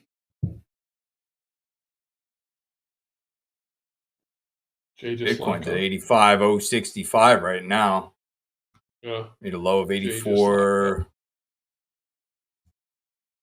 You know, made a low 84,125 on the Bitcoin today. That's the only thing that might keep these equities potentially from rallying. If it, to me, you know, they are a little bit linked, and if Bitcoin would get rolling over through 80 and, you know, get in the 70s, man, I just don't know if the equities can ignore that one. That's the only thing that it just, once again, Bitcoin does rally, but man, it rolls over. This is a pretty good rollover today. You know, you saw the stuff about MicroStrategy. You know, this could be it could be the X factor for the equities. That's for sure. I mean, on the daily, it's down 92,000 this morning. Yeah, now down at 85,150. So yeah, that's quite the move. Quite the move. I think what you're saying, that 80,000 is going to be a very, very important level. On the Bitcoin. Well, and the April 9th low, liberation time, was 75,935. So, you know, that 7,600 area is kind of what Anne-Marie was talking about. Oh. I mean, look how the topping action we have up here in Bitcoin. Yep. You know, it's like way up there. Look, I had like this monster drawn at one point. We got this sell off. I left it on my chart. Jeez. But yeah, so did I.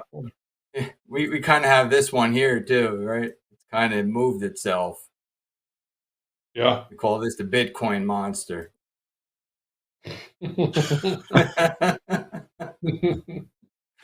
So here we go. Are you guys seeing downside targets Bitcoin, for Bitcoin? Yeah. Yeah, they tried to take me out here, but they can't get rid of me that fast. Hoop. You guys see downside targets for Bitcoin? I know the last time I measured it with Paul, we were looking at somewhere down near 69, 70,000 as a potential downside target. Just looking at the daily, there are some daily candles that are down there that look pretty interesting on that micro Bitcoin chart. I don't know if we get there, but I just said that I was just saying that Liberation Day low was 75,935. That will be that's kind of my first see how we act around there. But It's crazy when you think about it. You know, it wasn't that long ago this market was sitting up at, let's see, that was October 8th. We made 127,240. Not that long ago. Right when I cattle think 80,000 is high, going to be right? really the level to really keep your eye on. Yeah. If it 80K? can't hold at 80,000, yeah, I think that's going to I be agree. where there's going to be some adjustments going on. So I think a lot of people on that original pullback got in somewhere around there, right? And if you start getting in the pocket, they might start just selling at the market, or maybe stops going off too. But ES is just underneath this initial balance here, but it's not really getting much steam. No, it really hasn't all day. Kind of a back and forth action here.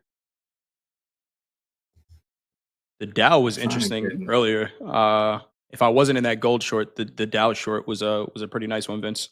I don't know if you saw that. Yeah, the Dow had a nice move. I mean, it went up, it came down real hard. It's just, you know, it mega owned early on, and now we're kind of in this little consolidation, right in the center of the range, right in the middle. Yeah, not much you could do there. Man, I was hoping for some more action today, but doesn't look like we're getting much. You know, everyone's still waiting. Everybody's shopping. What is it? Cyber Monday shopping today? Cyber Monday. Yeah. You guys buying anything? Anything you're eyeing? I'll just buy stock in those items you're purchasing today. You were talking about Amazon last week, Vince. You were talking about Amazon last week. I told you. You know, watch the Amazon stock. Yeah. Yeah. What'd you end up buying? Oh my God, I don't even remember. I don't want to know. I don't want to know. Click the buy button. Right. I'm gonna send you the credit card bill at the end of the month. They have that the instant buy now. You don't even add it to the cart, right? You buy it. You know, it's one step buy. Click and buy. Yeah. It's dangerous. It's very dangerous, actually. Very dangerous. Yeah. But there's nothing better than it, right? I mean, Santa Claus has a bunch of elves out there in the street. That's for sure. Absolutely. So I got some stuff getting delivered tomorrow. So we will see. Taking a look at the tilt here, 50-50, 52% long in the S&P, 58% long in the Nasdaq, 52% short crude oil, 59% long in gold. Quote some prices, 68.45.50 last trade in the S&P. We do have some size up here, right? And they pulled it. It's about a 500 lot above the market in the S&P, and they're back. 68.49 quarter, 500 lot, 68.49 quarter. S&P trading just under that right now. Gold trading 42.6620. The Nasdaq 25.450. Nasdaq looks a lot stronger than everything else right now. And crude oil trading 59.31. Natural gas trading 4.797. Coach, where are you long from? 8.38. Got you. Yeah. 4.838. Patient.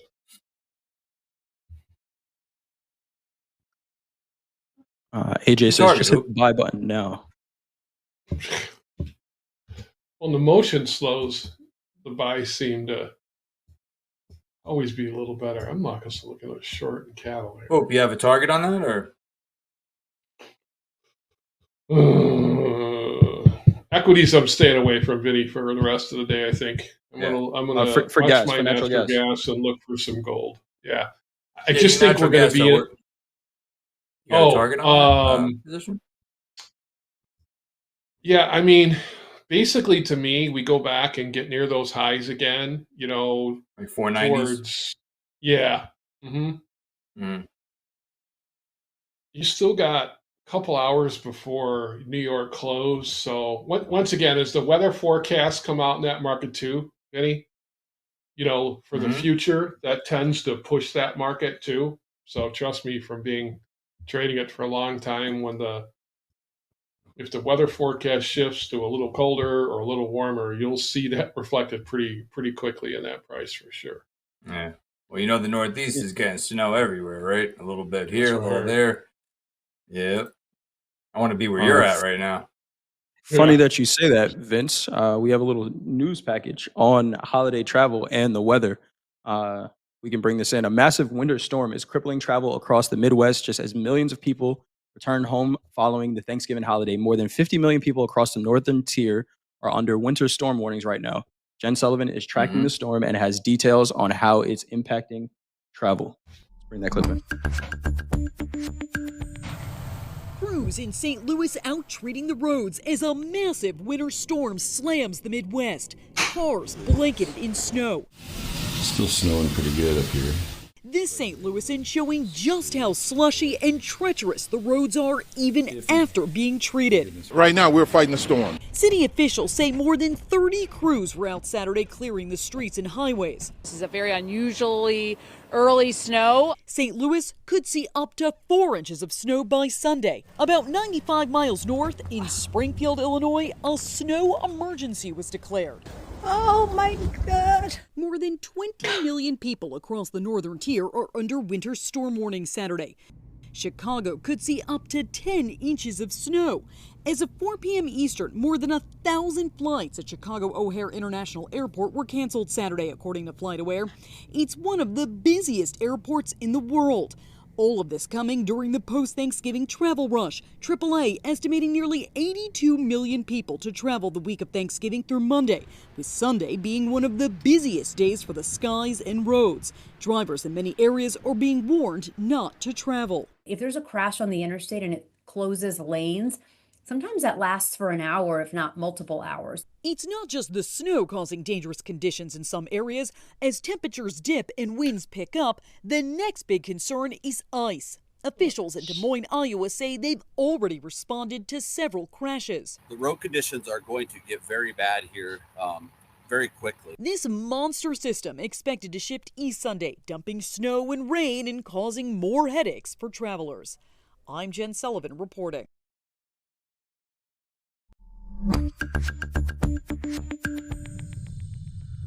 Thank you for that. I'm watching the natural gas market as we're reporting that news, and it caught a little bit of a bid there. So maybe somebody is listening. Ton of weather out there, crazy weather. Be careful if you are traveling. And I know it's coming soon. Vince, did you get any snow this weekend?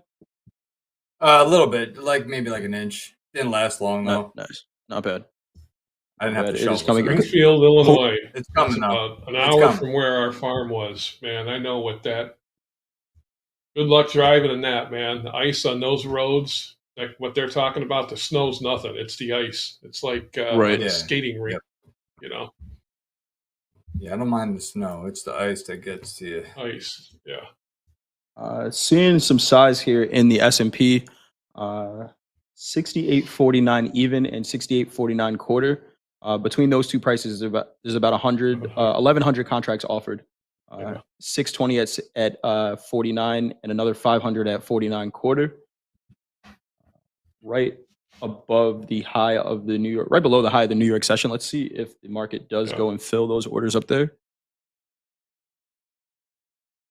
Yeah, we're flirting with the initial bounce high here. Just chopping around it right now.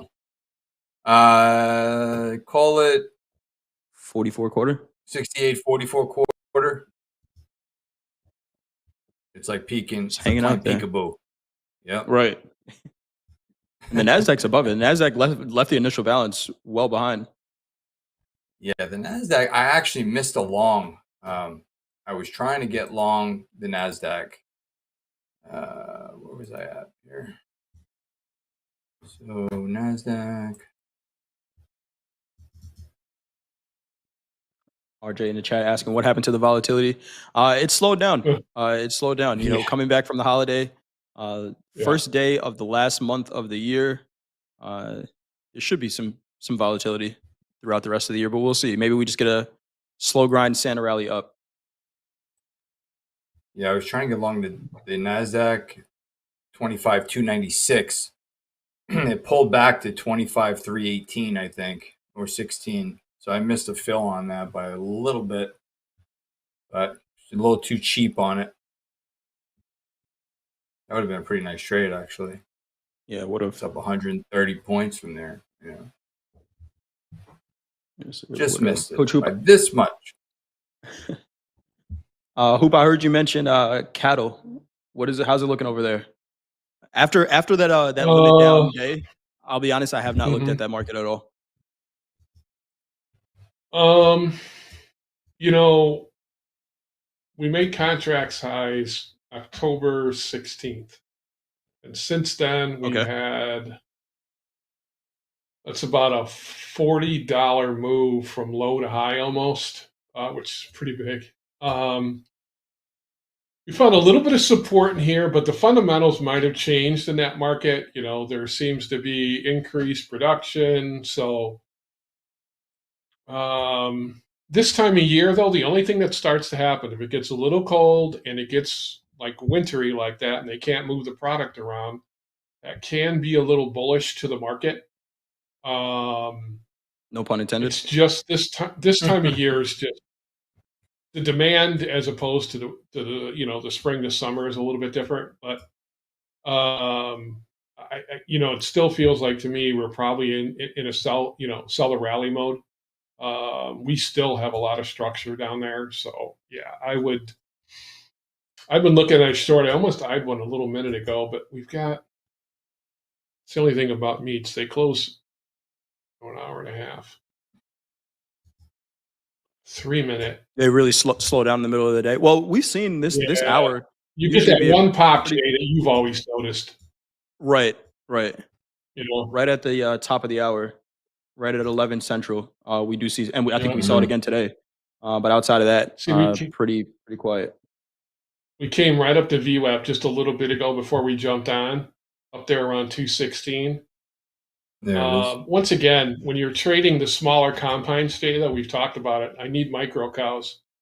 It's expensive to trade the full contract. So yeah, it is. Yes, it is. We need the veal contract. We need the veals. That's right. There's decent amount of size up here in the S&P. 400 lot at 48. That 600 is still at 49. Another 500 at 49.25. Another 400 at 52. While the Nasdaq, not really seeing much size on the book in the Nasdaq above. Just kind of slow grinding higher. The S&P just not really going anywhere yet. I'm looking at all four equity markets really, and the Nasdaq's the only one trying to go anywhere. Everything else is very comfortable where it is right now.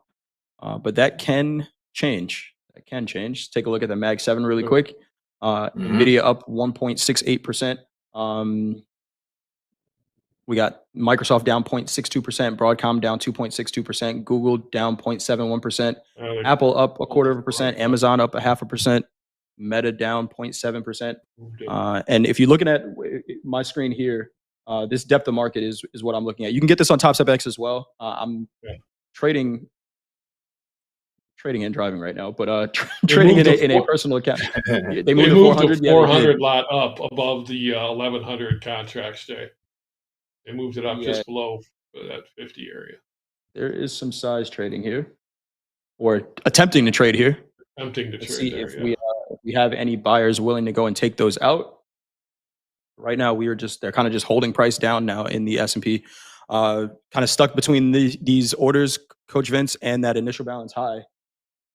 Yeah. You know, I would have to imagine that the market's not going to stay here the rest of the day. I would probably. Nah, I don't think so. I think it's coming up too. I think it's trying to get a lot of people in, and then it's going to take it to where there's the most pain, right? Yeah. Yep. We're just sitting at a very, very important inflection level right here, right? It's either going to extend the range or we're going to come back inside of the range. Who's going to load up? Who's going to get caught?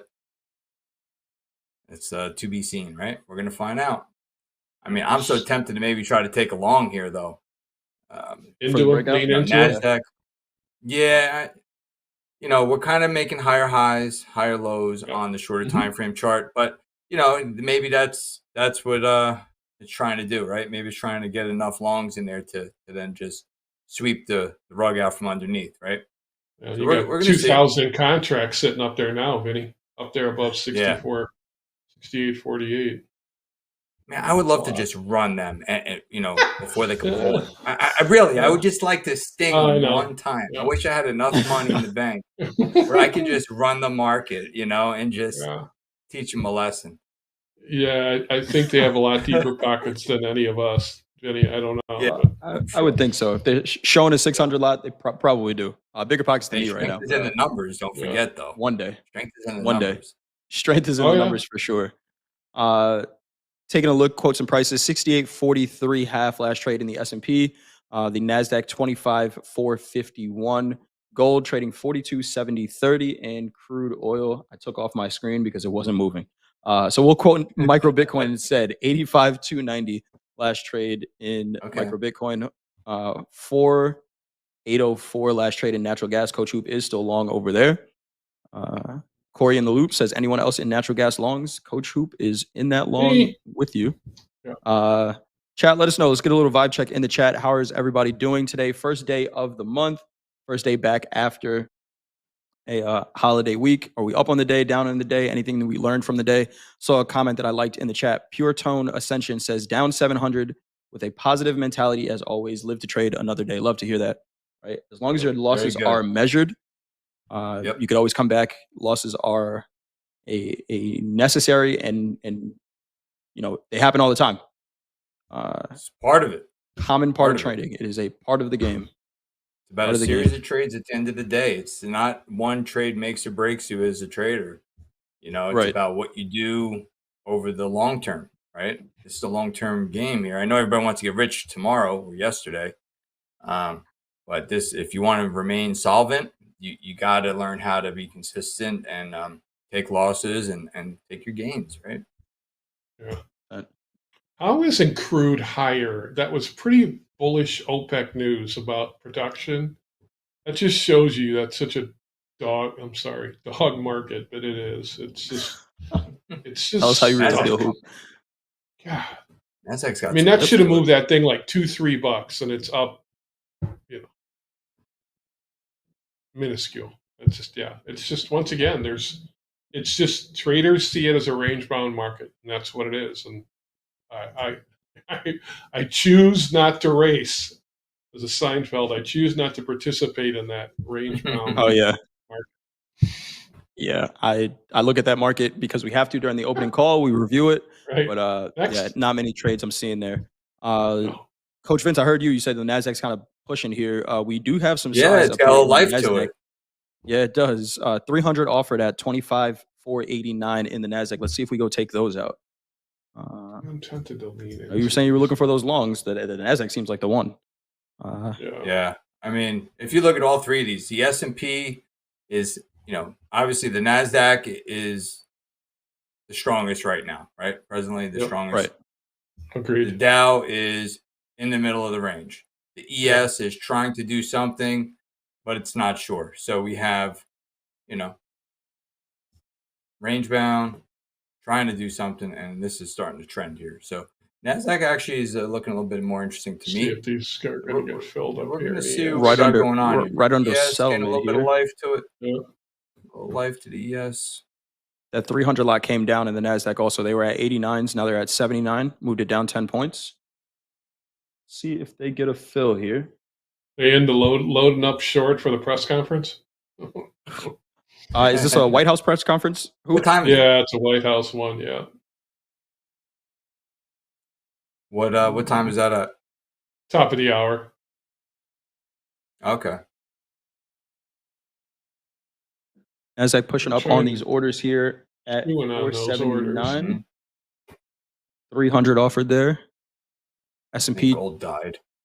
Trading through some. Yeah, it did. I thought I had one, Vince. Nasdaq pulled those orders again. So there's room. There's room higher, right? If somebody's pulling those offers, that means there is runway higher if buyers want to continue to buy this. Maybe they're checking their new software that they reprogrammed on Friday. Have you guys seen something like that before? You guys have been doing this for a while. Have you seen something like that before? Never. I've never seen them have it where the CME was shut down. I've never seen that ever. Yeah. No. Trading platform wise, I've seen issues with trading platforms, but I had never seen a CME group down like that ever. Yeah. You know how many of my old trader buddies reached out to me to say, get the pits back open? I laughed. I go, come on, man. I mean, it's the age of technology, right? Everything seems stable, but that is just the reality of trading, right? Trading and on electronic trading, especially, right? Nothing is perfect. No technology is perfect. Dan says it happened in 2014, but not for that long. Yeah, that was a couple. What was that? Right. 8 to 10 hours of shutdown. Because I know it went down overnight and then came back up in the morning. But yeah, pretty crazy. I thought there was something wrong with my connection, Jay. When I'm like, why is it not moving? Yeah. And then, you know, they just wanted to make sure everyone was. Yeah, the Europe session was trading, and I'm like, the CME is close. I'm like, what? The coolers broke. I love that. The chillers couldn't cool the servers down. That's crazy. S&P continuing to push. Breaking out a little bit now. All these orders keep getting pulled, right? And that just gives the market room to run higher. Nasdaq right at settlement right now, 25,482. I think you had the right call, Vince. Just get long. Yeah. I was, man. We'll see. Let's see if it gives us another opportunity. I mean, we have the overnight high sitting out there, 68, 64.50. You know, U.S. session doesn't like to usually leave the higher the low in regular trading hours. They like to put in the higher low. So we're going to see if we can go up there and test that overnight high. I'm going to try to maybe look for a pullback, maybe. Man, I should have just bought at the market, right? 900 lot now, Jay. Right. 55. Could have, could have. Just don't even think about it. Just press the buy button.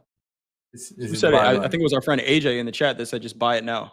AJ, I hope you bought it because that was the right call. Yeah, AJ. Let us know. Wow. 900 lot now, 68.55 in the S&P. Okay. Mm-hmm. Continuing to push here. Even the Dow's perking up a little bit here. A little bit. Still in the range. Everything waking up just a little. 25,492 last trade in the Nasdaq, 68.53 last trade in the S&P. Continuing to grind higher here. 47 contracts offered at 25,500 in the Nasdaq. That should be nothing big to get through if these buyers are truly convinced about this market. Continuing to push higher here. Coach Hoop, natural gas. Coming back in your favor a little bit. Love to see it take out that 48.35 area. One of these offers is going to fill here, and I just want to see the market's reaction to it. You can't keep rug pulling them, right, Jay? You just pull it all the way to all-time highs, right? Right.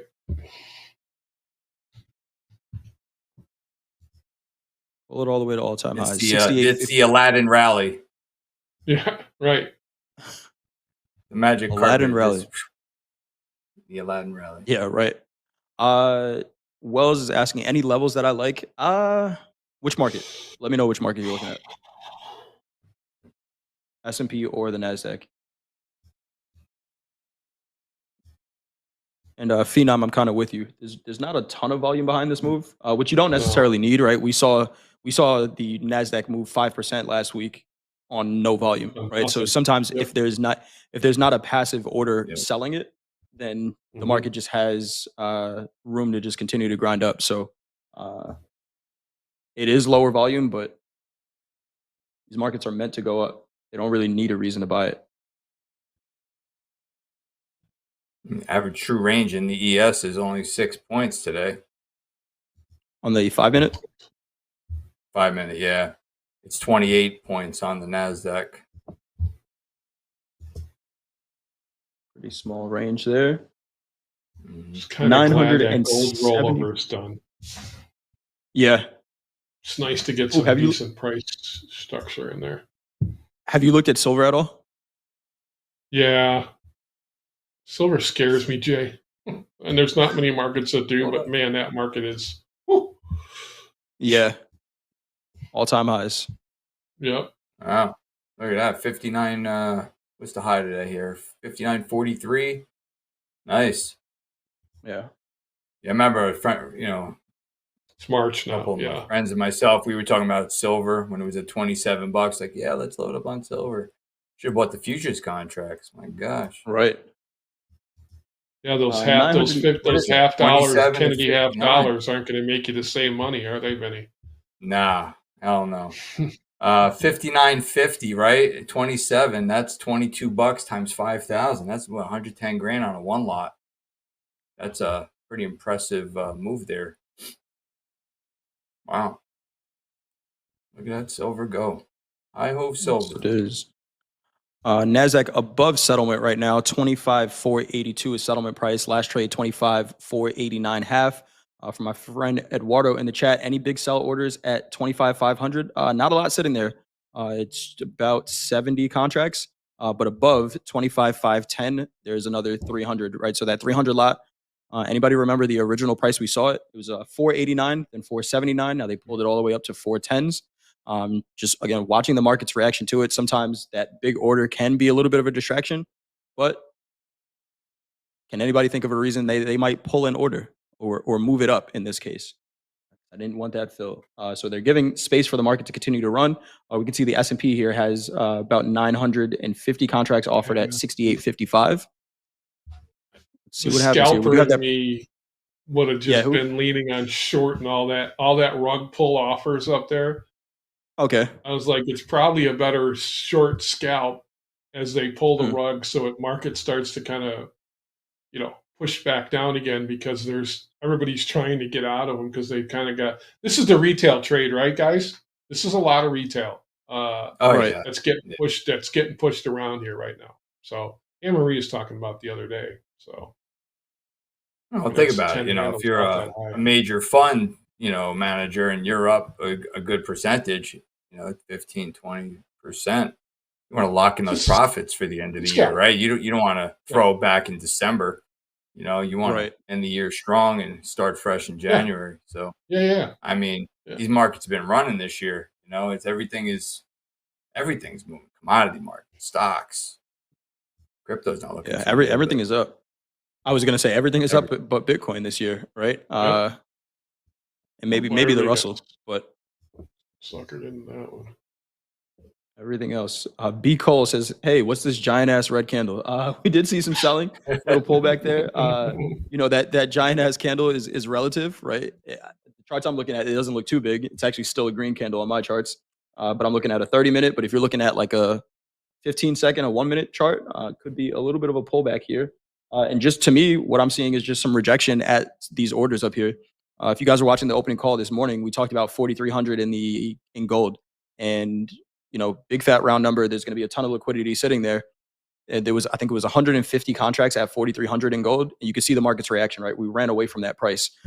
So I'm kind of reading these orders in the S&P the same way, right? The market's been pushing up since the New York session opened, but if there's not enough buying presence to get through this 900 contracts here in the S&P, then what happens when you buy something and it doesn't keep going up? You got to sell it, right? So looking for maybe a trade back down. So right now I don't see a trade, but I really want to see the market's reaction to these orders up here. And so far, they gave some runway. They kept pulling the orders until they didn't, right? That 68.55 sat there for a little bit, and the buyers kind of stopped buying up here. So this is a lower volume hour of the day, so not too surprised that we're not seeing that trade out. But as we see some volume come back in for lunchtime, I'm curious to see if those trade out, or do they kind of just sell us right back into the range? I mean, there was only 3 contracts that traded 68.64 half. So if you look at the S&Ps on the live dome, 3 contracts traded 68.64 half. That's it. Doesn't sound very convincing, at least for now, right? In this time frame, right? They could just come in, but for this time frame we're looking at, we need Coach Vince with that that big account to come in and just take out all these offers up here. Just take them out, Vinny. Yeah, let's do it. Let's run it. I'm sure they did that in a bit, right? You see a big order, they push it to it, and sure it's happened before. Nice rejection off of VWAP here in gold. I got VWAP 42.72.80. Gold trading about 8 points off of that right now, 42.65.30. But another one, just really slow here. If you're a range trader, maybe this is where you want to be right now in gold. Seeing a decent range. Call the high of it 42.75, the low 42.55. Okay, Coach Vince getting I long. mean, we're one time framing higher, Yep. on the 30-minute bars. So if we go to a 30-minute chart here, you'll see we've been, so when we say called one time framing higher is when we have, a higher high, a lower low, right? I mean, a higher low, higher high, higher low, higher high, right? So right now we're technically one time framing over the last hour of the trading day. So I might try to take a long up in here up against this initial balance to see if we can maybe get a push. Because we are, we're one time framing since 10 Central. So 1, 2, 3, 4 30-minute bars, one time framing higher.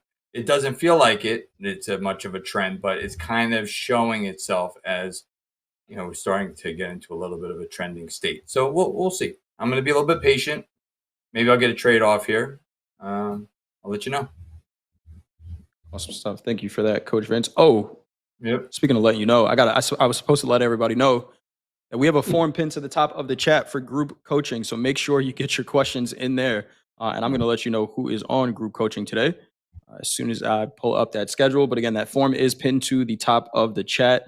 We have Hogue, Coach Vince is coming back, and Coach Deanna for group coaching. So make sure you get your questions in there. That will be right after Shoulder Tap with Jack and Ben.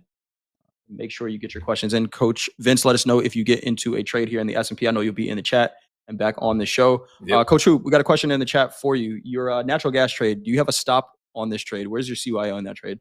I do. Right below on the 30-minute, right below the 50-day moving average is kind of, let me pull this back up. 50 moving average on the 30-minute? You can see the 50-day and the 30 minutes kind of hanging around there at 40. I got it right there at 47.75. Gotcha. Awesome stuff. If we break that, we could get some more rotation down. So that's we're kind of hanging around. And one thing I've been doing, Jay, I talked to Anne-Marie about this one day. I keep the prior day's VWAP on there now. Okay.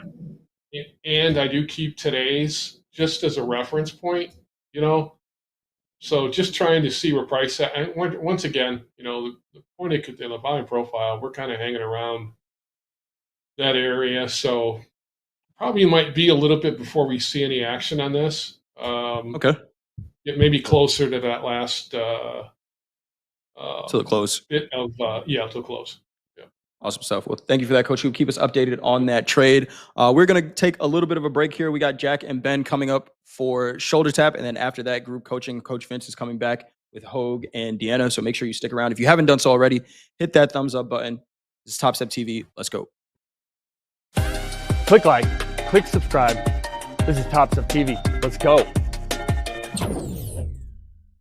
What's up, traders? It's Mick here with Topstep. The best program to get you funded is now built around you. Topstep's got a new offering, and it isn't a one-time sale. It's the best all-in price, and it's going to be here every day. Now there's two paths to funding. The new and exciting path is the no activation fee path. This is where you're going to pay a little bit more upfront, but then pay nothing when you pass the trading combine. You've got your standard path. It's a lower monthly cost. Then when you pass the trading combine, there's an activation fee. That activation fee is actually coming down in price. Topstep's got the best program, the best payout policy, and now the best all-in price. I can't wait to see what it offers our traders on their way to a better lifestyle.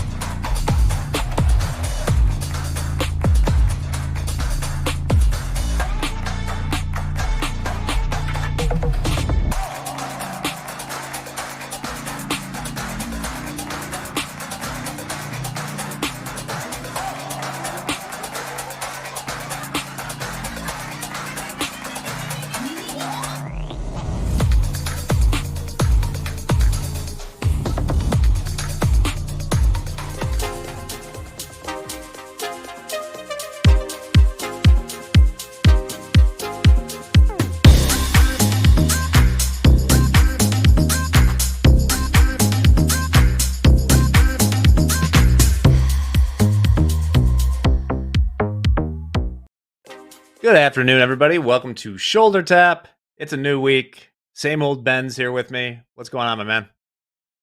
Same old Ben. I like that. Good to see you, Jack. Hope you had a nice Thanksgiving. Hope everybody got nice and full. Put on a little extra poundage from the turkey and dressing. So yeah, I'm feeling good, well rested, and ready to get back to it. It's been an interesting start to the week, and got a couple of traders who have done quite well. If we want to pull up the live leaderboard, the top of the list, we got Tyler up $22,000, which is amazing to see, and then a few other traders up nicely, 5 figures, and a healthy spread on the leaderboards today. About 50-50 on red to green, but a few people at the top really knocking the cover off the ball. So love to see it, and yeah, we'll continue watching that. Go ahead. Will do. I was going to say, also simultaneously right now, we do have a White House press briefing going on. We'll keep our ear to the ground on that. And then we have Trump speaking at 3 today. Nothing else on the economic calendar, so we should be good. Great job to these traders. And we have a card to dissect today as well, correct? We do have a card to dissect today, and not particularly pretty, unfortunately. Let's pull up the trading card for Ju Yoon. This is someone we've spoken about before on TopstepTV. Now, I'll start with the bright spots. They've been in this account for 190 days, so they have been able to survive, albeit been kind of a slow bleed over time, and particularly over the last few trading sessions. It's been really, really brutal. We're on a 9-day daily loss limit streak in this account, including today.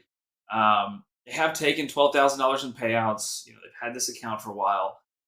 And the win rate and the winning trade percentage have stayed relatively stable over the last 2 months or so. Reward over risk has increased a little bit. So there's very slight improvement, but we are still, as you can see from the average daily P&L, heading in the wrong direction in this trading card. And particularly the last few days have been pretty miserable. It's interesting that the variability in the time has also, the hold times on these trades have increased a little bit too. Some of these, we know that they take pretty quick losses, 5 minutes on the losing trades versus 28 minutes on the winners. But even yesterday, I should say, Friday session with a 44-minute hold time on the winners, 14 on the losers. So, it's, you contrast that with the day before, a 2-minute losing trade. They went straight to the daily loss limit. So I just looking up and down this card, Jack, I don't think Ju Yoon is seeing the markets particularly well, especially recently. It's been quite a losing streak here for the better part of November into the start of the month. And then first day of the month hitting the daily loss limit again. So I've got some more here, but I'll send it over to you. What are you able to pick out of here? Good, bad, and ugly? Well, let me think about that for a moment here. I mean, what I can say is that, 190 days between when this account started and so the first couple months on the account was just danger zone. This account is massively over. I don't know what this person is doing, but it's massively over leveraged. And you can tell that because out of the gate, just hitting the daily loss limit over and over and over again. Now, something did change around June 16th, where they were kind of treading water for a couple months, and we're seeing some of it go back in. I mean, the big problem with this account, I mentioned it being over leveraged. Like, clearly, it's both over leveraged, and then if the highest day on this account is $11,900, which, don't get me wrong, is an amazing day. But with the amount of loss limits hit, it's nowhere near where it needs to be. So we need to deleverage, right? Or, and this is not what I'm recommending, you got to be making $40,000 on, at this win rate. I don't know. Like it seems like the account's not being taken very seriously, especially the beginning part, like the first 2 months. You got to string together some winning days, get some more payouts. I guess if I were to like say a positive, it would be that it seems that they had a bit of a come to Jesus moment around what was that date I mentioned over on mid June, and it's gotten better, but still, we got to size down. That's really my only comment on this, man. Yeah. Sizing down is the big takeaway, and there's a few ways that you can do that. While still leaving yourself exposed for bigger upside. You can add to winners, things like that. But you mentioned that $11,000, almost $12,000 winning day, the best day in this account.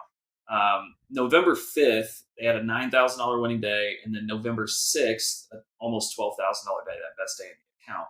Since that point in time, they've only had one other winning day, and it has been almost a straight shot down on the P&L curve. So they've given all of those profits from those 2 big days back, and then some. And that's miserable on a few fronts, not least of which is what it does to your emotional capital, showing up each day, trying to make it back. I think that's particularly you look at some of the days last week when this trader was trading it, losing. Hitting the daily loss limit in very short order, like under 3 minutes on those losing trades. And, that to me screams like just trying to make it back. You had made 20 grand plus, across 2 days and gave half of that back. It starts to affect you. You give it all back. And it really can just snowball from like an emotional account management standpoint. You can start saying F it and just, trading more size, trying to make it back. And it can get into a really bad place. So for me, like if they were sitting in the room with us, I'd say switch to micros.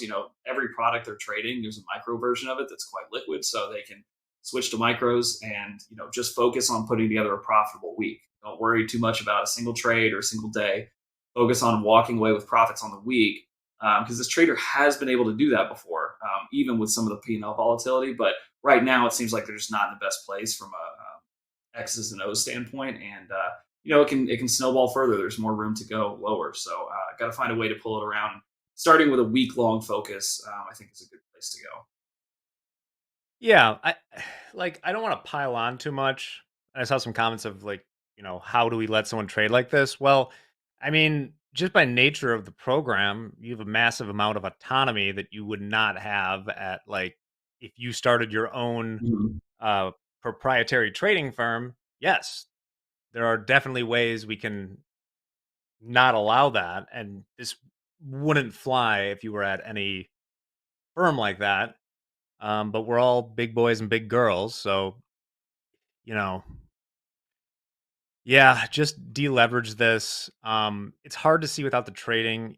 It might be that this person is just adding and adding and adding, and maybe there is the 0.001% chance that we're going to see a day that's like 300K out of this account.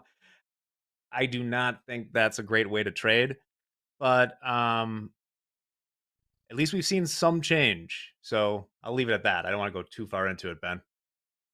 Yeah, and if you look back to October, like if you were to strip out the month of November, they made quite a bit of progress from September to the end of October. It's really a bad month overall in November after those 2 days to give it all back. Like I said, can just be kind of emotionally taxing and get you in a weird spot. So you got to find some way to get the train back on the tracks. And I think sizing down, trading small, aiming for a profitable week, can do a lot to pull you out of that headspace and get you back on the right track. So hoping that's where Ju Yoon goes next. And we'll be watching. That's all I've got for today, Jack. Yeah, he's still got a decent balance. Just get some winning days, take another payout, and just whatever you do, don't get a case of the F-its. That's the worst. Sometimes you see accounts where it's like, well, they have a case of the F-its. And, this is still real money, right? I mean, you're trading live markets. You can take it out. Don't ever get the F-its. that's a bad place to be. Towards the end of my career, Ben, I had a strong case of the efforts, and it always shows. So you can do this, Ju Yoon. We got you. So, Ben, thank you very much for stopping by. Thank you, Jack. Yeah, it was fun. Very, very inspiring way to begin this week, but lots more trading to go here. Coming up next, we got group coaching. Today we got, it's a very good one. We got, and I'm totally trying to read this right now. We got Hogue, Vince, and Deanna in the house. I see Vince back there. So stick around. This is Topstep TV. Let's go.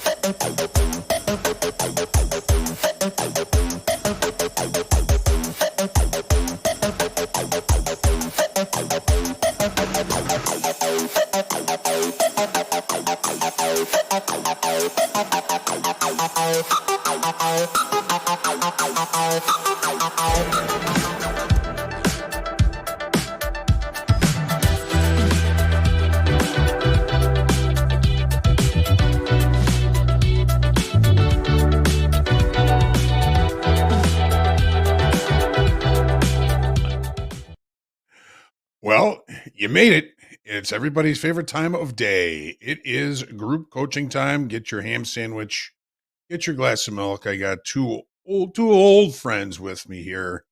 They're not old. I'm old, but I've known both of these traders for quite a long time. Two of my faves. We got Vince. We got Deanna. Happy Monday, everybody. Vince, how was your Thanksgiving? You know, Thanksgiving is a very important holiday in Italy. Well, I do like Thanksgiving because I do like giving thanks for things that maybe help, me throughout my process, right, Hope? Like, thank you, thank everybody for everything, part of my journey as a trader. I'm sure a lot of people have a lot of mentors in their trading journey, right? So give thanks. It's great to be able to give back to others as well. So, I think when you give back, you get things back tenfold, right? So that's just the way I look at things. But it was a nice time. It was quiet Thanksgiving. I did take my totally away from the charts. I didn't even look at the charts Thursday or Friday. I had to do some chores in the house. I had to polish my floors. I have these marble floors that needed a very good polishing, and it took me about a day and a half. I'm feeling it today though, for sure. Good. But other than that, it was nice to be away from the charts completely, like not even look at them until this morning, which was nice. How about you guys? Across the pond there, did you even look at the charts on Thursday or Friday? I looked, but then we had the CME issue, didn't we? So, but yeah, nothing much really. I didn't trade. Looked at it, shut the charts down, answered a couple of emails, and then just really went about my day. I had some work to do on the other side, on the other businesses. And then we went for a couple of dog walks. Yeah, it was nice to unwind. Nice. Yeah, very nice. Nice. How was your Thanksgiving? Yeah, we ended up getting about 8 inches of snow here, so I'm. Oh wow! I'm had my share of snow already this year. It's only December 1st as well, but that's the way it goes. So we do have some really good questions. I know that we've got one that was kind of targeted for Vince and me. But I wanted to just kind of open up with something quick here from David. D, how do you scale into an active position? Oh, that's something that I've always struggled with, I'll be honest. Me too. I'm the kind of person that's like, I make a decision of what my maximum default is going to be. And the only time I would scale in is if the price is staying reasonably inside the zone that I'm looking at. So I might scale, but I only really do that if I'm trading with quite significant size. I don't really see much point if you're sort of under 10 contracts. Like, why would you torture yourself like that? But obviously, if you want to trade with more size, it's kind of an art form to do that. It's always good to have orientation points, and in a way, I like to trade sort of level to level. So I would be looking at maybe never going over the maximum default position size that I set for myself. So that's step one. So I can go under that, but never over that. And if I break that, it never really ends well. So, there's a lesson there. But yeah, orientation points. So maybe looking at the next level, making sure that the add-on is not going to derail your average price. And that's the problem that I have with it, because I'm at my core a nerd. So anytime I have a zone in mind, there's a reason for it. If the price massively goes away from that zone, every add-on that's going to significantly change your average, it bothers me to my core. It's just like it irks me, and I don't see it as the same trade anymore. So I try not to do that because it's a pain point. It's a big pain point. I never really found a good way to keep adding into a position. Maybe it's because I trade commodities, and they typically are not as directional as some of the other products, maybe equities. Because when equities go, especially when they go upside, they just keep going, apart from maybe the euro wobble or something. So me not being an equities trader and knowing that in commodities, every time you think you've got something really good going, in a blink of an eye, they turn around and they erase everything. So I think that's the reason why I'm against it in general. But if I'm adding, I would just make sure that you're not adding like 100% over the maximum default position that you're setting for yourself, and that the average that happens after the add-in is not massively changing the entry that you meant in the beginning. So that's the only 2 pointers that I can get. Sure. That I can give. Yeah. Do you? I mean, of course, you're not adding to a losing trade. Of course, no more on trades here. In other words, you put a trade on, it goes against you, and you put more on. Do you ever again? You see, from the number side, any zone? Yeah. So this is what I was going to say. So when you're inside a zone, and it's sort of wagging around it, maybe you didn't see anything on the tape to get you out of a trade, but you're still, let's say you're aiming for maximum 3 minis, but you're in with 1 because you don't want to get smacked in the face if you're immediately wrong, right? So you add 1, and then it's sort of still just underneath your entry, but nothing's really happened to invalidate that position. I will add, but to me, that's not adding to a losing trade. To me, it's adding within the max default position inside a zone. So you're building a position in a zone. It's an entirely different thing. Of course, when people start to remove stops, then double down, then go into another sort of 100% entry, and then just don't want to let go, that's an entirely different, adding to a losing trade. So don't do that, right? That's a sure way to just blow out very quickly. But yeah, I think there's a big difference between working a position zone and just mindlessly adding to it. Of course. Yes. Yeah. And if you were, kind of the market state is also one of the things that you should probably consider when thinking about adding to a position. I mean, if you're in a position and you believe that you're at the beginning of a trend day or a day that's going to trend in one direction, you may find it more advantageous to add to a position versus adding to positions during range days.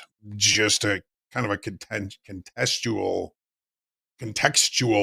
thought there.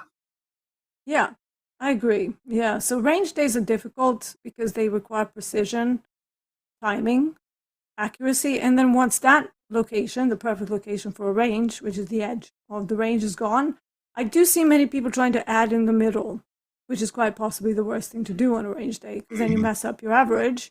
Now you're in the middle instead of the edge of the range. So again, it doesn't make that much sense.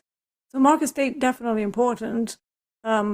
But yeah, I mean, how do you know that it's going to be a trend day if the trend is not there already? You don't. There's always like chicken or an egg. All right, thank you. We don't know. D. Yeah. We don't know. We don't. Yeah. It's all hypothesis until proven wrong. Yeah. Until proven right. Thesis. Yeah. Exactly. All hypothesis. All right. Vince D. There's a question saved from last week. Gabe was just telling us about it. And I know we will all have something to comment about it, but I'm going to hand it first over to my good friend Vince. Radoslav is asking, I'd like to know how to distinguish a day auction or market conditions that may lead to a repair day. He's heard me expecting it after a double distribution day. Coach Vince, you expected it on Monday, not today, of course, to repair Friday's auction. Can you show us, Vince, what you were talking about? Yeah, absolutely. So first thing I want to do, I want to strip out the overnight sessions. All right. So I'm going to get rid of the extended and do it to regular trading hours only. Then you'll be able to see it a little bit better. Okay. Because I really don't care about the overnight information. I do to an extent, but it's more about inventory. But when we look at this chart, all right, this was the Nasdaq back on November the 20th, right? We had a big down day. Okay. And, we left this area of low volume. It was probably an emotional, long liquidation event. And it left all these single prints here. These are 30-minute auction bars or candles. And you can just see it was just sell off, sell off, sell off, sell off. So when we go into the next day, we look at areas of volume, right? So we have a distribution of volume up here, and we have a lower distribution of volume down here. This is either could have been a double distribution trend day, triple, quadruple. I don't remember exactly what it was, but we have these two areas of volume. Okay. And what I mean by repair is we need to come back and we need to trade in this range, right? The markets at the end of the day, they like to be in balance. Okay. The markets seek balance, and eventually the market will try to repair this low volume event. All right. So going into the next day, okay, we open up, market gets back into the range. We're chopping around the volume area. And then the next day, all right, it took 2 days to repair in the Nasdaq. Okay. So the next day I wanted to look for repair. We got about halfway through the repair zone. The following day, we open back up, market then gets back up, and we almost repaired the zone. It took a few days. Okay. And finally, we repaired this area of low volume. Now, if I was able to, smush the market together, you would see, well, actually I can. Let's do it like this. Okay. So you can see the market is now more balanced than it was before. All right. So if I take that off, look at it again. This is an area where it was just sell off, sell off, sell off, right? There was no buyers in sight on this day. It just kept on selling and selling and selling. And then finally we filled in that area. It's kind of like a gap, right? Where you fill in the gap. So here's the balance area. Okay, look, nice balance area where we had the gap down. And you can see we're above value here. And, that's pretty much a repair day. It's just trading in an area to fill in any type of inventory or lack of inventory, to try to bring the market back to balance. Vince, do you find that on the following day, like in that NASDAQ, on that big double distribution trend day to the downside, if the market opened in the middle of that day in the low volume node, you're going to see a quicker opportunity to repair to both distributions of time and volume? Yeah, when we open inside the center range, absolutely. I'll look to probably fade it. So, like say we opened here this day, right? I probably would look to fade it up here, or maybe just, fade it and then or buy it down here, right? And just look to stay in this area of balance, to try to repair balance is what I'm trying to say. When we say repair, D, what would you say that means? I mean, there's not a lot of volume that is transacted in that area between those distributions. What does repair mean? I suppose the simplest way to put it would be a single print fade would be a good one. And in fact, I'm going to be expecting something similar over the next few days in silver, maybe once we hit 60. Because today we are actually leaving a double distribution in silver. It took a while. But then they kind of shot up. And then since then, we have one distribution and another distribution. This is unusual. And this is leaving some weak structure to the upside as it moves upside. So at some point, if we get institutional positioning where they effectively sell the 60 calls to all the retail people, it could get ugly because everybody's long on silver. And at that point, I would expect to see a huge unwinding day that goes through some of these weaker areas that we've seen. And we've had a few of those, right? We've had a few of those over the basically last few days. So when that starts happening, when the single prints are effectively being chewed up, you don't want to be in the way of that happening, because that gets a little bit painful. So yeah, single print fade for me in my head makes the most sense there, where yes, you have that weaker structure where we move through it very quickly, not looking back. Once you start falling into it and effectively accepting the single prints is another way to put it, you want to recognize that in real time, have a very good idea where those single prints were, and then once the market starts accepting them, to go with that, not to go against it. Of course, there are times when we touch a single print and then carry on. But just by the fact that you have double distribution areas, that in itself is unusual. You know, like Hogue, I learned that from you. Double distribution days, how often do we see those? Not very often, right? So when they start to go back on that, you really want to just go with it, breathe, pause off the mouse, and just see how far they can get through the weak structure. So in my head, it's a single print fade, for sure. Yeah. So to me, you know, those double distribution trend days and those low volume areas between the distributions, there's unfinished business there. The market doesn't give enough time for any executions that may occur in that area. It becomes too directional, and it just leaves a little bit of a hole. Like Vince was saying, it's almost like a little bit of a gap. Some people would say single prints would be also known as fair value gaps, and you can kind of look at them in kind of a similar way. It's a great question, Radoslav. Great question. Vince, anything you want to add? I mean, we could look at the ES real quick because you can see it happen in the ES as well. Hold on one second. I have some orders going in here. All right, let me pull this up here. So let's look at the ES. All right. So here, let me take out the overnight. All right. So in the ES, we had a very, very similar situation. And so this was the big down day right here. Okay. So we have our distribution up here. We sold off, gap down, right? These are 30-minute bars. These are big bars. These are gap down, just massive selling. And we built a little balance at the bottom. But once we open up the next day, we came in, we traded to the low volume, and we kind of stalled out, right, up against these sellers. But then the next day, we came back in and we chewed up a little bit more of that inventory, you know, or the lack of inventory. Right, so we chewed up a little bit more of those single prints. And then on the third day, we finally completed the repair, okay? And if you look at the profile on a composite, you'll see we built that balance in the center here where there was nothing.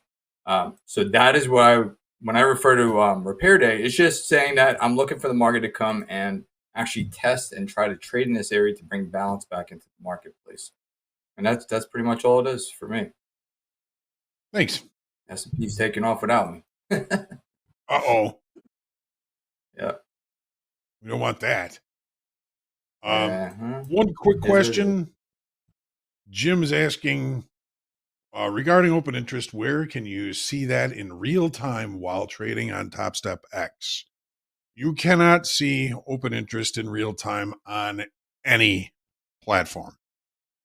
It is the total number of outstanding contracts, and it even takes the exchange extra time to accurately calculate that number.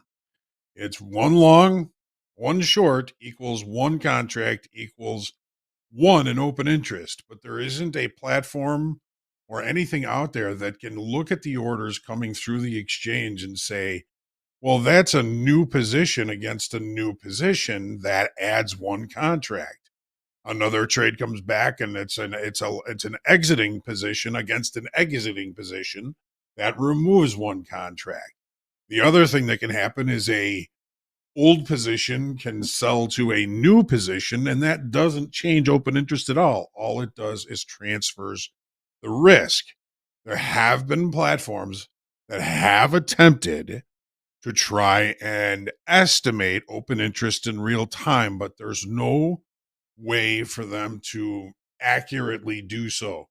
Every time that they came up with a number or a level, it's a hypothesis. Nobody knows for sure whether it's a new position, old position, liquidation, creation, or transfer. So you cannot see it in real time. You'll have to just depend on the exchange in the morning and when the final number comes out to depend on open interest. It's kind of a slow indicator, or maybe even you could say a lagging indicator. And for a lot of the times, if you keep track of it, it's not going to mean a lot. But when it does mean a lot, you better pay attention to it. I've shown a couple of examples, particularly in gold, where we saw a large increase in open interest at higher pricing against negative delta. That was right at the beginning of this year. And if you've been watching gold, you see gold's up about 45% of higher than where it started the year. So that open interest increase definitely part of the study that I was looking at the time and saying, we do not want to be short gold. I said it on TopstepTV in the middle of January. I said, there's a large accumulation of new longs coming into gold. Do not short it. So that you cannot see on any platform. Good question, though. Yeah, so I had an argument actually with someone, and I see that some people in chat are finding an indicator on TradingView that's called open interest and going, yes, TradingView now tracks open interest. And I looked at it, it's not, I don't know what they're measuring. And I had a whole argument with this person. And I said, you can't see it. It's an end of day thing, right? No, TradingView has it. And I looked at it and I said, okay, well, I can tell you that I looked at the CME website at the end of the day, and they're completely different. So you tell me, which one do I trust? A random indicator that you found on TradingView that claims to track open interest in real time, or the CME exchange that collates and aggregates this data? So we have to, I think, separate the intraday stuff that we can track, like, for example, delta, cumulative delta, we can track that, right? But open interest, it's a really difficult thing to do in real time. So to me, I'm still going to go with Hogue, and I'm going to trust the CME data that comes out. So it's a daily lagging indicator, but it is useful because it can give you an indication that maybe, just maybe, we're running out of steam at these levels, or maybe we're picking up steam after a pullback or reaccumulating. Yeah, but other than that, nothing can track open interest in real time. It's just not something that's been done yet.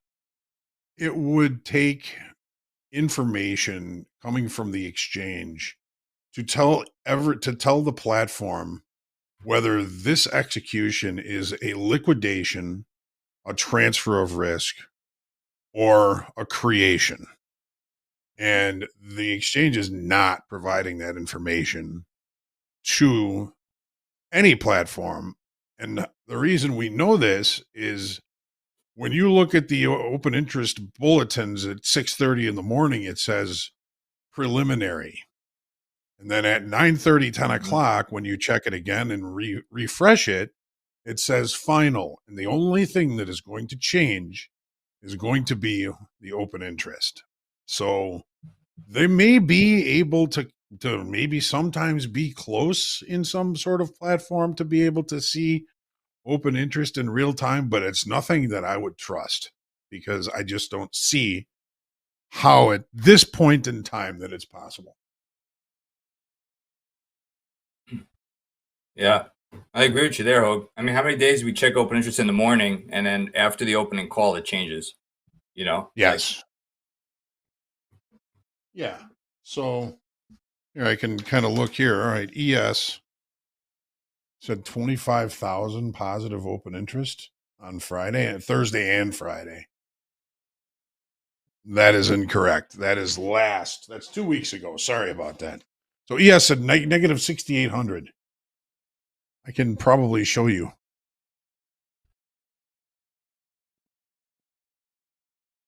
Yes. So here's the bulletin. If you can see on my charts here. We'll make this big so everybody can see it. Negative 6,800.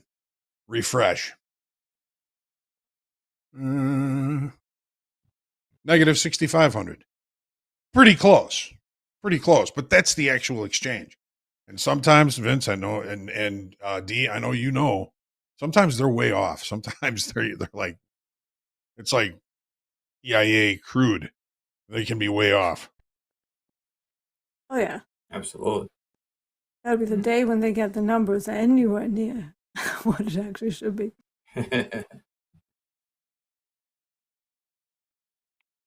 All right. You guys ready for another question? Sure. Ready? Yeah. D. Uptown Dunk. They say the stock market isn't the economy. I actually disagree. Thoughts?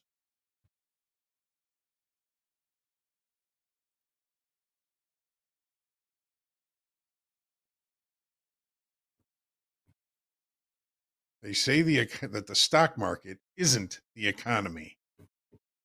Agree or disagree, D? So what is it then? Well, they say the stock market isn't the economy. This person disagrees with that. Thoughts? Okay.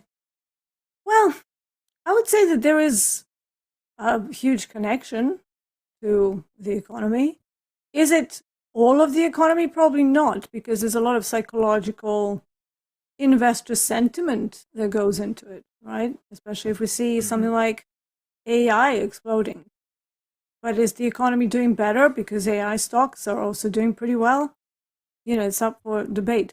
So I wouldn't say it's the entire economy, but it is definitely a huge indicator of it. However, it can also be a good indicator of whether we are doing well or whether maybe we have a systemic risk happening somewhere. So I would say it's a huge part of it, but it's not the economy necessarily, because the economy is a lot more complex than just one stock index, in my opinion. So partially correct, but I don't know. I mean, I wouldn't say it is the economy. So it's an interesting question. I don't think it is a very interesting question. Yeah. But from a psychological perspective, I see it as a good indicator of how people feel about the state of a country's economy. And obviously, the U.S. stocks are not the only thing. Like, of course, it's the biggest industry in the world, right? And it's the biggest country in the world. So it definitely plays into consideration of other countries. How well is the U.S. stock market doing? But is it the entire economy? Probably not. Interesting question. Yeah. Yeah. That's going to keep me and there's small caps. There's all different kinds of stocks out there. I mean, is the stock market affected by the economy? Yeah, it can be. Is the economy affected by the stock market? Maybe to some degree. Maybe. But I mean, when the economy's good, you've got more people investing. That can be an indication of a strong economy. But then there's always the idea that the market is always going to look the best at the top and the worst at the bottom too. So, there are times when things are going very well and the stock market can't hold up. So you get some sort of an adjustment and then things kind of go back to what they were doing. It's, I don't think that the stock market is the economy. Is it affected by? Of course. Is it related to? Yes. Maybe like a second cousin. What do you think? Vince, how do you feel about that? Yeah, I mean, I'll add to it. So, the the one thing you got to understand with the markets is I wouldn't say it's the economy, because there's a lot of people out there who are fueling profits for other companies based on credit, right? They're hitting their credit card. And there's a lot of people going into credit card debt. So, they might be consuming a lot of product, boosting corporate profits. But at the end of the day, is the economy really healthy, or are we failing as a debt nation? That's my look on it. You can, Amazon could be making a killing right now, right? Their stock's going to fly through the roof. But, if you're putting yourself $1,000 in debt, and I'm putting myself 1,000 in debt, and the other person putting themselves in 1,000, right? Are we really doing well as an economy, or is it just look good on corporate paper? So that's kind of my take on it. So I think there's some smoke and mirrors behind a lot of things. And that's how we get into these bubbles, right? You get all this money fueling into markets, and then all of a sudden it goes poof, right? And the S hits the fan. So, that's my take on it. I don't think it is the economy. I think there's levels of it that tie to the economy. Absolutely. Like Dee said, but is it the actual economy itself? I don't believe. That's just my opinion. This is not financial advice. Yeah, I mean, we've seen that during QE, right? So we had the credit crunch, then they pumped a whole bunch of cash into just as artificially printing money, and the markets recovered, and then started this massive bull trend that we've spent years in. Was that healthy, or was that and was any of that money getting to the actual consumer? No, it was going into the rainy fund of Apple and similar companies. Was that the sign of the economy? Clearly not. So I think it's, again, contextual, where, what is actually fueling the growth of the stocks and the prices going crazy. And when you have a QE program, obviously that's not very healthy, because we're trying to bail everybody out. Is that the true state? Definitely not. But right now, we don't have that. And, I would say maybe now it's closer to being a decent representative of the economy, but it's definitely not the be-all and end-all, for sure. Yeah. And I mean, think about this too. We were complaining about the price of eggs, right, last year. Oh, it's $6 a dozen, $7 a dozen. But then you have somebody who will go and buy the $1,500 newest iPhone that's on the market, right? We're complaining about $5 eggs, but we're spending $1,500 on the phone. I don't know. You know what I mean? Yeah. Priorities. Yeah, cost of living over here as well. We had we had gas prices here. I think it was about a couple of years ago. They just went absolutely mad. They increased everybody's pricing by about 800% worse in some parts of the UK. And yet, a friend of mine who is in debt can't really get her life together. She's like, oh, like you said, Vince, I just got a new laptop. When you got a new phone. I was like, well, how did you, how did you they go on vacation, right? I don't want to buy eggs. Yeah, but never miss a vacation. God, that would be sacrilegious, wouldn't it? It is good for your health, though. I will say it is. It pays dividends. I think it's a bit overrated. It's overrated. Vacations are just as vacations just as nice. Yeah. Yeah. Well, you pay per liter, right, Dee? You pay gas per liter? Yeah. Not by gallon, right? How much is a liter of gas? Oh God, I don't know. I just put it in the whole tank. So it has come up. Like, let's say about 5 years ago, a full tank on my Mini would be about 44 pounds, whereas now it's more like 62, 64 pounds. There's been, a fair increase, which is surprising because apparently oil prices went down. So it's like, how does that work? But it's here, the they end. haven't hit the pump here. Yeah.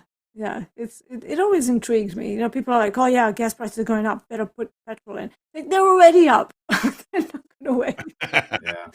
So it doesn't work I think last week I was on here last week and we were talking about like gas and stuff. And during the Bush presidency, what was it, 06, 07, crude oil was at $140 a barrel. Yeah. And gas was the same price. Here we are at $58 a barrel, and we're still paying $4 a gallon. So, I guess I remember the cost to refine the gasoline doubled maybe, but Yeah, I remember at $140 a barrel of oil, it was only $4 a gallon, maybe 4.25. You know. Yeah, I remember people complaining about $5 a gallon. You know, for the price gasoline. gouging websites and all that. Yeah. Yep. I just want to answer one question here. Mr. Frankfurt was asking you, when you're looking at open interest, are you looking at just the regular trading hours or extended trading hours? The only place that I can get it is through the extended trading hours. And most of the volume is happening during regular trading hours. So any major changes in open interest and creation or liquidation of positions is happening during the regular trading hours. But I'm looking at the extended trading hours and the bottom, the total, all of the contract months. That is the number that I'm looking at when I'm marking that on my spreadsheet. Thank you, Mr. Frankfurt. So we're getting a little bit late here. We got a couple of minutes.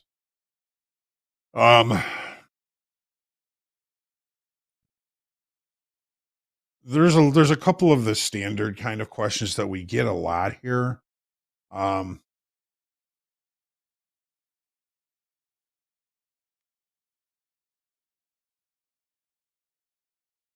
Romero is wondering, how to identify to stop trading, even if I haven't taken a position. I mean, what do you look at? Is there a particular kind of market state or context that you're going to say, you know what? I don't like this. I don't see this. I don't see any opportunities. I'm not even going to trade. What would that take? Oh, yeah. Usually it's sideways movement on low volume. And I will usually try a position. But then if I've been in that position for like 90 minutes, 2 hours, and we're not getting any traction and everything is still flat and we haven't really extended the initial balance, or we extended it, but we keep chopping in the middle still. There's no initiation on either side. And the volume is just lackluster. I think volume is a pretty decent indicator, at least in my products, that nobody's really interested. Because in commodities, you don't really get too many zombie rallies. It's not really a thing. You just get a day when nothing's moving. And you're literally just sitting there watching paint dry for 2 hours. At that point, I would probably go, you know what? I should go do something else. Because why? Why do that to yourself, right? Sure. Sure. Yeah, there's other things outside of trading, but for me, lack of initiation, still floating inside the same range. Maybe it hasn't even left the Asia range. Never mind, actually other time frame participants stepping in. Sure. We're still in the same area. Everything's looking barcodey, and probably my sign to bow out and say thank you. I shall not be torturing myself today. But if you want to, you can always look at range trading. However, even that has diminishing returns, because if the range is really tight, you don't have a range that is worth trading, in my opinion. Right. Without a lot of sweat and tears and tearing your hair out. Again, don't want to do that. Make sure the juice is worth the squeeze. Yeah, exactly. Right. So tight ranges, smaller than average initial balance would be one sign, and then just lackluster volume. And then 2 hours into the session, nothing's happening. Yeah, probably good idea to call it a day. Make an executive decision to end your day. Go do something else. Thank you, Vince. I would imagine you pretty much have the same answer. Yeah, pretty much the same, but I'll add a little bit to it. So for me, because I consider myself hybrid type trader, like I do range trade and I do trend trade as well. Like D said, if the range is not large enough, okay, then I will say, hey, I'm just going to step away until this market wakes up and does something. For me, for the range though, if there's an opportunity to get 2 times my risk, right? So if the range is a certain size and I feel like if I fade the range and my risk is a certain amount and I have an opportunity to get at least 2 times my risk, then I'll probably take the trade, just because anything can happen, right? ACH. Sure. But the problem is if I have like a 1-to-1 return, I'm not going to play it, and I'm going to step on the sideline and wait for some sort of either continuation or look for a bigger range to trade. So that's kind of like how I do it. But just like Dee said, she hit it on every point there. But for me, the only extra thing I add is, I will trade the range if my reward to risk ratio will fit, and that's pretty much it. Reasonable and probable, right? Right. Exactly. Yep. All right. Well, my friends, love you both. You're the best. Love you too. Love you too, Hogue. And You're the Vince. best, Hogue. We go way back. You're the man. You're the man. Mr. Miyagi. Blessings to you. Blessings to all of you. We've got Trade with Topstep coming up. Coach Jay, Elfie, and Hoop coming up next. Trade well, folks. Look for the right opportunity. You go looking, you're going to find one, and it may not be the one you're looking for. D, Vince, blessings. We'll see you soon. Hey, folks, this is Topstep TV. Still lots to do. Let's go.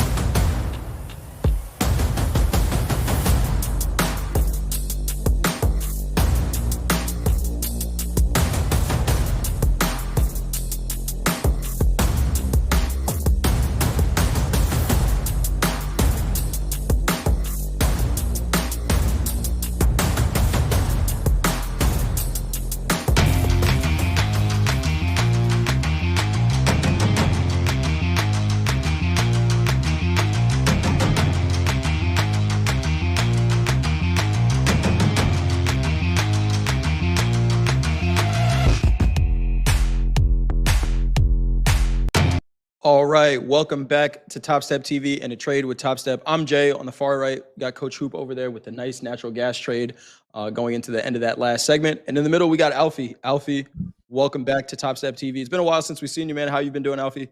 How's trading going? Yeah, thanks for having me. Good to be here. Yeah, good. I mean, if I zoom out, pretty good. If I zoom in, not so good last few weeks, but that's the nature of the beast, isn't it? Right. Absolutely. Look at your results over you a guys? long period of time. Sometimes traders like to focus on, hey, what did I do in the last 30 seconds? But if you zoom out and look at your results, like you said, doing pretty good. I'm doing well. I'm doing well. I was looking for a place to get short the equities, and I just didn't really find what I was looking for. But we are seeing a little bit of selling coming in here now. Taking a look at the S&P here, we still had those orders up there around 67.55, and we're seeing a little rejection. Acceptance back inside the initial balance potentially, and I may take a short here in the equities. But I'm doing good. Coach Hoop had the trade of the maybe of the day so far on the show. Coach Hoop, talk to us about that natural gas trade. You still in it? Yep, I got a runner. Once again, I try to have a flexible bias, but it's this time of year. I've traded this market for a long time, and trust me, I've taken my lumps in natural gas. But now there's a micro contract, so I can manage risk a lot better. So okay. Normally I don't put a take profit. I use my inner Tom Hugard, but we get a run through the stop. We're kind of getting there right now. I'll probably just take it off. I'm not quite sure how much more upside. We're getting near the New York close, so I might pull it. You just have a thunderstorm roll through your living room? What was that? No, that's the Air Force base that I live next to in the west side of Phoenix. Oh, got you. Okay. Yep. I live near Luke Air Force Base. So Hoop, it might be storming in your pantry. I don't know what's going on. But it was the Air Force Base. There we go. Alfie, anything you're looking for as far as trades go right now? I know you said you were long gold earlier. Anything you're looking at in the markets right now? Yeah, just keeping my eyes on potential continuation for gold to the upside, but it's gone up so high. I mean, it's convinced me to be a buyer again. Like, I was looking to short it all of last week, and I see that gap up in Asia, and I'm looking to buy it again. So just monitoring for continuation there. I know there's some single prints back from when they had the all-time high all the way up at like 43.10. So there could be quite a lot of roll, but yeah, you never know with gold deal. Are you trading more gold than NQ now, Alfie? It depends on the time of the day, to be honest. Like in Asia, definitely yes. But I'm a bit of a degen for the New York Open on the Nasdaq. I really like when we get like 100-point box or something for a range, and you can just on a range day you can do quite well. But there wasn't many range days last week, so I think it's all right. Absolutely. Taking a look at some prices here. 68.46.75 last trade in the S&P. Gold trading 42.73.70. The Nasdaq trading 25.450 quarter, and natural gas. Let's quote natural gas instead of instead of crude. 4.945. Coach Hoop is still long in natural gas. Seeing this rally, you guys are getting a little behind the scenes of what my charts look like with that 8-screen setup. It's how I keep up with all the prices and what's going on in the markets. Coach Hoop, how do you manage this last natural gas contract that you're in? You just trail it, or you have a target? Once again, you got 20 minutes until the quote New York close. So I'm hoping we get one more push through here. Time is a level, right, Jay? So if we kind of hesitate here, and we're at high of the day, could post New York close, we get a little bit of a pullback. It's just kind of where I'm kind of looking at. I mean, I have a way stop down there in case, but once again, I've just never been a real take profit guy. I mean, I've got a zone that I'm looking at, but more often than not, right now you can kind of see my orders kind of resting there. But yeah, I just kind of see how we act into the New York close. And that is in about 20 minutes from now? Yeah.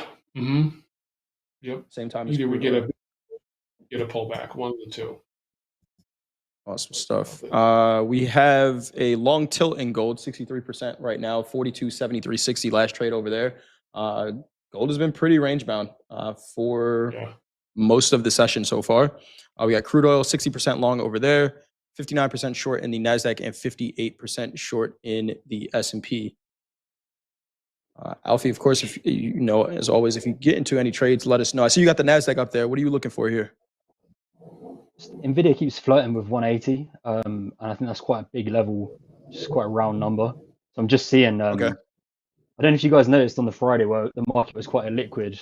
It really dislocated. So like Nvidia was down, but the Nasdaq indices spread was like way up.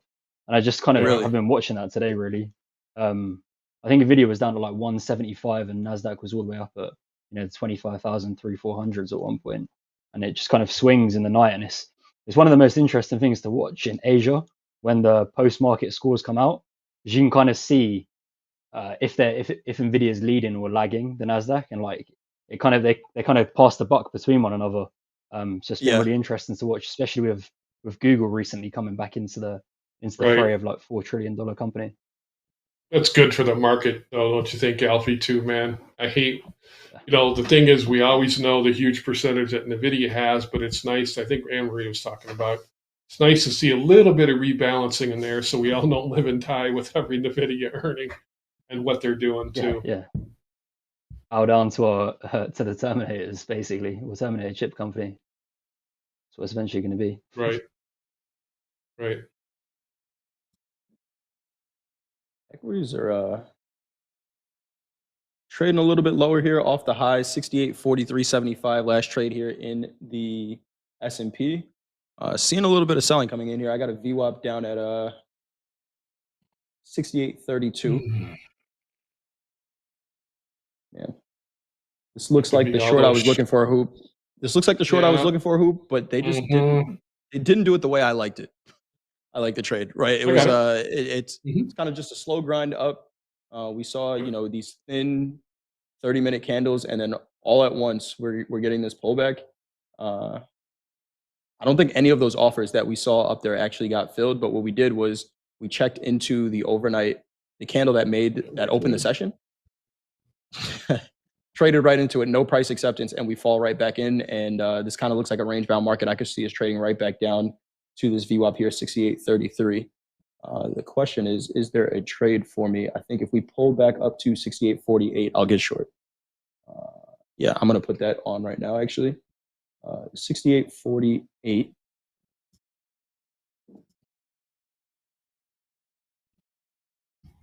I'm going to risk about 8 points on this, 8 points on this, 68.48. If we tag VWAP first before getting into this trade, I'll just cancel the offer.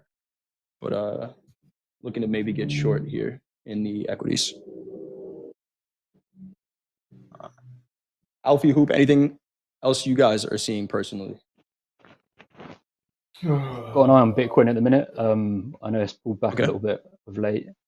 But yeah, had quite itchy trigger fingers last week, and they just blow through the ranges, don't they, with Bitcoin sometimes. I know Zero Hedge put something out like triple whammy for Bitcoin last night, which was the Japanese bonds, and then there was some other constitutional rebalancing, and then there was just that huge candle in the end of the Asia session.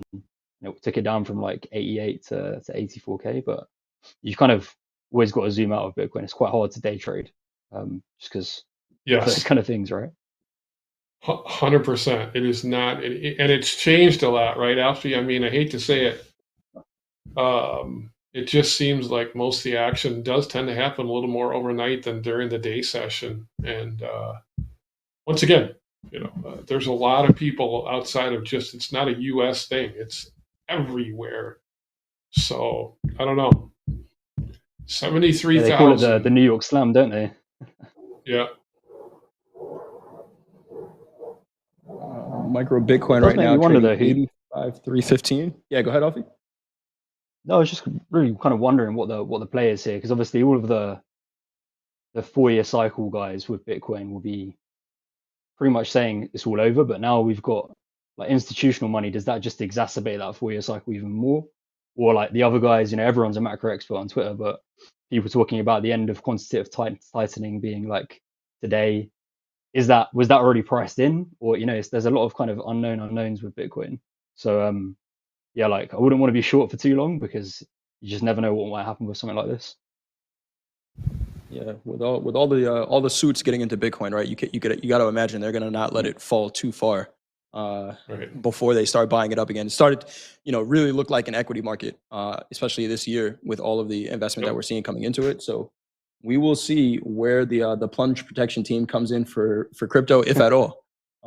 Trading 85,335 right now, micro Bitcoin. I think it's a the average short-term holders are like transparent than it used to be too, right, Jay? I mean, Say it it was again, kind of what was going on behind the scenes in crypto for a long time. I don't think it's as visual as it is now, right? We know what whales are doing, and it's much more mainstream to me, so it's in people's face a little bit more. Right. The S&P, really? You're gonna do that? I had my offer at 48 in the S&P, and we traded up to 46.5 there. No trigger, but I think the trade. Stingy. Yeah. I saw a price that I liked. It's that kind of day to be stingy, though, Jay. Yeah, I saw a price that I liked, and then right after, I saw a price that I could have liked as well. 46.5 looked pretty decent for a potential short there, but not going to force anything. I took a trade in this account in gold earlier today and up a little bit, so again, not going to force any trades here. But the S&P, I think we trade right back down to VWAP here, 68.32 potentially. Coach Hoop sitting pretty in that natural gas trade. Took a little bit of heat on that trade, Coach Hoop, but the function of micros, I think, was that you were able to kind of just sit through that, let it work, find the risk. Yeah, I could have never sat through a real future with that. No way. Yeah. It's too much risk. Yeah. Dow selling here. The Nasdaq selling 25,433 last trade in the Nasdaq, 68,4175 last trade in the S&P. Dow 47,495. Kind of stuck in the range there in the Dow, but to be honest, it looks like the first that got selling here. The Russell selling as well. So all the equities going in the same direction. Gold pretty much flat, 42.7120 last trade in gold, and 4,935 last trade in natural gas, where Coach Hoop is long currently. Someone says there feels like there's about to be news. We can check. Not really seeing any headlines.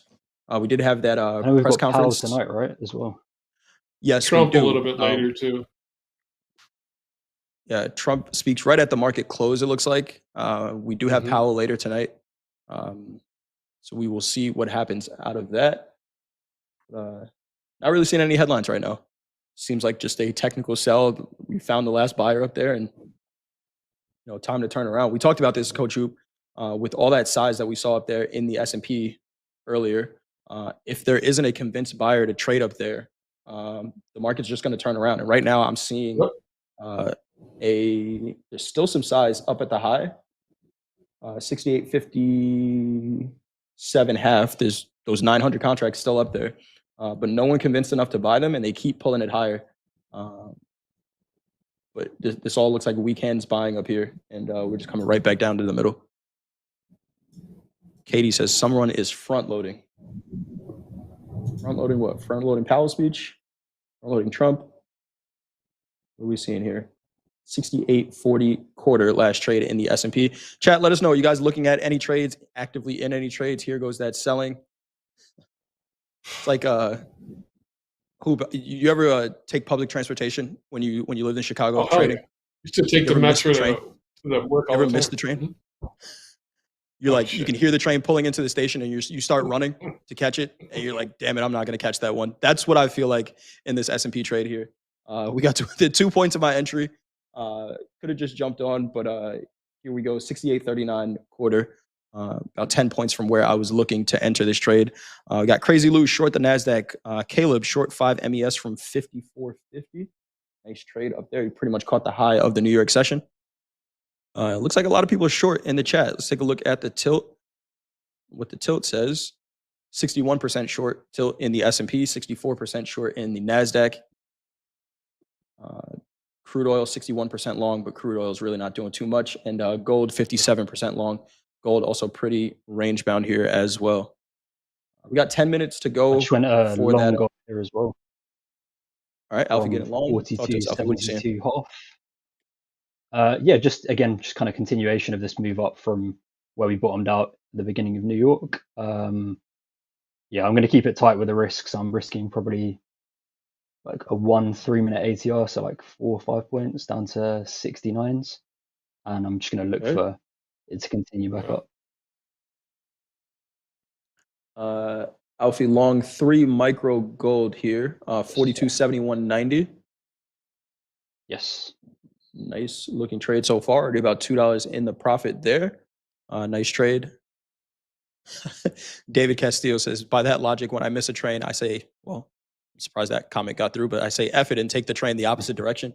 Yeah, that's what we don't want to do, right? We miss the train and we're like, oh man, this train is going short. And then, it's like, well, I missed it, so it must be a long now. How many times have I done that as a trader? It usually, that train is derailed at some point. It's usually not a great trade. But Alfie got a good one going on here. What'd you see there, Alfie, that you like this gold long here? So I'm in a gold position on a separate account since about 10 or so points ago, and that just pulled back. So I just wanted to see that continuation occur. But I mean, it could have just been that move there might continue right down. But I'm just not really expecting a change in direction from this reversal. But I could easily risk that $100 today, just to let it find out really. Got you. So you're long in a couple of accounts here. Seeing a little bit of a pullback. 42.7190. Alfie's long, pretty much right here, right now. There is that anchored VWAP from the New York session in the S&P. That is what I was looking for. Looking for to get short. New market. 68.3775 last trade in the S&P. That VWAP is at 68.37, and then the full session VWAP is at 68.33 1/4. See if we do get that pullback. Equities pulling back just a little bit here. 25.420 last trade in the Nasdaq.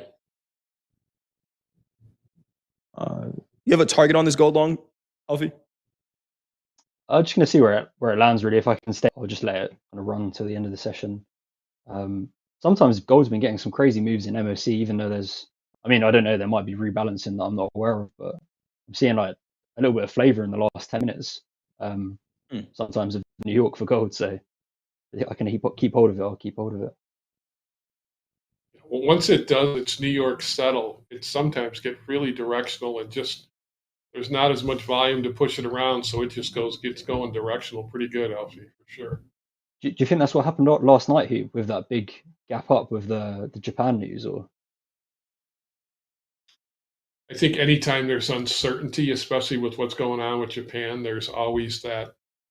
I mean, I was looking at this morning and I'm like, okay, Bitcoin's down, the equities are down. I this is the old trader in me going, okay, where's the hedge?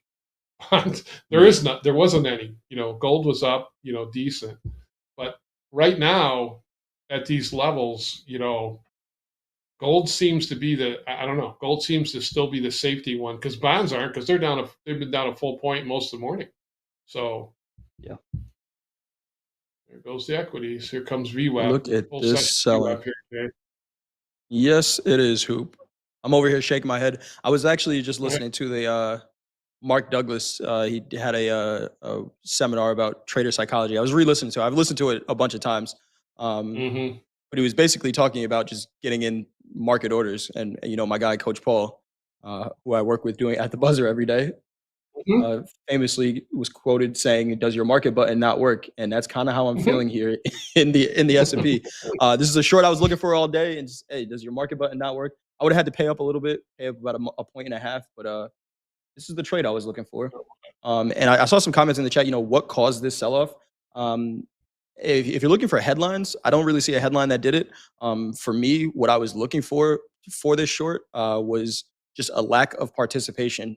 The higher the market got, right? Volume was coming down, and volume coming down, price going up is really not a great recipe for continuation in the markets, right? So the thinner the volume got up here, the higher price got, the further it has to go, or the more room it has to come back to volume, right? And not a surprise that we come right back to VWAP here. So yeah, we just got pretty thin up here. We saw some hesitation from buyers when we saw those bigger orders in the market, and we talked about it when I was on with Coach Vince, Coach Hoop earlier, that if there are not enough convinced buyers to buy up here, the market's going to come back down, and that's kind of what happened here. It's not like an aggressive sell-off where it's like, hey, this is market moving news. This is just a technical, buyers stop buying it, and price comes back down from there. Let's see if they can sell it through VWAP, or do we trade back up? But right now, that is a pretty nice sell-off. The S&P is down about 20 points from the high of the New York session. 23 points lower, trading 68.33. Currently right back to VWAP. And Zenod said it reversed right at the Globex session open. Yep. Yeah, that's what we were talking about here, right? Here's that Globex session open. There was some size up there, traded into it, and rejected right away. Really nice rejection there. Right at 2 p.m. Eastern. Hour and a half to go in the day, seeing some nice selling. It's pretty negative delta in this 30-minute candle as well. So that is some market order selling coming in here.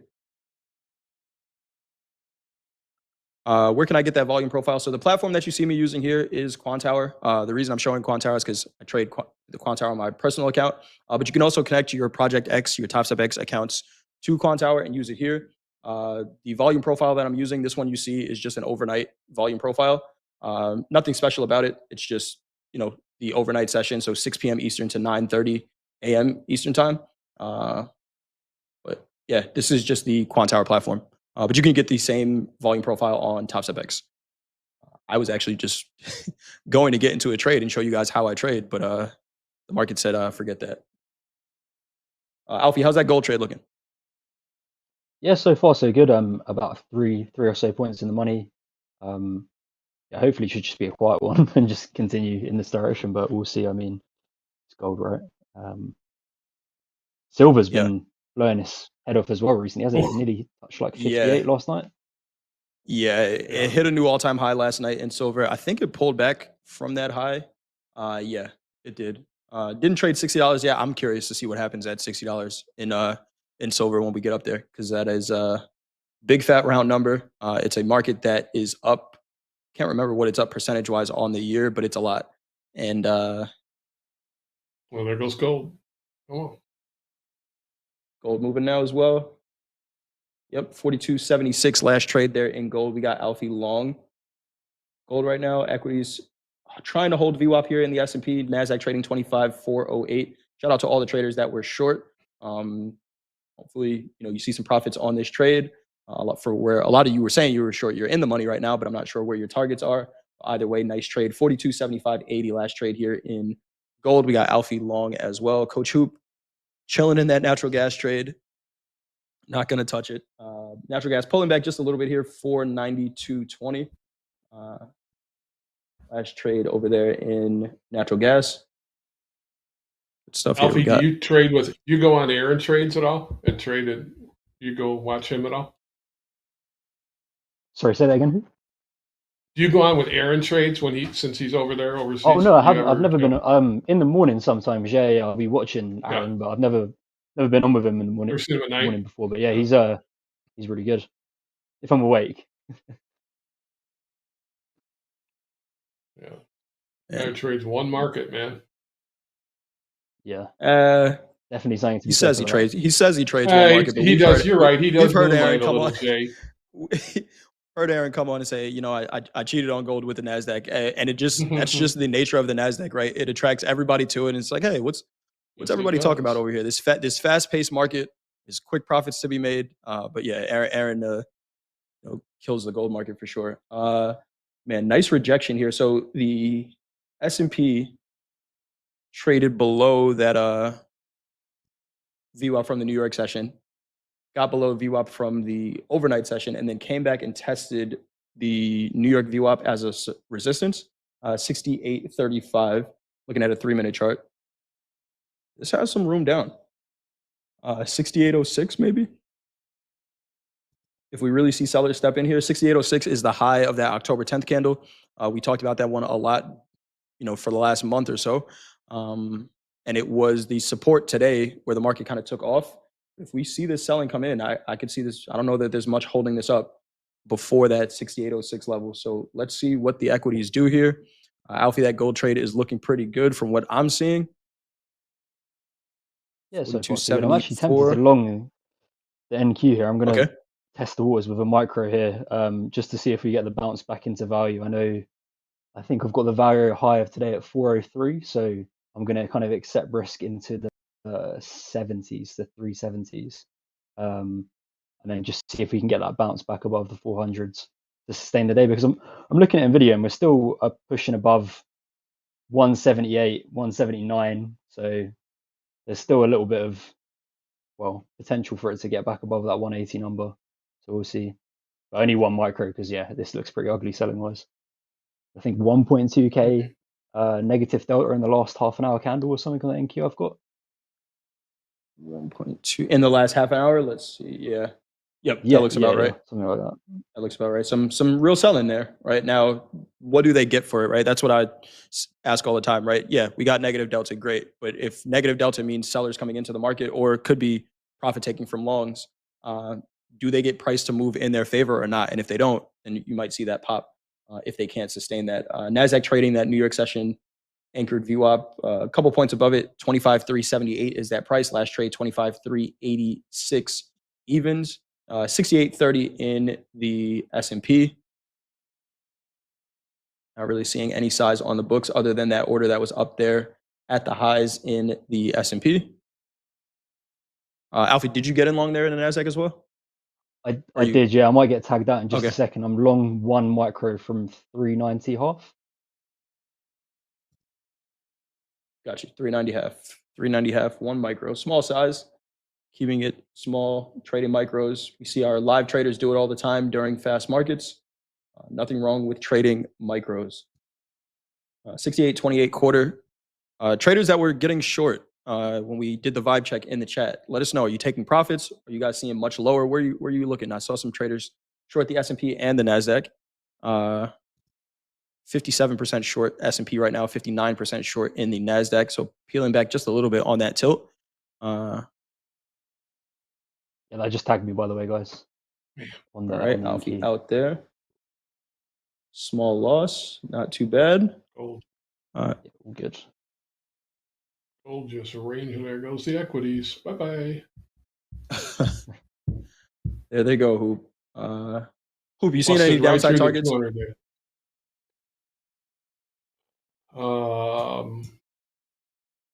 15, 14 area, maybe a little bit. Might be a little. In the S&P? So, yeah. This thing's going to start going now. We just went right through VWAP, right through the 200-day.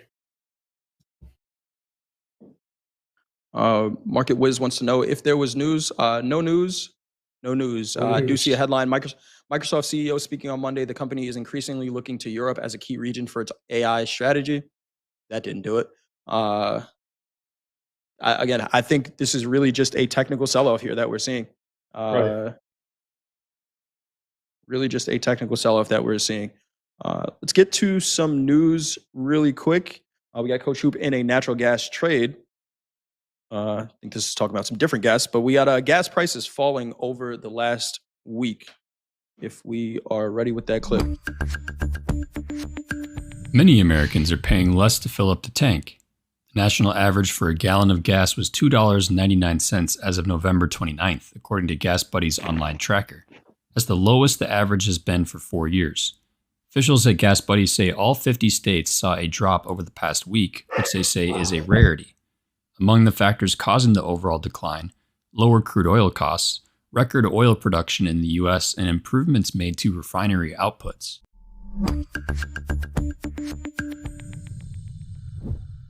Gas prices coming down. Gas prices coming down. I filled up this weekend, but again, I live in Jersey. I never pump my own gas, so I don't know what it costs. I just know that I have to pay it when my tank is on E. should probably start looking. Alfie, what does a gallon of gas or a liter of gas cost near you? I think it's about £1.35 a litre or something like that. That's a lot of conversion. I have to do liters to gallons and then pounds to dollars. Is it higher or lower than the last?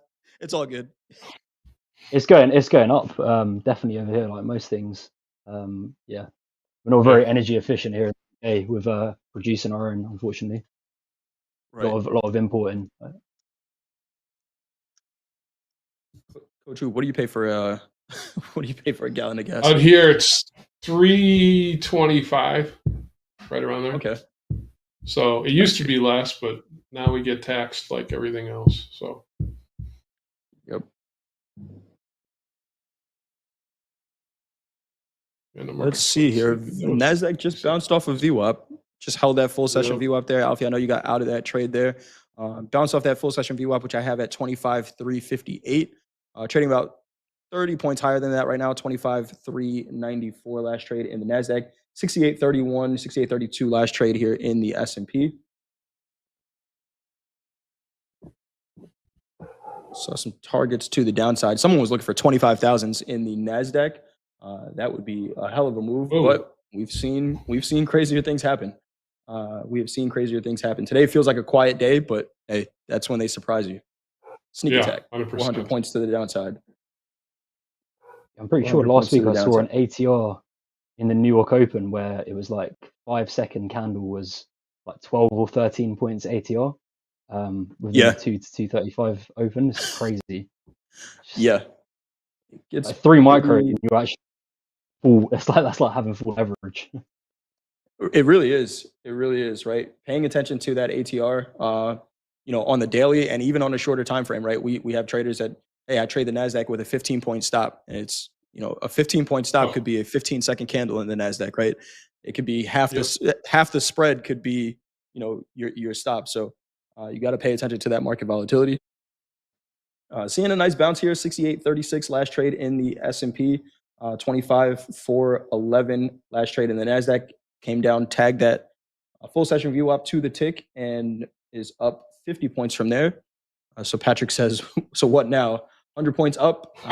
Yeah, right. Right idea, just early, Alfie. Yeah. That's how it goes, man. It's definitely come pushing back out of value now again, but I suppose it depends on the hourly close now, doesn't it? You can close back out of above 25,400, then it looks pretty good again. This gold trade is cooking a little bit here. 42.77.40 last trade in gold. Alfie, I know you said you're just going to leave that one on and let it work. Are you still bullish just overall, long time frame in gold? Yeah, it's hard not to be honest with gold because there's so many catalysts for it, right? It's whether they've priced in the catalyst already is the thing that I find difficult. Obviously, it wasn't that long ago, and since we had like a one handle on gold, right? It was only 3 or 4 years back, not even that. So it's crazy. You're always most bullish at the top, right? And bull markets don't let you in. So maybe this is like towards the end of it, but it's hard not to be like bullish, like long term with gold because we're just printing ourselves into a blip over the country, right? So yes, we are. When do we trade 5,000s in gold? Well, and a lot of the other metal markets are kind of going along for the ride too, right? I mean, silver, platinum. Yes, they are. Saw silver make all-time highs last night during slow markets. Speaking of slow markets, tonight we got a special slow markets. Slow markets is going to start at 7 p.m. Central Time tonight, so a little bit earlier than normal. We do have Fed Chair Powell speaking amid fresh retirement buzz sparked by President Trump's comments. We're going to be covering it live, and I will be joining Coach Dakota. So again, slow markets tonight is going to start a little bit earlier, 7 p.m. Central Time. So make sure you are there. Coach Dakota and I are going to be covering Fed Chair Powell's comments and the markets. If they do move, they'll probably move based on whatever he says. I don't know if he's going to announce his retirement, but if he does, we will be there to watch it for sure. So make sure you join us for slow market, 7 p.m. Central Time tonight, half hour earlier than normal. Well, there was 25. Trump over the weekend too that was saying that he's made his selection for chairman too, right? Right, right. Is that coincidence? Probably not. No. Is anything coincidence, Hoop? No, I was just going to say wrong administration. There's no way. Right. Yeah. Yeah.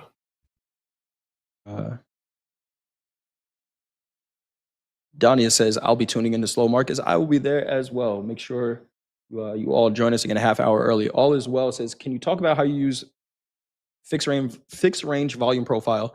And looking at the chart right now, ES, what is your take? Alfie, do you use volume profile at all? Yeah, I do. I used both the one that's built in here. It should be on my, in fact, let me just do, should be on my like roster thing here. But you can essentially pick it on my laptop, so this might be a bit more difficult than is anticipated. But yeah, I use it quite often because you can see where all the money is. Really, that's the way I look at it. Like, if I just pull this range here, so from 42.99 roughly to 42.50, I can see like most of the orders, or at least like most of the action happened at 42.80, and lo and behold, that's where we rejected from about an hour or so ago, and we've just tapped back into there. So it can definitely be useful, at least from my perspective. I'm sure you guys will probably be able to add to it, just to kind of determine where you're at and who's in control sometimes. So you're right here is point of control, and if we can flip that, then it looks quite good for gold in this little US session range here. Absolutely. Coach Jay, you added that to your secret sauce a little bit from Coach Paul, didn't you? A little bit the London session. I did. So I'll share my charts here, sharing Topstep X chart now. So we can all do this on Topstep X. But what I have here is I gotta give a shout out to Coach Paul with this. I have an overnight volume profile, right? We look a lot during the opening call at overnight inventory, right? Whether we're long or short. But one of the interesting things for me is, and again, shout out to Coach Paul for this, looking at an overnight volume profile and then how the New York session responds to it. This red line here is that volume point of control. You can see where the low of the New York session was today. So that's how I use that fixed range volume profile.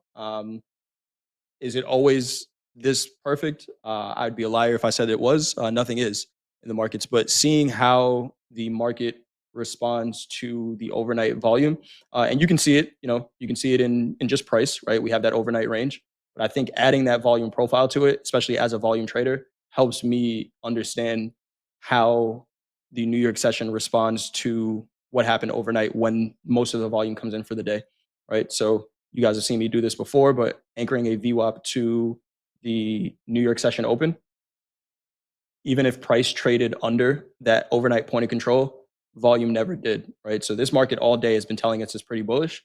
So what I'm looking for right now is, do we trade back down to that overnight point of control? What you could do is extend this out throughout the rest of the day. I know some people look for point of control flips and things like that. We did get a point of control flip up here. Not a coincidence that we start to see some selling as soon as we get that point of control flip. But there's a couple of different ways you can use it. It is not an indicator. It is in the drawing tools. If you go to, on the drawing tools, 5 icons down on the left side, you have halfway through that menu, you have volume-based fixed range volume profile. I have a star next to it because I use it pretty often. And then just click and drag, and it adds it to your charts from there.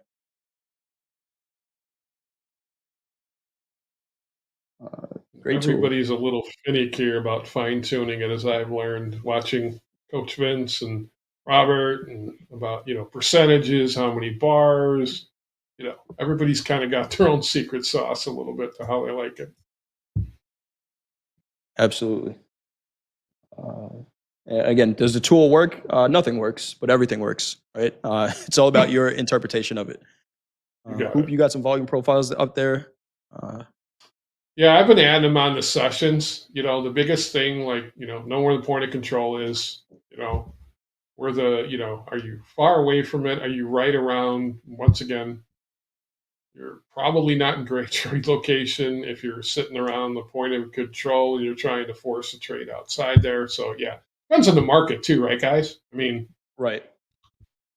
Volume profile between markets can vary a lot too. So absolutely. Just got tagged out of that gold trade, guys. So minus 100 there. Okay. 42.68.30 last trade in gold. Looked like it wanted to go for a second, and then starting to sell off in this last half an hour. 15 minutes to go before power hour. Looking at the equities here, we had the S&P try to get back above that that VWAP. Couldn't do it here. Nice rejection. 68.28.50 last trade in the S&P. 25.380 last trade in the Nasdaq. Again, right back at that New York session VWAP. Did tag the full session VWAP about 10 minutes ago, down at 25.357. Bounced about 30 points from there. Coach Hoop is going to hold this natural gas trade. It's actually settled now, right, Hoop? Yeah, it's settled. I'm just kind of waiting to see. I actually just got out of it. There you go. I had an order in there at 4,917. I just got out. So I'm up $844 on the day. Nice job. Nice. Alfie, anything else you're seeing here? Good ideas. I might be hitting that lockout button, to be honest. Oh yeah, yeah. Good call. Good call. Yeah, it's been a fairly long day, so yeah, I think I'll not give anything back until Asia at least. Stuff. Anyway, hit that lockout button. Nothing wrong with that. Ending the day in that combine up $2,200. That is some nice progress in a new combine. So no shame in locking it up, especially if I don't see any high quality setups. It's all right. There will be another trade. Like you said, if you're going to trade the overnight session, it's a couple hours, right, to wait. So get a nice little refresh, and then get to come back to the markets. I'm thinking I might hit the lockout button here as well. I'm trying not to have FOMO chat for this short. It's the risk to reward is not worth it for me to take right now. And I actually trade this account. This is a personal account. I trade this one pretty patiently. So if I couldn't get my 68.48s or market order in up here, I don't really see a great risk to reward for this trade, even though I do think there is room lower, down to 68.06. There's a no trade for me. So, going to sit on my hands here, but we'll see if Power Hour brings us anything at all. Implied D said, today is murky, no need to FOMO. Great call, right? No need to jump into something that, you're trading just because you want to trade. Monday. Is the market. Early in the week. It's Monday. Right. It's Monday. Was it the Market Wizards? One of the Market Wizards books where I think one of the traders says he just waits until there's a bag of money sitting in the corner and he goes and picks it up. Right. That's how he likes to look at trading, right? Where he doesn't have to try to go make money. The money's just there. And obviously trading can it be easy? It can be, right? If we have a setup, it's not that easy. It's not that easy. If you know where that bag of money is, Hoop, let me know. Let me know. Brady wants me to go full port. Not going to do that. Not going to do that, Brady. That would not be wise. We'll say that. That would not be wise. 25.385 last trade here in the Nasdaq. Tilt still short. Tilt is still short. 60% short in the Nasdaq. 58% in the S&P. Yeah, go ahead, Hoop. Just still really kind of perplexed why the bonds are down a full point, and the FedWatch tool still shows there's an 85% chance for a rate cut. So something's going to give here with the bonds and interest rates here. Coach J, you've been talking to Coach Paul about them. We keep waiting for bonds to give us a signal on interest rates. And, once again, it was 90%. And it's just, man, maybe clearing it, if, Powell does a mic drop and says he's going to retire, maybe that unloosens the market. I don't know. But that market just can't really pick a direction right now in the bonds. Bond market, yeah. Yeah. I'm looking at the bond market right now, looking at the 30-year, and Yeah, October 7th, that October 7th daily candle, we've been trading inside that candle for 2 months now, 3 months now, 60 trading days. Yeah, it's been a tough market. Every once in a while, somebody brings it up during At the Buzzer, and like, hey, can you look at the bond markets? Yeah. And it's really been, I mean, this looks like a crude oil chart, right? You buy it one day, sell it the next, because like you said, Coach, it's not really deciding where it wants to go. when it moves, it moves. But for right now, today's a pretty big move. It is. Today's a pretty big move, down about 1% on the 30-year. Down about 8% here. 10 minutes before power hour. Brad says Japan is the answer. Let's take a look at the Japanese yen. What is that doing? Coming up off of its lows. These are contract lows. I don't want to say all-time lows, but the Japanese yen really beat up, made new lows of the year last week. A little bit of a rally from there, but that is a currency that is under a lot of heavy sell pressure here. Trying to inject money in the system too. Absolutely. So Alfie, what do you do with the rest of the day? We got an hour and 10 minutes left in the trading session. You're going to lock it up here. How do you get a reset to make sure you're clear, ready to go for the next session? Have a bit of dinner. Nice. Have to go to either do a bit of exercise or chill out, watch something unrelated to trading, and come back to the screen maybe before I go to bed because Asia opens 11 p.m. my time. So I sometimes watch the 5 to 15 minute initial balance, and then gold has been really exciting. So try and calm my heart rate a little bit down before I go back to sleep. But right. It's been really fun to watch actually gold in Asia recently. That Sunday Open yesterday was crazy. Yeah. Yes, it was. It has been moving a ton. Best market of the year, without a doubt. Definitely. Gold, 100%. 100%. Silver's trying to come in and steal the show right at the end of the year, but I don't think it can. Gold is the MVP of 2025 for sure. We are still seeing some selling coming in here. I'm looking at all 4 equity markets, and the Dow is on its lows and maybe looking to lead us a little bit lower here. I got the Dow up in this chart right here, as you can see, second chart on the top. That is getting ready to make some lows here. The Nasdaq still holding VWAP, S&P below VWAP right now. And we got 8 minutes before power hour. So we will see if the selling continues. Again, downside targets I'm looking for personally, 6806 in the S&P. That is the high of that October 10th candle. Again, anything we say here is for educational purposes only, not any trading or investment advice. But if you don't find any buyers, that just feels like it's an inevitable target, and then we'll see what happens from that point. We have an overnight low down at 6802, so a little bit of room to go before that. But, what's Russie doing, Jay? Near its lows on the session, pretty flat. Pretty flat. I'm looking at VWAP in the Russell today. It's a flat line. Range bound market, still within that first 30-minute range. Kind of just hanging out here, but range today. It's on its lows, right? So another one where for this power hour, what happens here? And I think with a lot of these markets, Coach, we talked about it during the opening call. All of these markets rallied last week, and they did it on lower volume, right? So are we going to see the market kind of trade back through those prices to make sure that that was actual buying? Or, are we okay trading higher? And for now, we haven't seen that we're okay trading higher, right? We tried it.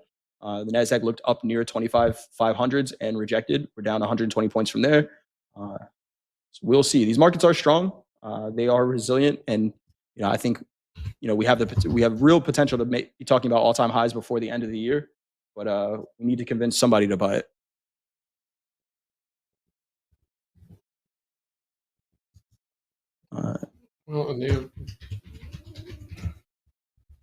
Yeah, and JJ makes a good point here. It was lower volume and a much shorter trading week.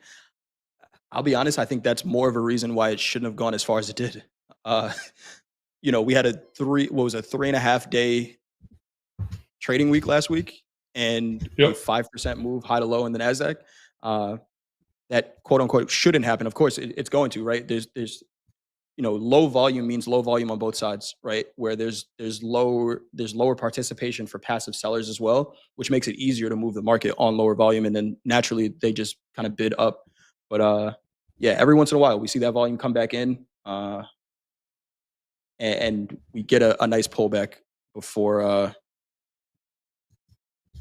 we can continue higher. But we will see. Of course, anything can happen. I could be saying all of this, and tomorrow we could be making all-time highs, right? So we got to trade the market that is in front of us. Alfie going to lock it up there. Coach Hoop, nice trade in that natural gas trade. We got Power Hour coming up in just a little bit. I think the team is going to start getting ready in the back. So let me take a look at this schedule really quick. I should have had this pulled up, but who is on for Power Hour? We got JD. It is Monday, so we got Mo, Hamid Monday, and Coach Dakota is coming back.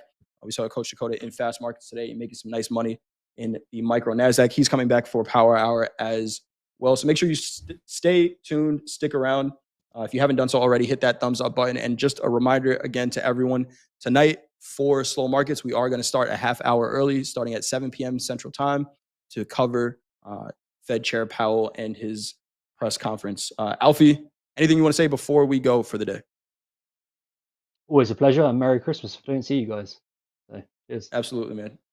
Great trading with you, Alfie. If we don't see you, keep trading well. Coach Hoop, anything you got before we go? No, I'll be there. I'll be there when you guys are on. I'm interested to see what comes out of this and how the market reacts to it. So, yeah, that's ought to be slow. Markets might not be slow tonight. That's for sure. It might not be slow. Make sure you are tuned in again, 7 p.m. Central Time. We are trading from there.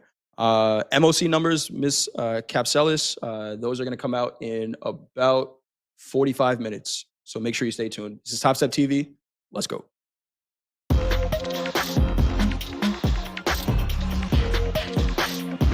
Topstep TV. Let's go.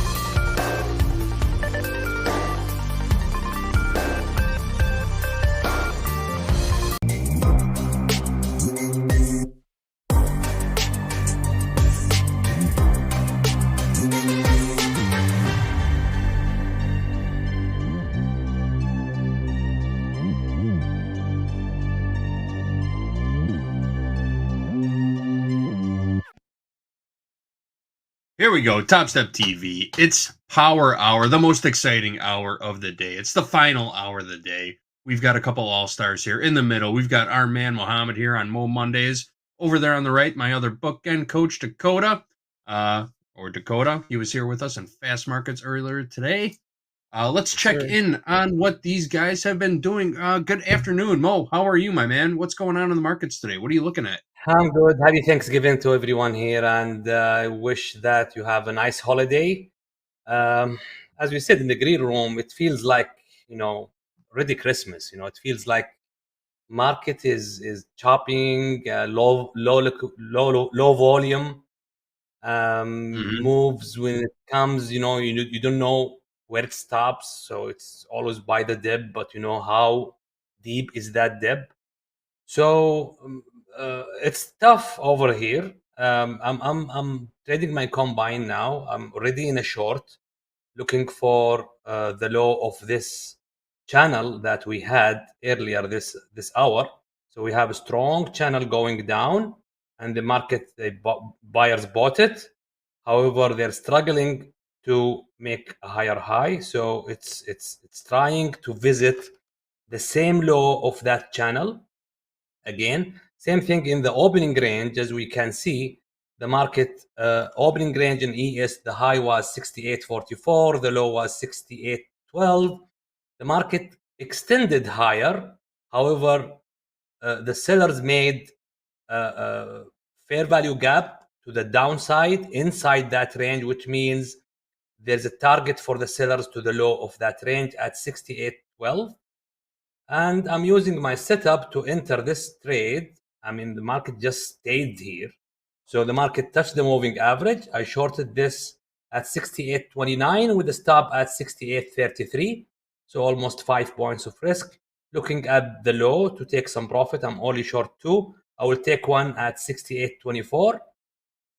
And I will see if the market will continue to the low of the opening range today or not. On that note, I'm very long. Good, very good. I'm long the Nasdaq, 373. Long NQ 373. Dakota.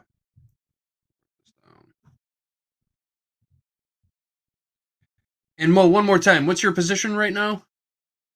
Short trade do you have to ES.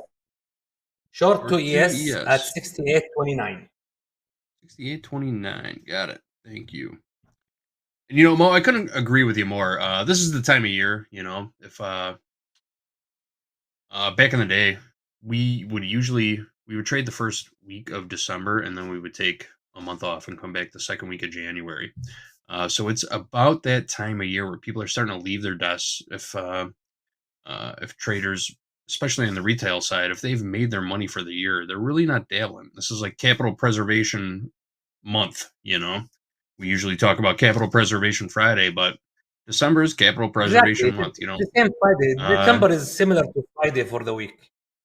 Yeah, it's the Friday of the year. No one wants to blow their whole year going into the holidays. So most people will be either starting to drift away from their desks, or they're already gone, and that's the thing. We're going to see volume start to taper off. We're going to see volatility start to die a little bit. These are seasonal tendencies that happen in the equity markets. It happens every year. It's just the nature of the beast. Dakota, do you ever take any time off at the end of the year? Nah. Will you trade straight through? No breaks, all gas, no breaks? Is that all your gas, style? no breaks. No, I'll take Christmas, of course, the holiday off. But sure. Like this time, we see it depends on the markets. Honestly, it really depends on the markets. If we see volatility and if we get good price action, 100%, I'll be. I'm a trader. It's my full-time job. It's how I pay my bills, make a living. Of course, just like Thanksgiving, I'm not going to trade Thanksgiving Day. I'm not going to most of the time. I won't trade the following day, which is Friday, and it's the same throughout Christmas. I'm not going to be trading Christmas Day or maybe the day before, the day after, depending on the price action. I'm a less inclined. The nice thing about trading is we have the freedom to do it when and where we want to. So if I want to take a week off in the middle of the summer, I'll take a week off in the middle of the summer. I don't have to trade, or I could trade from wherever I want to. So we do have that luxury as traders, and the more and more, this is my opinion, the more and more, I don't want to say AI, but tech heavy these markets are ran by, I hate to say it, algorithms, right? The less we have to be sitting here in front of the computer screens, physically trading, right? So I don't mind it. I love volatility. As a trader, we've seen how it was on Thanksgiving and Friday. It was horrible price action, depending on who you are. But my answer, as always, is it depends. I know everyone hates that answer, but it's the truth. It depends. Someone's, why am I getting long here? Well, this was major resistance during the New York session. We have a nice pullback here. We're finding some buyers stepping in around this level. So I'm going to join them. I got into 2 micros, and I'm looking for a leg, maybe a retest of 420. Let's get... Gotcha. We got sort of battling positions here. We've got Dakota's long, Muhammad short. Yep. See how this plays out. Yeah, You don't like these buyers, Mo. You think these are... We're like talking in the green room. The market is just sitting in this lows, which means it could be a strong resistance. Buyers are accumulating. However, the context of this move down, very strong move down, I mean, it usually when you have a strong move down, usually you see one leg at least to test the same low, to build some momentum there, to take some stops before going higher. This is why my stop is just tight here at 68.33. So whenever the stop is taken, that means the buyers starting to make higher highs, which validate the quota position. Yep, that makes sense. Makes perfect sense. Let's check in on the tilt, see what our top step traders are doing. Pretty flat across the board right now, guys. Got about 56% long in the ES, 53% long in the NQ, 64% long in crude, and 57% long in gold. Gold is already officially settled for the day, as is crude oil. Crude oil settled at 1:30 p.m. Central Time. Gold settled at 12:30 p.m. Central Time. But they do continue to trade. So this is the middle of the opening range, by the way. I just noticed that. Oh yeah. So my entry is exactly at the middle of the opening range. So this is 50% chance. Would you call that diddling in the middle? A 50-50 trade. Yep. I start not liking this position. Better to find better trade location. Sounds like a coin flip capital move right there. 50-50. Yeah. So what I see now, the sellers are trying once, failed, try again, failed. This is the 3rd time they're trying. So I can only wait for my stop, cannot do anything else now. Just keep watching. We are diddling in the middle. No doubt about it. 68.24 in the ES. That was yesterday's low. We bounced off that just now. We're hovering right above it. Got an overnight VWAP at 68.32. Trading that right now. It's on a 3-minute chart. Take one contract off here as we break through 400. So there's Stop. one for some profit. Are you looking for another rip above 420, Dakota? Oh, does that number mean anything anymore? Right here. I'm looking for a rip of 420 here, JD. Let's see if we can get it. Does that number hold? Does that level hold any more significance today? Has it already been violated? I mean, we could violate it again. I don't mind.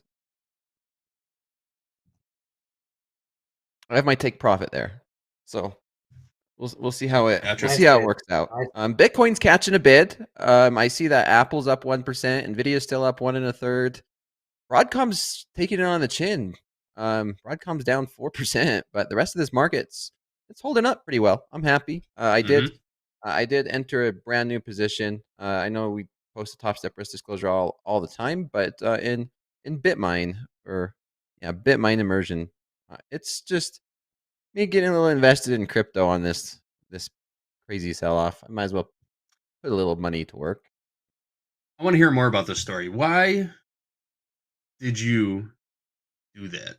I know we touched on it earlier today. We never talked about. Well, you've never come in here and talked about crypto too much. So No, why not all really. of a sudden over the Not weekend? really. I'm not much of a crypto guy, and I seen it What as spiced this, you up? Yeah. yeah. What I fired mean, you up? it's not expensive, right? I was like, I don't want to pay $100,000 for Bitcoin, or I don't want to pay $3,000 for an Ethereum. You know, bit immersion. It's hanging around $30 a share, so it's cheap. I could sell options. I could have an options play on it, and the risk reward is pretty good there. Fair enough. Fair enough. And I like the technicals. I mean, look at this market go. We're almost to 420 again. Here we This go. is deja Volume point vu of from control. fast markets. Can we Volume can we point of get it the first control in the time? Nasdaq 25,415. Yeah, it's double my loss now. If I stay in that trade. Mo, you're still in? Oh no, Mo's out. Mo is out. Mo is flat. Yeah, I'm out already. Yeah, I'm out 4 points ago. Very good, very good. Mo, do you trade any crypto? Is that on your radar? No, I don't believe it. I have one rule. I never put my money in something that I don't understand. Never put my money in something that I don't understand. This is a habit. It's a very wise decision. Yeah. Never do it. Don't put it and then figure it out. This is wrong. I mean, you need to believe on whatever you are trading. You need to understand how things works. I don't claim that I know nothing about it. I know, but most of the people, most of even the biggest economists in the world, they still have some gaps in understanding how this works. So until I know how this works, I might change my mind. Yeah, and Fair enough. maybe I could convince you on this, Mo. Yep. Even though you might not be a believer in something, it's like you go to the gas station, you buy something, or you go somewhere, you put a little something aside as like a savings account. It's like, this is some play money. I could put a little bit of play money to work on something that has potential. So even though I'm on the edge about some of the crypto, I don't want to be the person missing a boat. Yeah, okay. If this thing does have the potential to increase in value, I'll buy a little here, but not a big reward, like a 2% of your portfolio or a very small percentage. That's the point. I don't believe in the value of crypto. I don't believe in the value of crypto itself. There's nothing wrong with it. What about silver?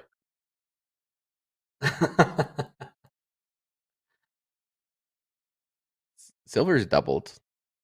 Silver's did really well. I know over the past myself. year. I mean, if you're talking about investing for long term, I'm maybe the worst one to invest for the long term. I don't. I cannot. That's me. Do you think you could hold gold or silver at all for over a year? I can if I already bought gold at 2,500, I'm 100% that I'm out already 3,700 or something. I will wait. Okay. I will not wait until now. Makes sense. Makes sense. That's me. I know There's myself. nothing wrong with that. I tried. The only thing that I can wait for is real estate. That's Real the only estate. thing, because I can see it every day. I can see the return from it. I mean, I can wait for that. Even stock. I don't know. Even I had Aramco share at good price. I sold it after the IPO. I mean, I get 40% return. So I don't want the return. I don't want the dividend. Why the hell a dividend of 5%? I already had 40. So, that's me. That's me. I tried, but I couldn't. All right, let's see this. We might get to 420 right here. Here in Nasdaq, we're holding above 400. Let's see if we can get Something it. like it. I'm getting a little PTSD from this morning, hanging around this 400. This is the same level that you can see over here this morning. We just kind of hanging out here, and we never did get through it. However, I think if we could break through this, we could get a bigger run through maybe these 430s. But do we hit new highs, or are we closing? Are we closing inside range, inside value? Are we hitting new highs? It's been a choppy day so far, for the most part. I smell some wooden buyer somewhere here. Yeah. I'm still not convinced of this move up. Because the opening range, entry point, 68.34. And you can see how they struggled passing this area in ES. And we have the moving average going sharply down. So I'm still thinking short for this position to the low of day. And unless we go above 68.35 and stays above it. Other than that, I still smell weak buyers. Weak buyers. I believe it. Yeah, here we go again. Phenom in the chat says, the problem with crypto is once you understand it, you still don't understand its value. It's just a tulip craze. Is everybody familiar with the tulip craze? I don't believe it's a store of value. I mean, the store of value is something stable a little bit, you know. What this value that every day is changing its value every day, very volatile. It's not store of value. It's something else. It's like a new form of fiat currency. There's nothing actually backing it, right? Just because it's going up, they think it's a store of value, but once it's going down, tell me it's a store of value or not. Mm-hmm. I haven't touched my crypto in a while. I don't own it's not a heavy chunk of my portfolio by any means. I was buying in I was on Coinbase buying in $100 increments all the way down to $15,000 in Bitcoin. So I'm in the money, not by a whole lot. It took me 3 years to get back in the black. Back in the black. But I don't touch it. I don't trade it. I just have it. I barely look at it too. We talk about it on here. That's about no. That's the saying. What I hear here on TopstepTV about it is basically my only research. I'm not lying. That's the truth. There's nothing wrong with that. Never look at it. You have your own process. You're flat, Dakota, or still in the trade?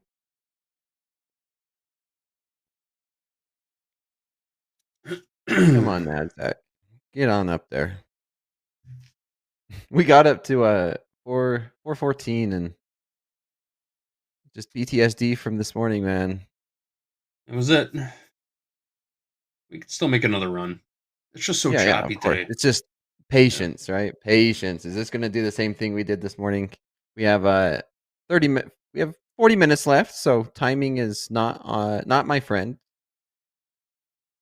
Timing's not my friend. I already took profit for one of the contracts. I have one as a runner, so let's go. Nice. This is the beauty of micros. Timing doesn't have to be your friend when you're trading micros. You can expand your risk parameters and get on the right side. Yeah. There's nothing wrong with that.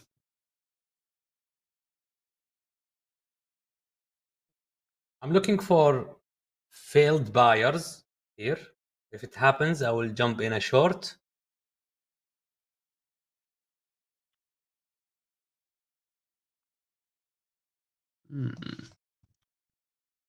Looking at a 15-minute chart. Look at a 5. A little baby bear flag forming on a 5-minute chart. Mm-hmm. Won't get confirmation until we're back below yesterday's low, or Friday's low, 68.24 quarter.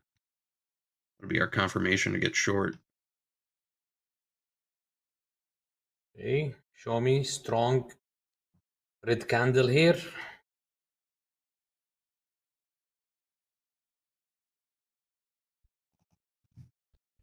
you guys are looking to short this? Yeah, if I see a strong red candle, I still believe that we need to visit this low in ES 68.24 because they try once, and this is the second try.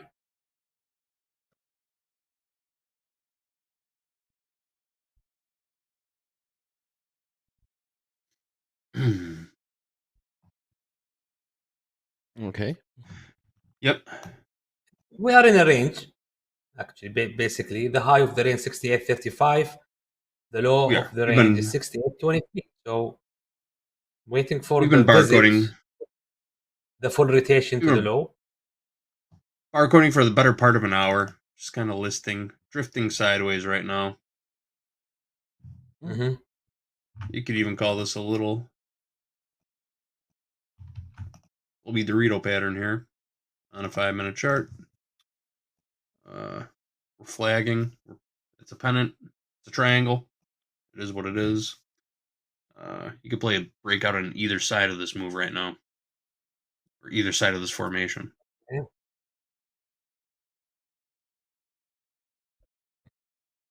Okay, I'm short 68.29. 68.29, same level, same short. My stop will be 68.34. 2 minis, 2 ES. Two minis, 68.34. CYA, got it. Mo was in the market. Let's see what it does.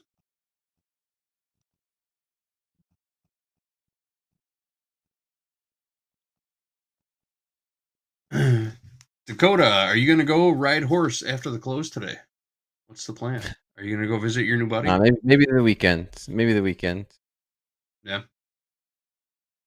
Yeah, it's not where I could just hop on the horse and just go. It's not like when you buy a new car, you just get in it and go, right? There's a little bit of breaking in needs to happen. Yeah. And it's not just sitting out the garage either. No. Yeah. You have to pay for gas while it sits there without riding it. They're expensive creatures. I believe it. It sounds like a lot of fun, though. Oh, yeah. Living dreams over there, Dakota. Living the dream.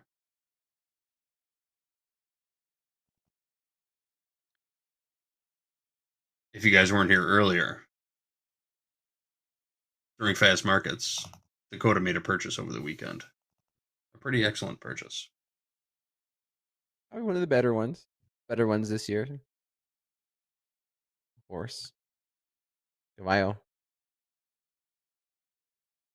Mo, are there a lot of horses running around Riyadh? I don't imagine so, but do you see them? Yeah, and outside Riyadh, not in Riyadh. Yeah, outside. Usually in the farms. Yeah, farms around Riyadh. Yeah, you will find a lot of people, a lot of ranch there and farms that have some entertainment there for kids mostly. Oh, sure. Yeah, that sounds nice. People put some money into horses. If you guys have ever, and I'm sure there's someone in chat that's been to some of these high-end horse auctions where there's a lot of people from international that will have a personal plane flown in just for the horse. Yeah, they pay a lot of money for horses. Just a horse on a private plane. And camels, by the way. Yeah, And yeah, camels, they would by the have way. private planes for horses, flying back, purchase, breed it. Yeah, it's a whole world.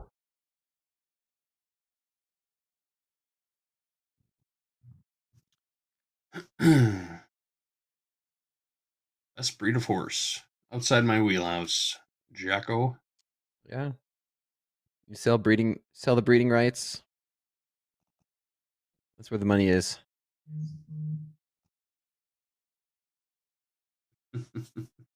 Yeah, it's old money there. Old money. Let's see if we can get through these. Oh yeah, sure. Our neighbors up at the farm in Minnesota used to be horse traders. They're cattle farmers and horse traders. At one point, My mother-in-law was telling me at one point they had over 100 head of horse on the farm. They're down to like 5 now. Retired couple, you know, in their 70s at this point. They don't dabble in it so much anymore. We still see them riding around the hilltops every once in a while. It's a lot. I think the best way to own a horse is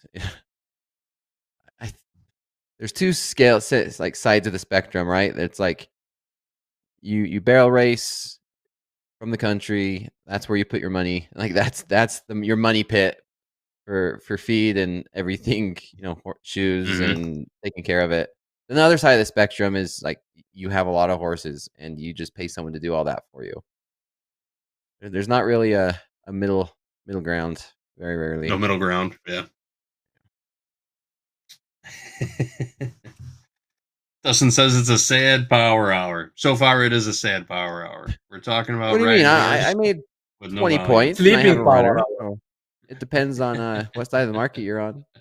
Hopefully, you're not in the middle of this. In the middle, it's probably stressful.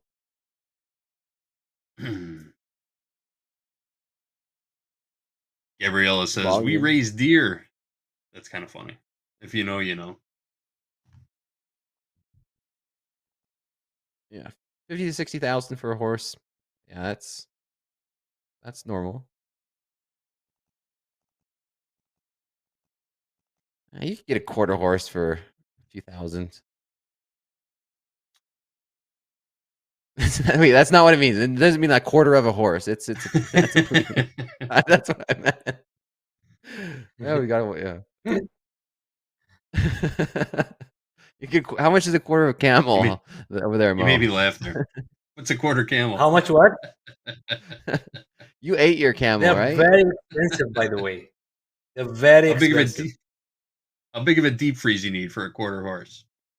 That was a horrible joke. There's some camels that are sold at oh, 10 million real, which is $3 million almost. For a camel? Is that what you said? For a camel. Yep. $3 million for a camel. Holy Jesus. There is a festival every year here for camels to sell and buy the beautiful camels, you know. I'm not into that, by the way, but there is a huge market for it. Mm-hmm. Millions. Yeah, millions, literally. Interesting. Very interesting. But they don't eat it, of course, you know. No. They don't eat it? No. Hope not. No. They, $3 million. Yeah. That's a pretty expensive meal. Yeah.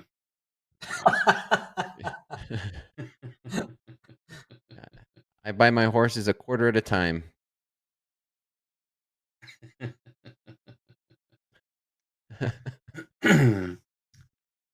Topstep almost got involved in the horse market. Do you remember the last Kentucky Derby?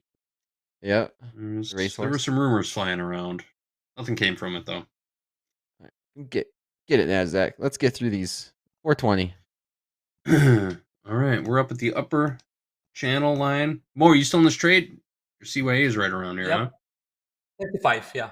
I stop at 35. 35. Stop at 35. Yeah. We DCA into the horses. We're just chopping. We're sideways. Excuse me. Yeah, we are about to talk about weather, you know, so. Well, we were going to talk about weather, but there's something more important than weather to talk about, Mo, and that's people stealing packages off your front porch. James is going to come in right now. This is a horrible epidemic in my neighborhood, at least. I don't know about the rest of you, but porch pirate crimes are increasing through the holidays. Jen Sullivan has some tips to keep your packages safe. Let's listen to what Jen Sullivan has to say about it. It's the season of giving, but for wannabe thieves, December is the season of opportunity as packages pile up outside people's doors. That's why experts say it's important to take extra security steps so Grinches don't grab your gifts. We want to make sure people are aware when their packages are arriving to their doorsteps. Richard Rocha with Amazon says the vast majority of their packages arrive without issue. But to help raise awareness about package safety, Amazon is partnering with the National Sheriff's Association this year. Last year, at least 58 million packages were stolen, and roughly 25% of Americans have been a victim. It's a crime that causes billions of dollars in financial losses a year, and these types of crimes tend to go up during the holidays. So what can you do to protect your packages? If you're not going to be home, FedEx and UPS allow you to deliver your packages to a different address. Out of town, the U.S. Postal Service will hold your mail for up to 30 days. Amazon allows users to use lockers for up to 3 days. We have more than 25,000 locations across the U.S. where people can choose to have their packages sent, including a Whole Foods or one of our hub lockers that are available. You can also leave instructions with your Amazon delivery driver, like request to have packages delivered behind your home. So what should you do if your packages are stolen? Rocha says call Amazon customer service. And security experts say most retailers will send you a new item, but they are getting stricter. You should also file a police report. And while security cameras can help catch the thieves in the act, law enforcement recommends not engaging with the thief. For Consumer Watch, I'm Jen Sullivan. No. I'm engaging. If I catch someone... Man, I've been hit by the same guy like 7 times. And I've got video of him every time. He waves at the camera on my front porch. It's incredible. Yeah, I'm 100%. I have horse. It's infuriating. Absolutely infuriating. Mo, you got real close to that stop. You're still in it. We're approaching the lower end of this little lagging pattern now. 1 point to my stop, but still, market's still ranging. So if this rotation will continue, so we should at least see the low of this range. This is the low, then the high, the middle, the high. Now it's the time for the low. There you go. Use a paint bomb, JD. I'll go to prison if I put a fake package on there and somebody gets hurt. When we come for the Green Bay Packers game, we'll do a stakeout. The world we live in here in Chicago. Deter a thief with a fake package, and you will go to prison. That's insane. A little bit more selling coming in here. Yeah. Just a little. We might chop around 25,400. Is that the over-under? 25,400. Over-under. What are we calling it? What's it called? Above, below? Oh, we haven't done above, below, have we? I almost forgot. I did forget about above, below. Thank you for the reminder. Thank you so much, Dakota. All right, above, below. Let's do it one time. Since we haven't moved so much in the last 34 minutes, we've barely moved at all. I think we're right where we started almost a half hour ago. I think this is where we stop as well. All right, Mo, you're trading the ES. Dakota's trading the NQ. Let's get an above, below from both of you. Start with Mo. Mo, since you are in the market, you're a little bit biased right now. What's your above, below? No. I think we'll close at 68.30. 68.30? Exactly where we are. Yep. Right where you are. 68.30 for Mo in the ES. Dakota, what are you looking at in the NQ? And this would be very similar to Mo. I do like 25,400. But yeah, let's do 25,400. 25,400. All right, we can run 2 separate polls if we got somebody back there. So above, below for ES, 68.30 called by Mo. Above, below in the NQ called by Dakota, 25,400.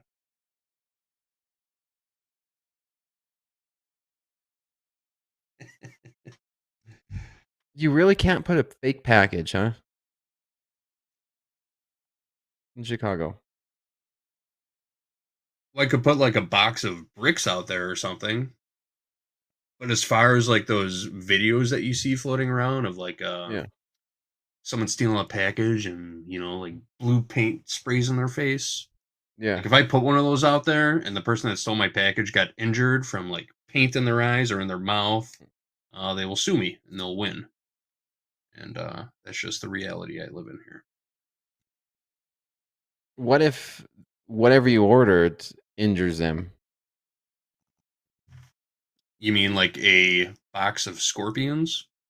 I don't know. If you buy something and that injures them, is that still the case? It's a good Because question. what you could do, I might sell you a box. I could ship a box to you. Would that work? Not anymore because we already announced the plan on air. So this is all right, cut.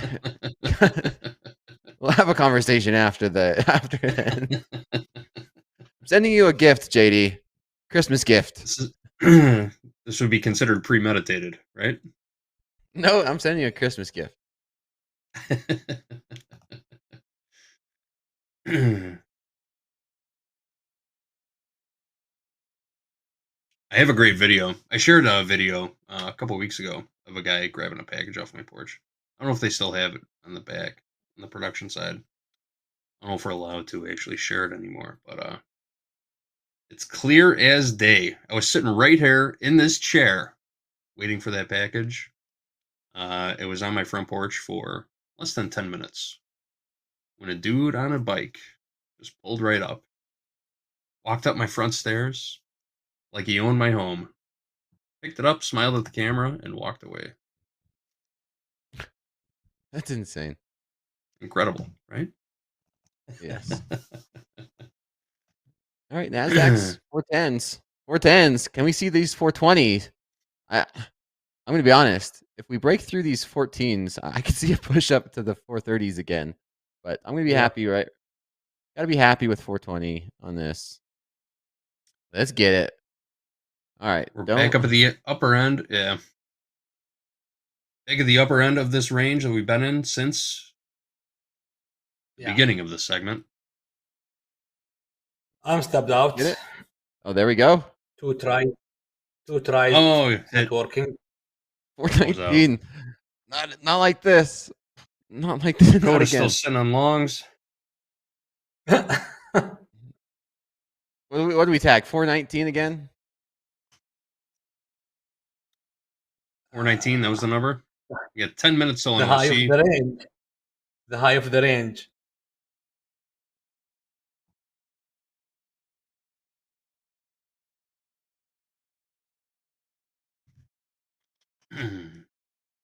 Come on. You got to be joking me.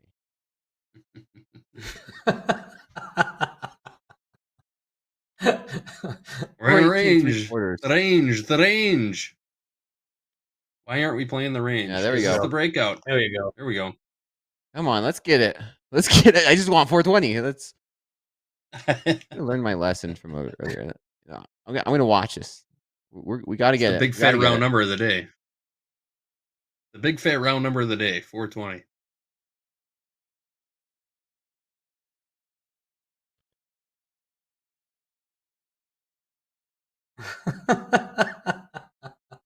Stop watching it, man. I'm going to crash out here.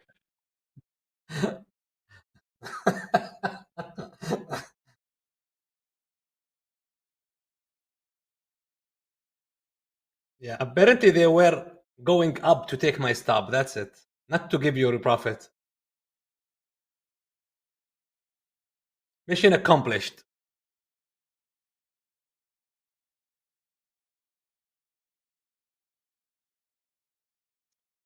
Man. Right back down. Right back to the middle of the range that we've been in. All right. You guys want to do a little housekeeping? we have a few things to talk about that we didn't get to earlier. No, this gonna hit.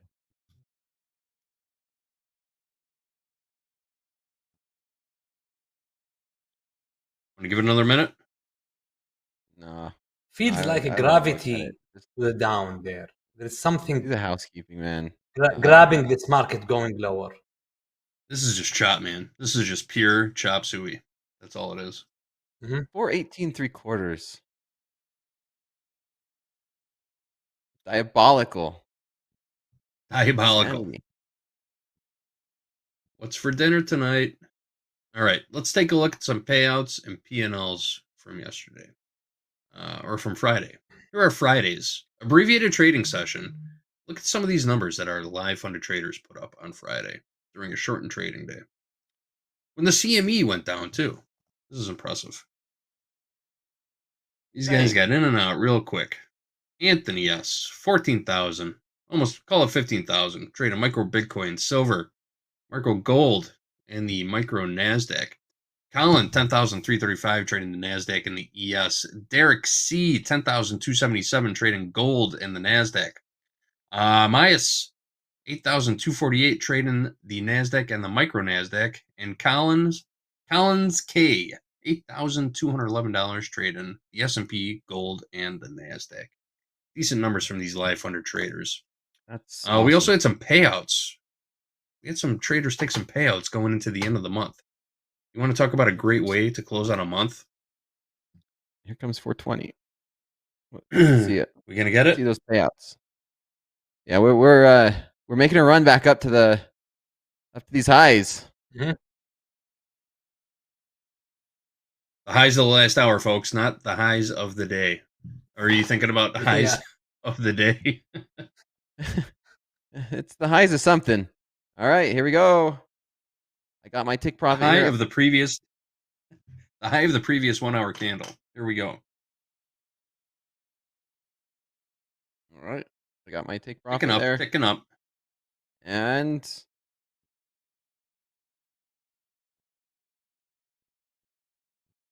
all right, come on, almost got it.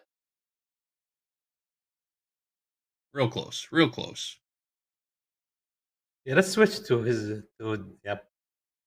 There it is. Okay, here we Got go. it. Finally. You got it? We can go home now. Thank you. Done for the day. Good night, everybody. Good night. We got 420 quarter. We got 420 quarter. There it is. 922. 922 for the day. I'm gonna do it. I'm gonna just go ahead and lock myself out. $922 for the day. Base hits. 9 out of 9 green days. So I am on a winning streak. Continues in this live account. That is an excellent winning streak, Dakota. 9 out of 9. I'm sorry. Did you say 9 out of 10 or 9 on? 9 out of 9. The past 9 days. 9 out of 9. All green. 9 out of 9. Yep. All right. All green days. That's excellent. All green days. Are you planning any payouts, or are you just going to keep building?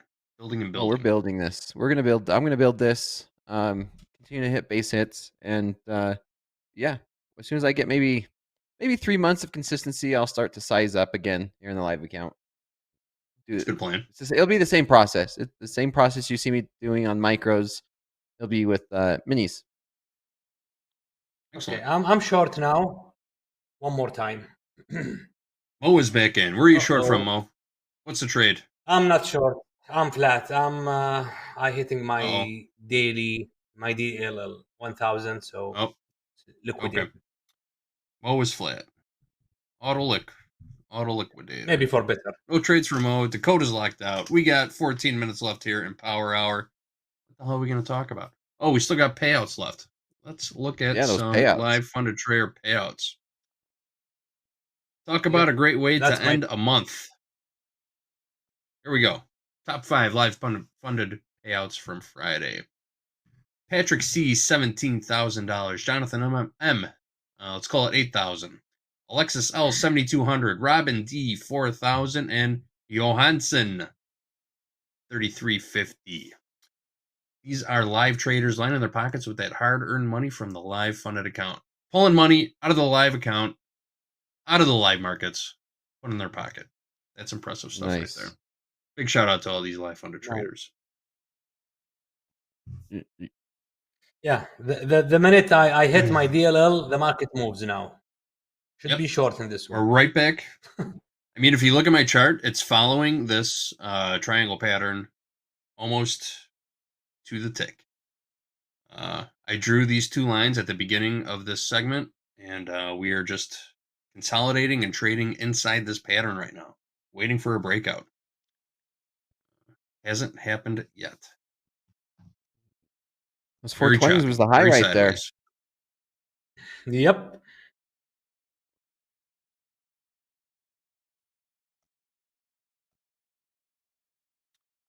Oh, one more piece of housekeeping to share. We've got today's live leaders.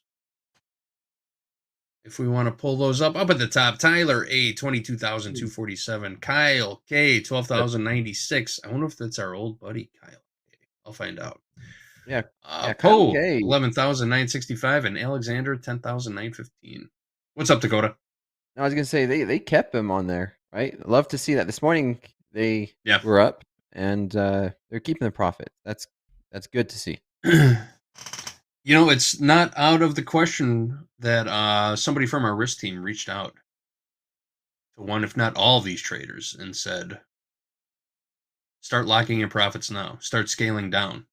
Set a loss limit based on your P&L for the day so far. Do not go home a loser. Lock these profits in. And Topstep's risk team is really underrated, man. I have conversations with Ben and the team and Mick when he'd be on air frequently, and trust me, traders gonna find that? definitely need it. You gonna find that anywhere else? Any other prop firm? Is a risk manager gonna call you? No, not even like the only Lock it time down. you get a phone call is like if your broker needs Top trade. more margin, right? Or you make a mistake or something's going on like that. It's really nice. A trader might not know this, or you might not think you need it, but when you're having a really great day or even a really bad day, to get a phone call from someone who sees everybody else going through their ups and downs, just says, hey, you're doing really well. Consider locking out a percentage, or consider doing this, or hey, we've seen this time and time again, and most of the time this happens. And if you're a new trader, it's nice to have a second pair of eyes. Yeah, for sure. And that's what these guys do all day long. We have an entire team of risk managers that are out there watching traders' progress throughout the day, contacting traders, letting them know we have an eye on them, locking those profits. We want to see people make money. We want to see up 5 figures and go home a loser, no good for anyone. So big shout out to the Topstep risk team. These guys work real hard. Yep. And they're a great bunch of people. The only thing worse than losing money is being up money and then losing, right? Where we've seen traders, they're up $50,000 and the next thing you know, they keep going DLL, for, yeah. It breaks my heart. Yep. Breaks my heart MOC. when I see that. MOC's in? Yep. Ooh, where's the MOC? Let me pull up 16-point bounce right here.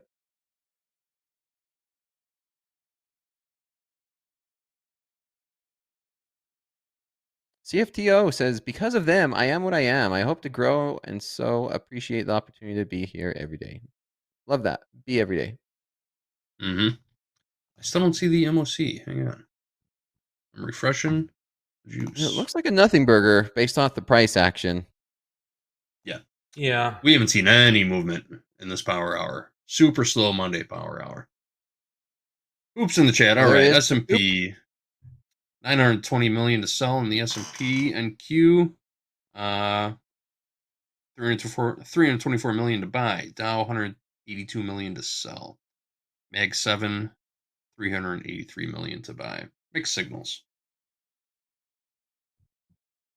Yeah. Oh, there it is. It just popped up on my financial juice. Why is mine so lagging right now? Not much. Not much. They want to close at 68.30. We'll see. Above below's in play, Mo. I got 400 here in the Nasdaq. What's your what was your ES? Yeah, same 68.30. 68.29 here. Here we go. A little bit of selling coming in. We're breaking out of this pattern. Again, I drew this pattern at the beginning of the segment. Starting to break out to the downside right now. I have my above below line 25,400. 25,400 for. Do we The get those poll results? Let me get those poll results. So 68.30 Mo 70% voted above. Was above on 150 votes, and Dakota's NQ call of 25,400 56% voted above. 154 votes on that one. Okay. Both voted for above. We're seeing a little bit of selling pressure coming in here now. Oh. Yeah. If you're looking this is my at trade because this is the trade that I didn't take because of my DLL. Yep. If you're looking at a 15-minute bear flag. Say again, what was your what are you seeing? price for MES? 68.30? 68.30. 68.30. 26 quarter last trade. 26 half. All right, there we go. We got the ES on the left and the NQ on the right with our above below prices for the next few minutes. 7 minutes till close. 7 minutes left in the period. A little more selling coming in. Coming up on a confirmation of this bear flag in the ES below 25. You've got confirmation. If you're See playing it another by the book. pickup in volatility here in a minute.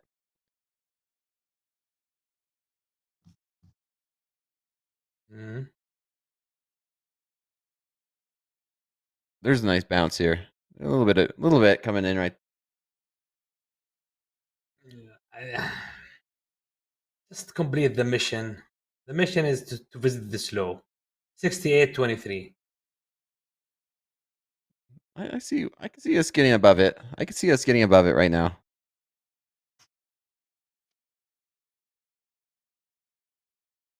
Getting above 68.30 or yeah, 68.30 and 65,400. Yeah, they might tag this low first and then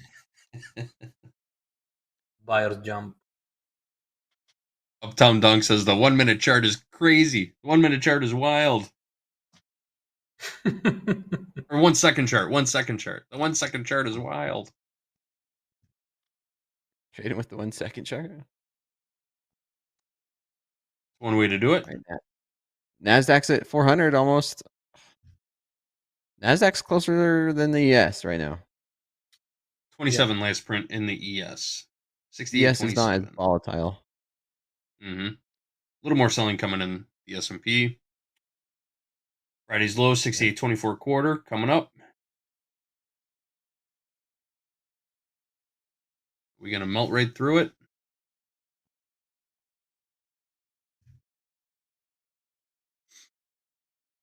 How do you get the watermark? There you go. We visit the low finally. Finally, they got the low without me.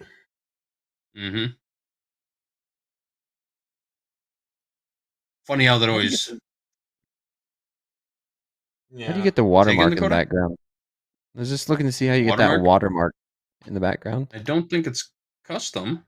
I think. Yeah, you can.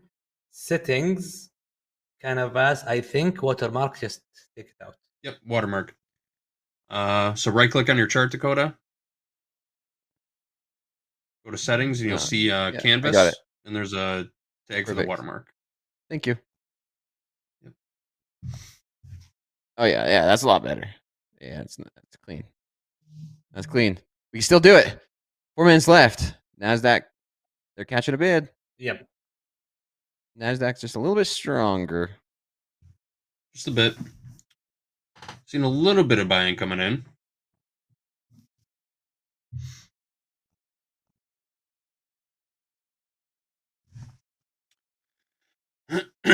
Well, guys, there are rumors abound about what Fed Chairman Jerome Powell is going to be talking about at 7 o'clock tonight.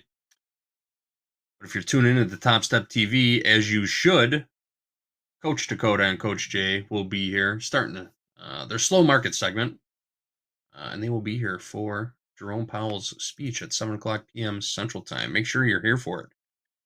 Is he going to quit? Correct. We don't know. Is he going to announce retirement? Is he going to do magic tricks? We don't know.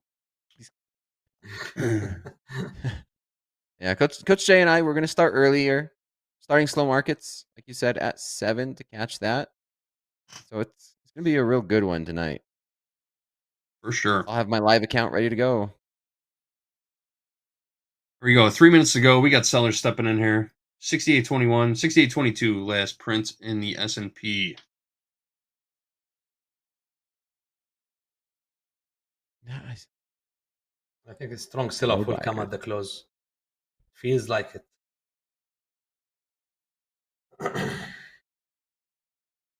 That's the short that I wanted. I tried twice for it, but the timing was... It's not over yet. We could see a 30-point bounce here in the Nasdaq.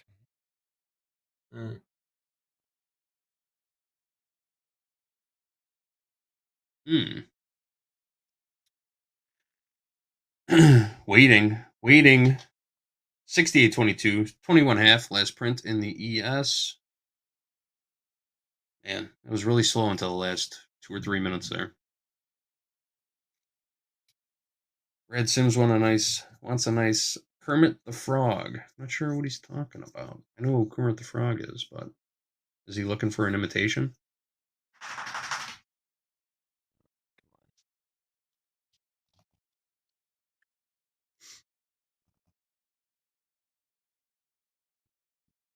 Let's find an update on MOC. No change. S&P 920 million to sell. Nasdaq 324 million to buy. Dow 182 million to sell, and Mag 7 383 million to buy. Last minute or so.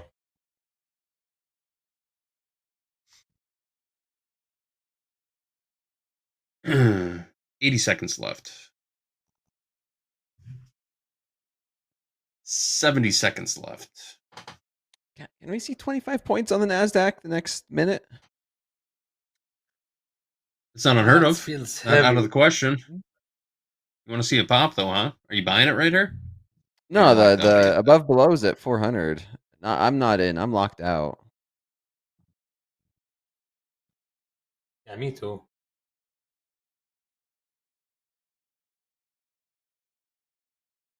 Little bit of a pop coming in equities. 23 last print in the ES. Minor selling coming in at the end of the day. We've got about 30 seconds left. Friday's low in the ES, 68.24 quarter.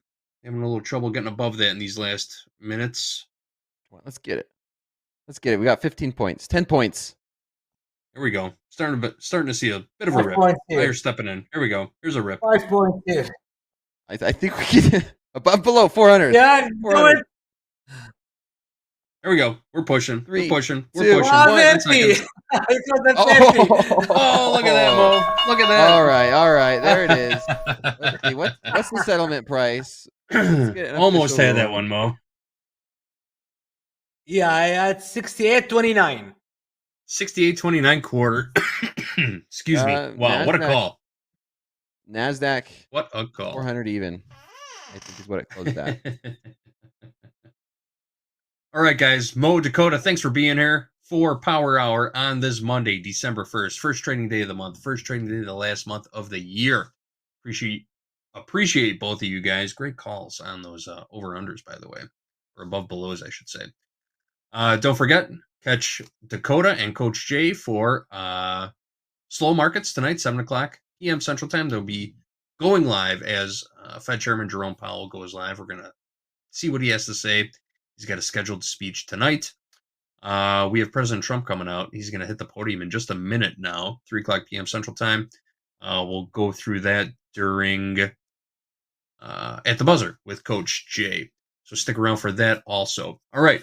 we're going to bring in Captain Volatility to wrap this thing up. Dakota, Mo, appreciate both of you guys. Have a great evening. Catch you tomorrow. James, get us out of here. Those box. You got it, JD. Thank you, JD. Thank you, Dakota. And thank you, Muhammad. What a way to kick off December. What a way to kick off the last trading month of the year. Now, JD said the big news already, but I'm going to repeat it just in case you all missed it. Tonight, be sure do not miss it. Slow Markets with Dakota and Jay is going live at a special time tonight of 7 p.m. Central Time to cover Jerome Powell speaking at the Hoover Institution's George P. Shultz Memorial Lecture Series. There are rumors swirling today about Powell's retirement after President Trump said yesterday that he knows who he's going to pick the next Fed chair. So we're going to see what Powell has to say tonight at 7 p.m. Central Time. And looking ahead to next week, Powell will be live again on Wednesday, December 10th at 1 p.m. Central for the FOMC meeting. And you can catch it all here, live on TopstepTV. But for now, that's it for today. At the Buzzer is up next. At the Buzzer, Coach Jay and Coach Paul. Then when you're done with that, be sure to stay around and come back later for that 7 p.m. Slow Market Extravaganza. Then later tomorrow, 1:30 a.m. Central Time, Aaron Trades is hosting London Open. Deanna will be back with the Euro Trade at 3:30 a.m. Central Time. And then you know it, we're going to be here doing it all again tomorrow at 7:15 a.m. Central Time. We'll see if there's any fallout from the announcement tonight. We'll see how the markets react. And we'll see you at the Buzzer. We'll see you at Slow Markets. And most importantly, we'll see you tomorrow. I'm James Harden. You're the chat. This has been TopstepTV. Let's go.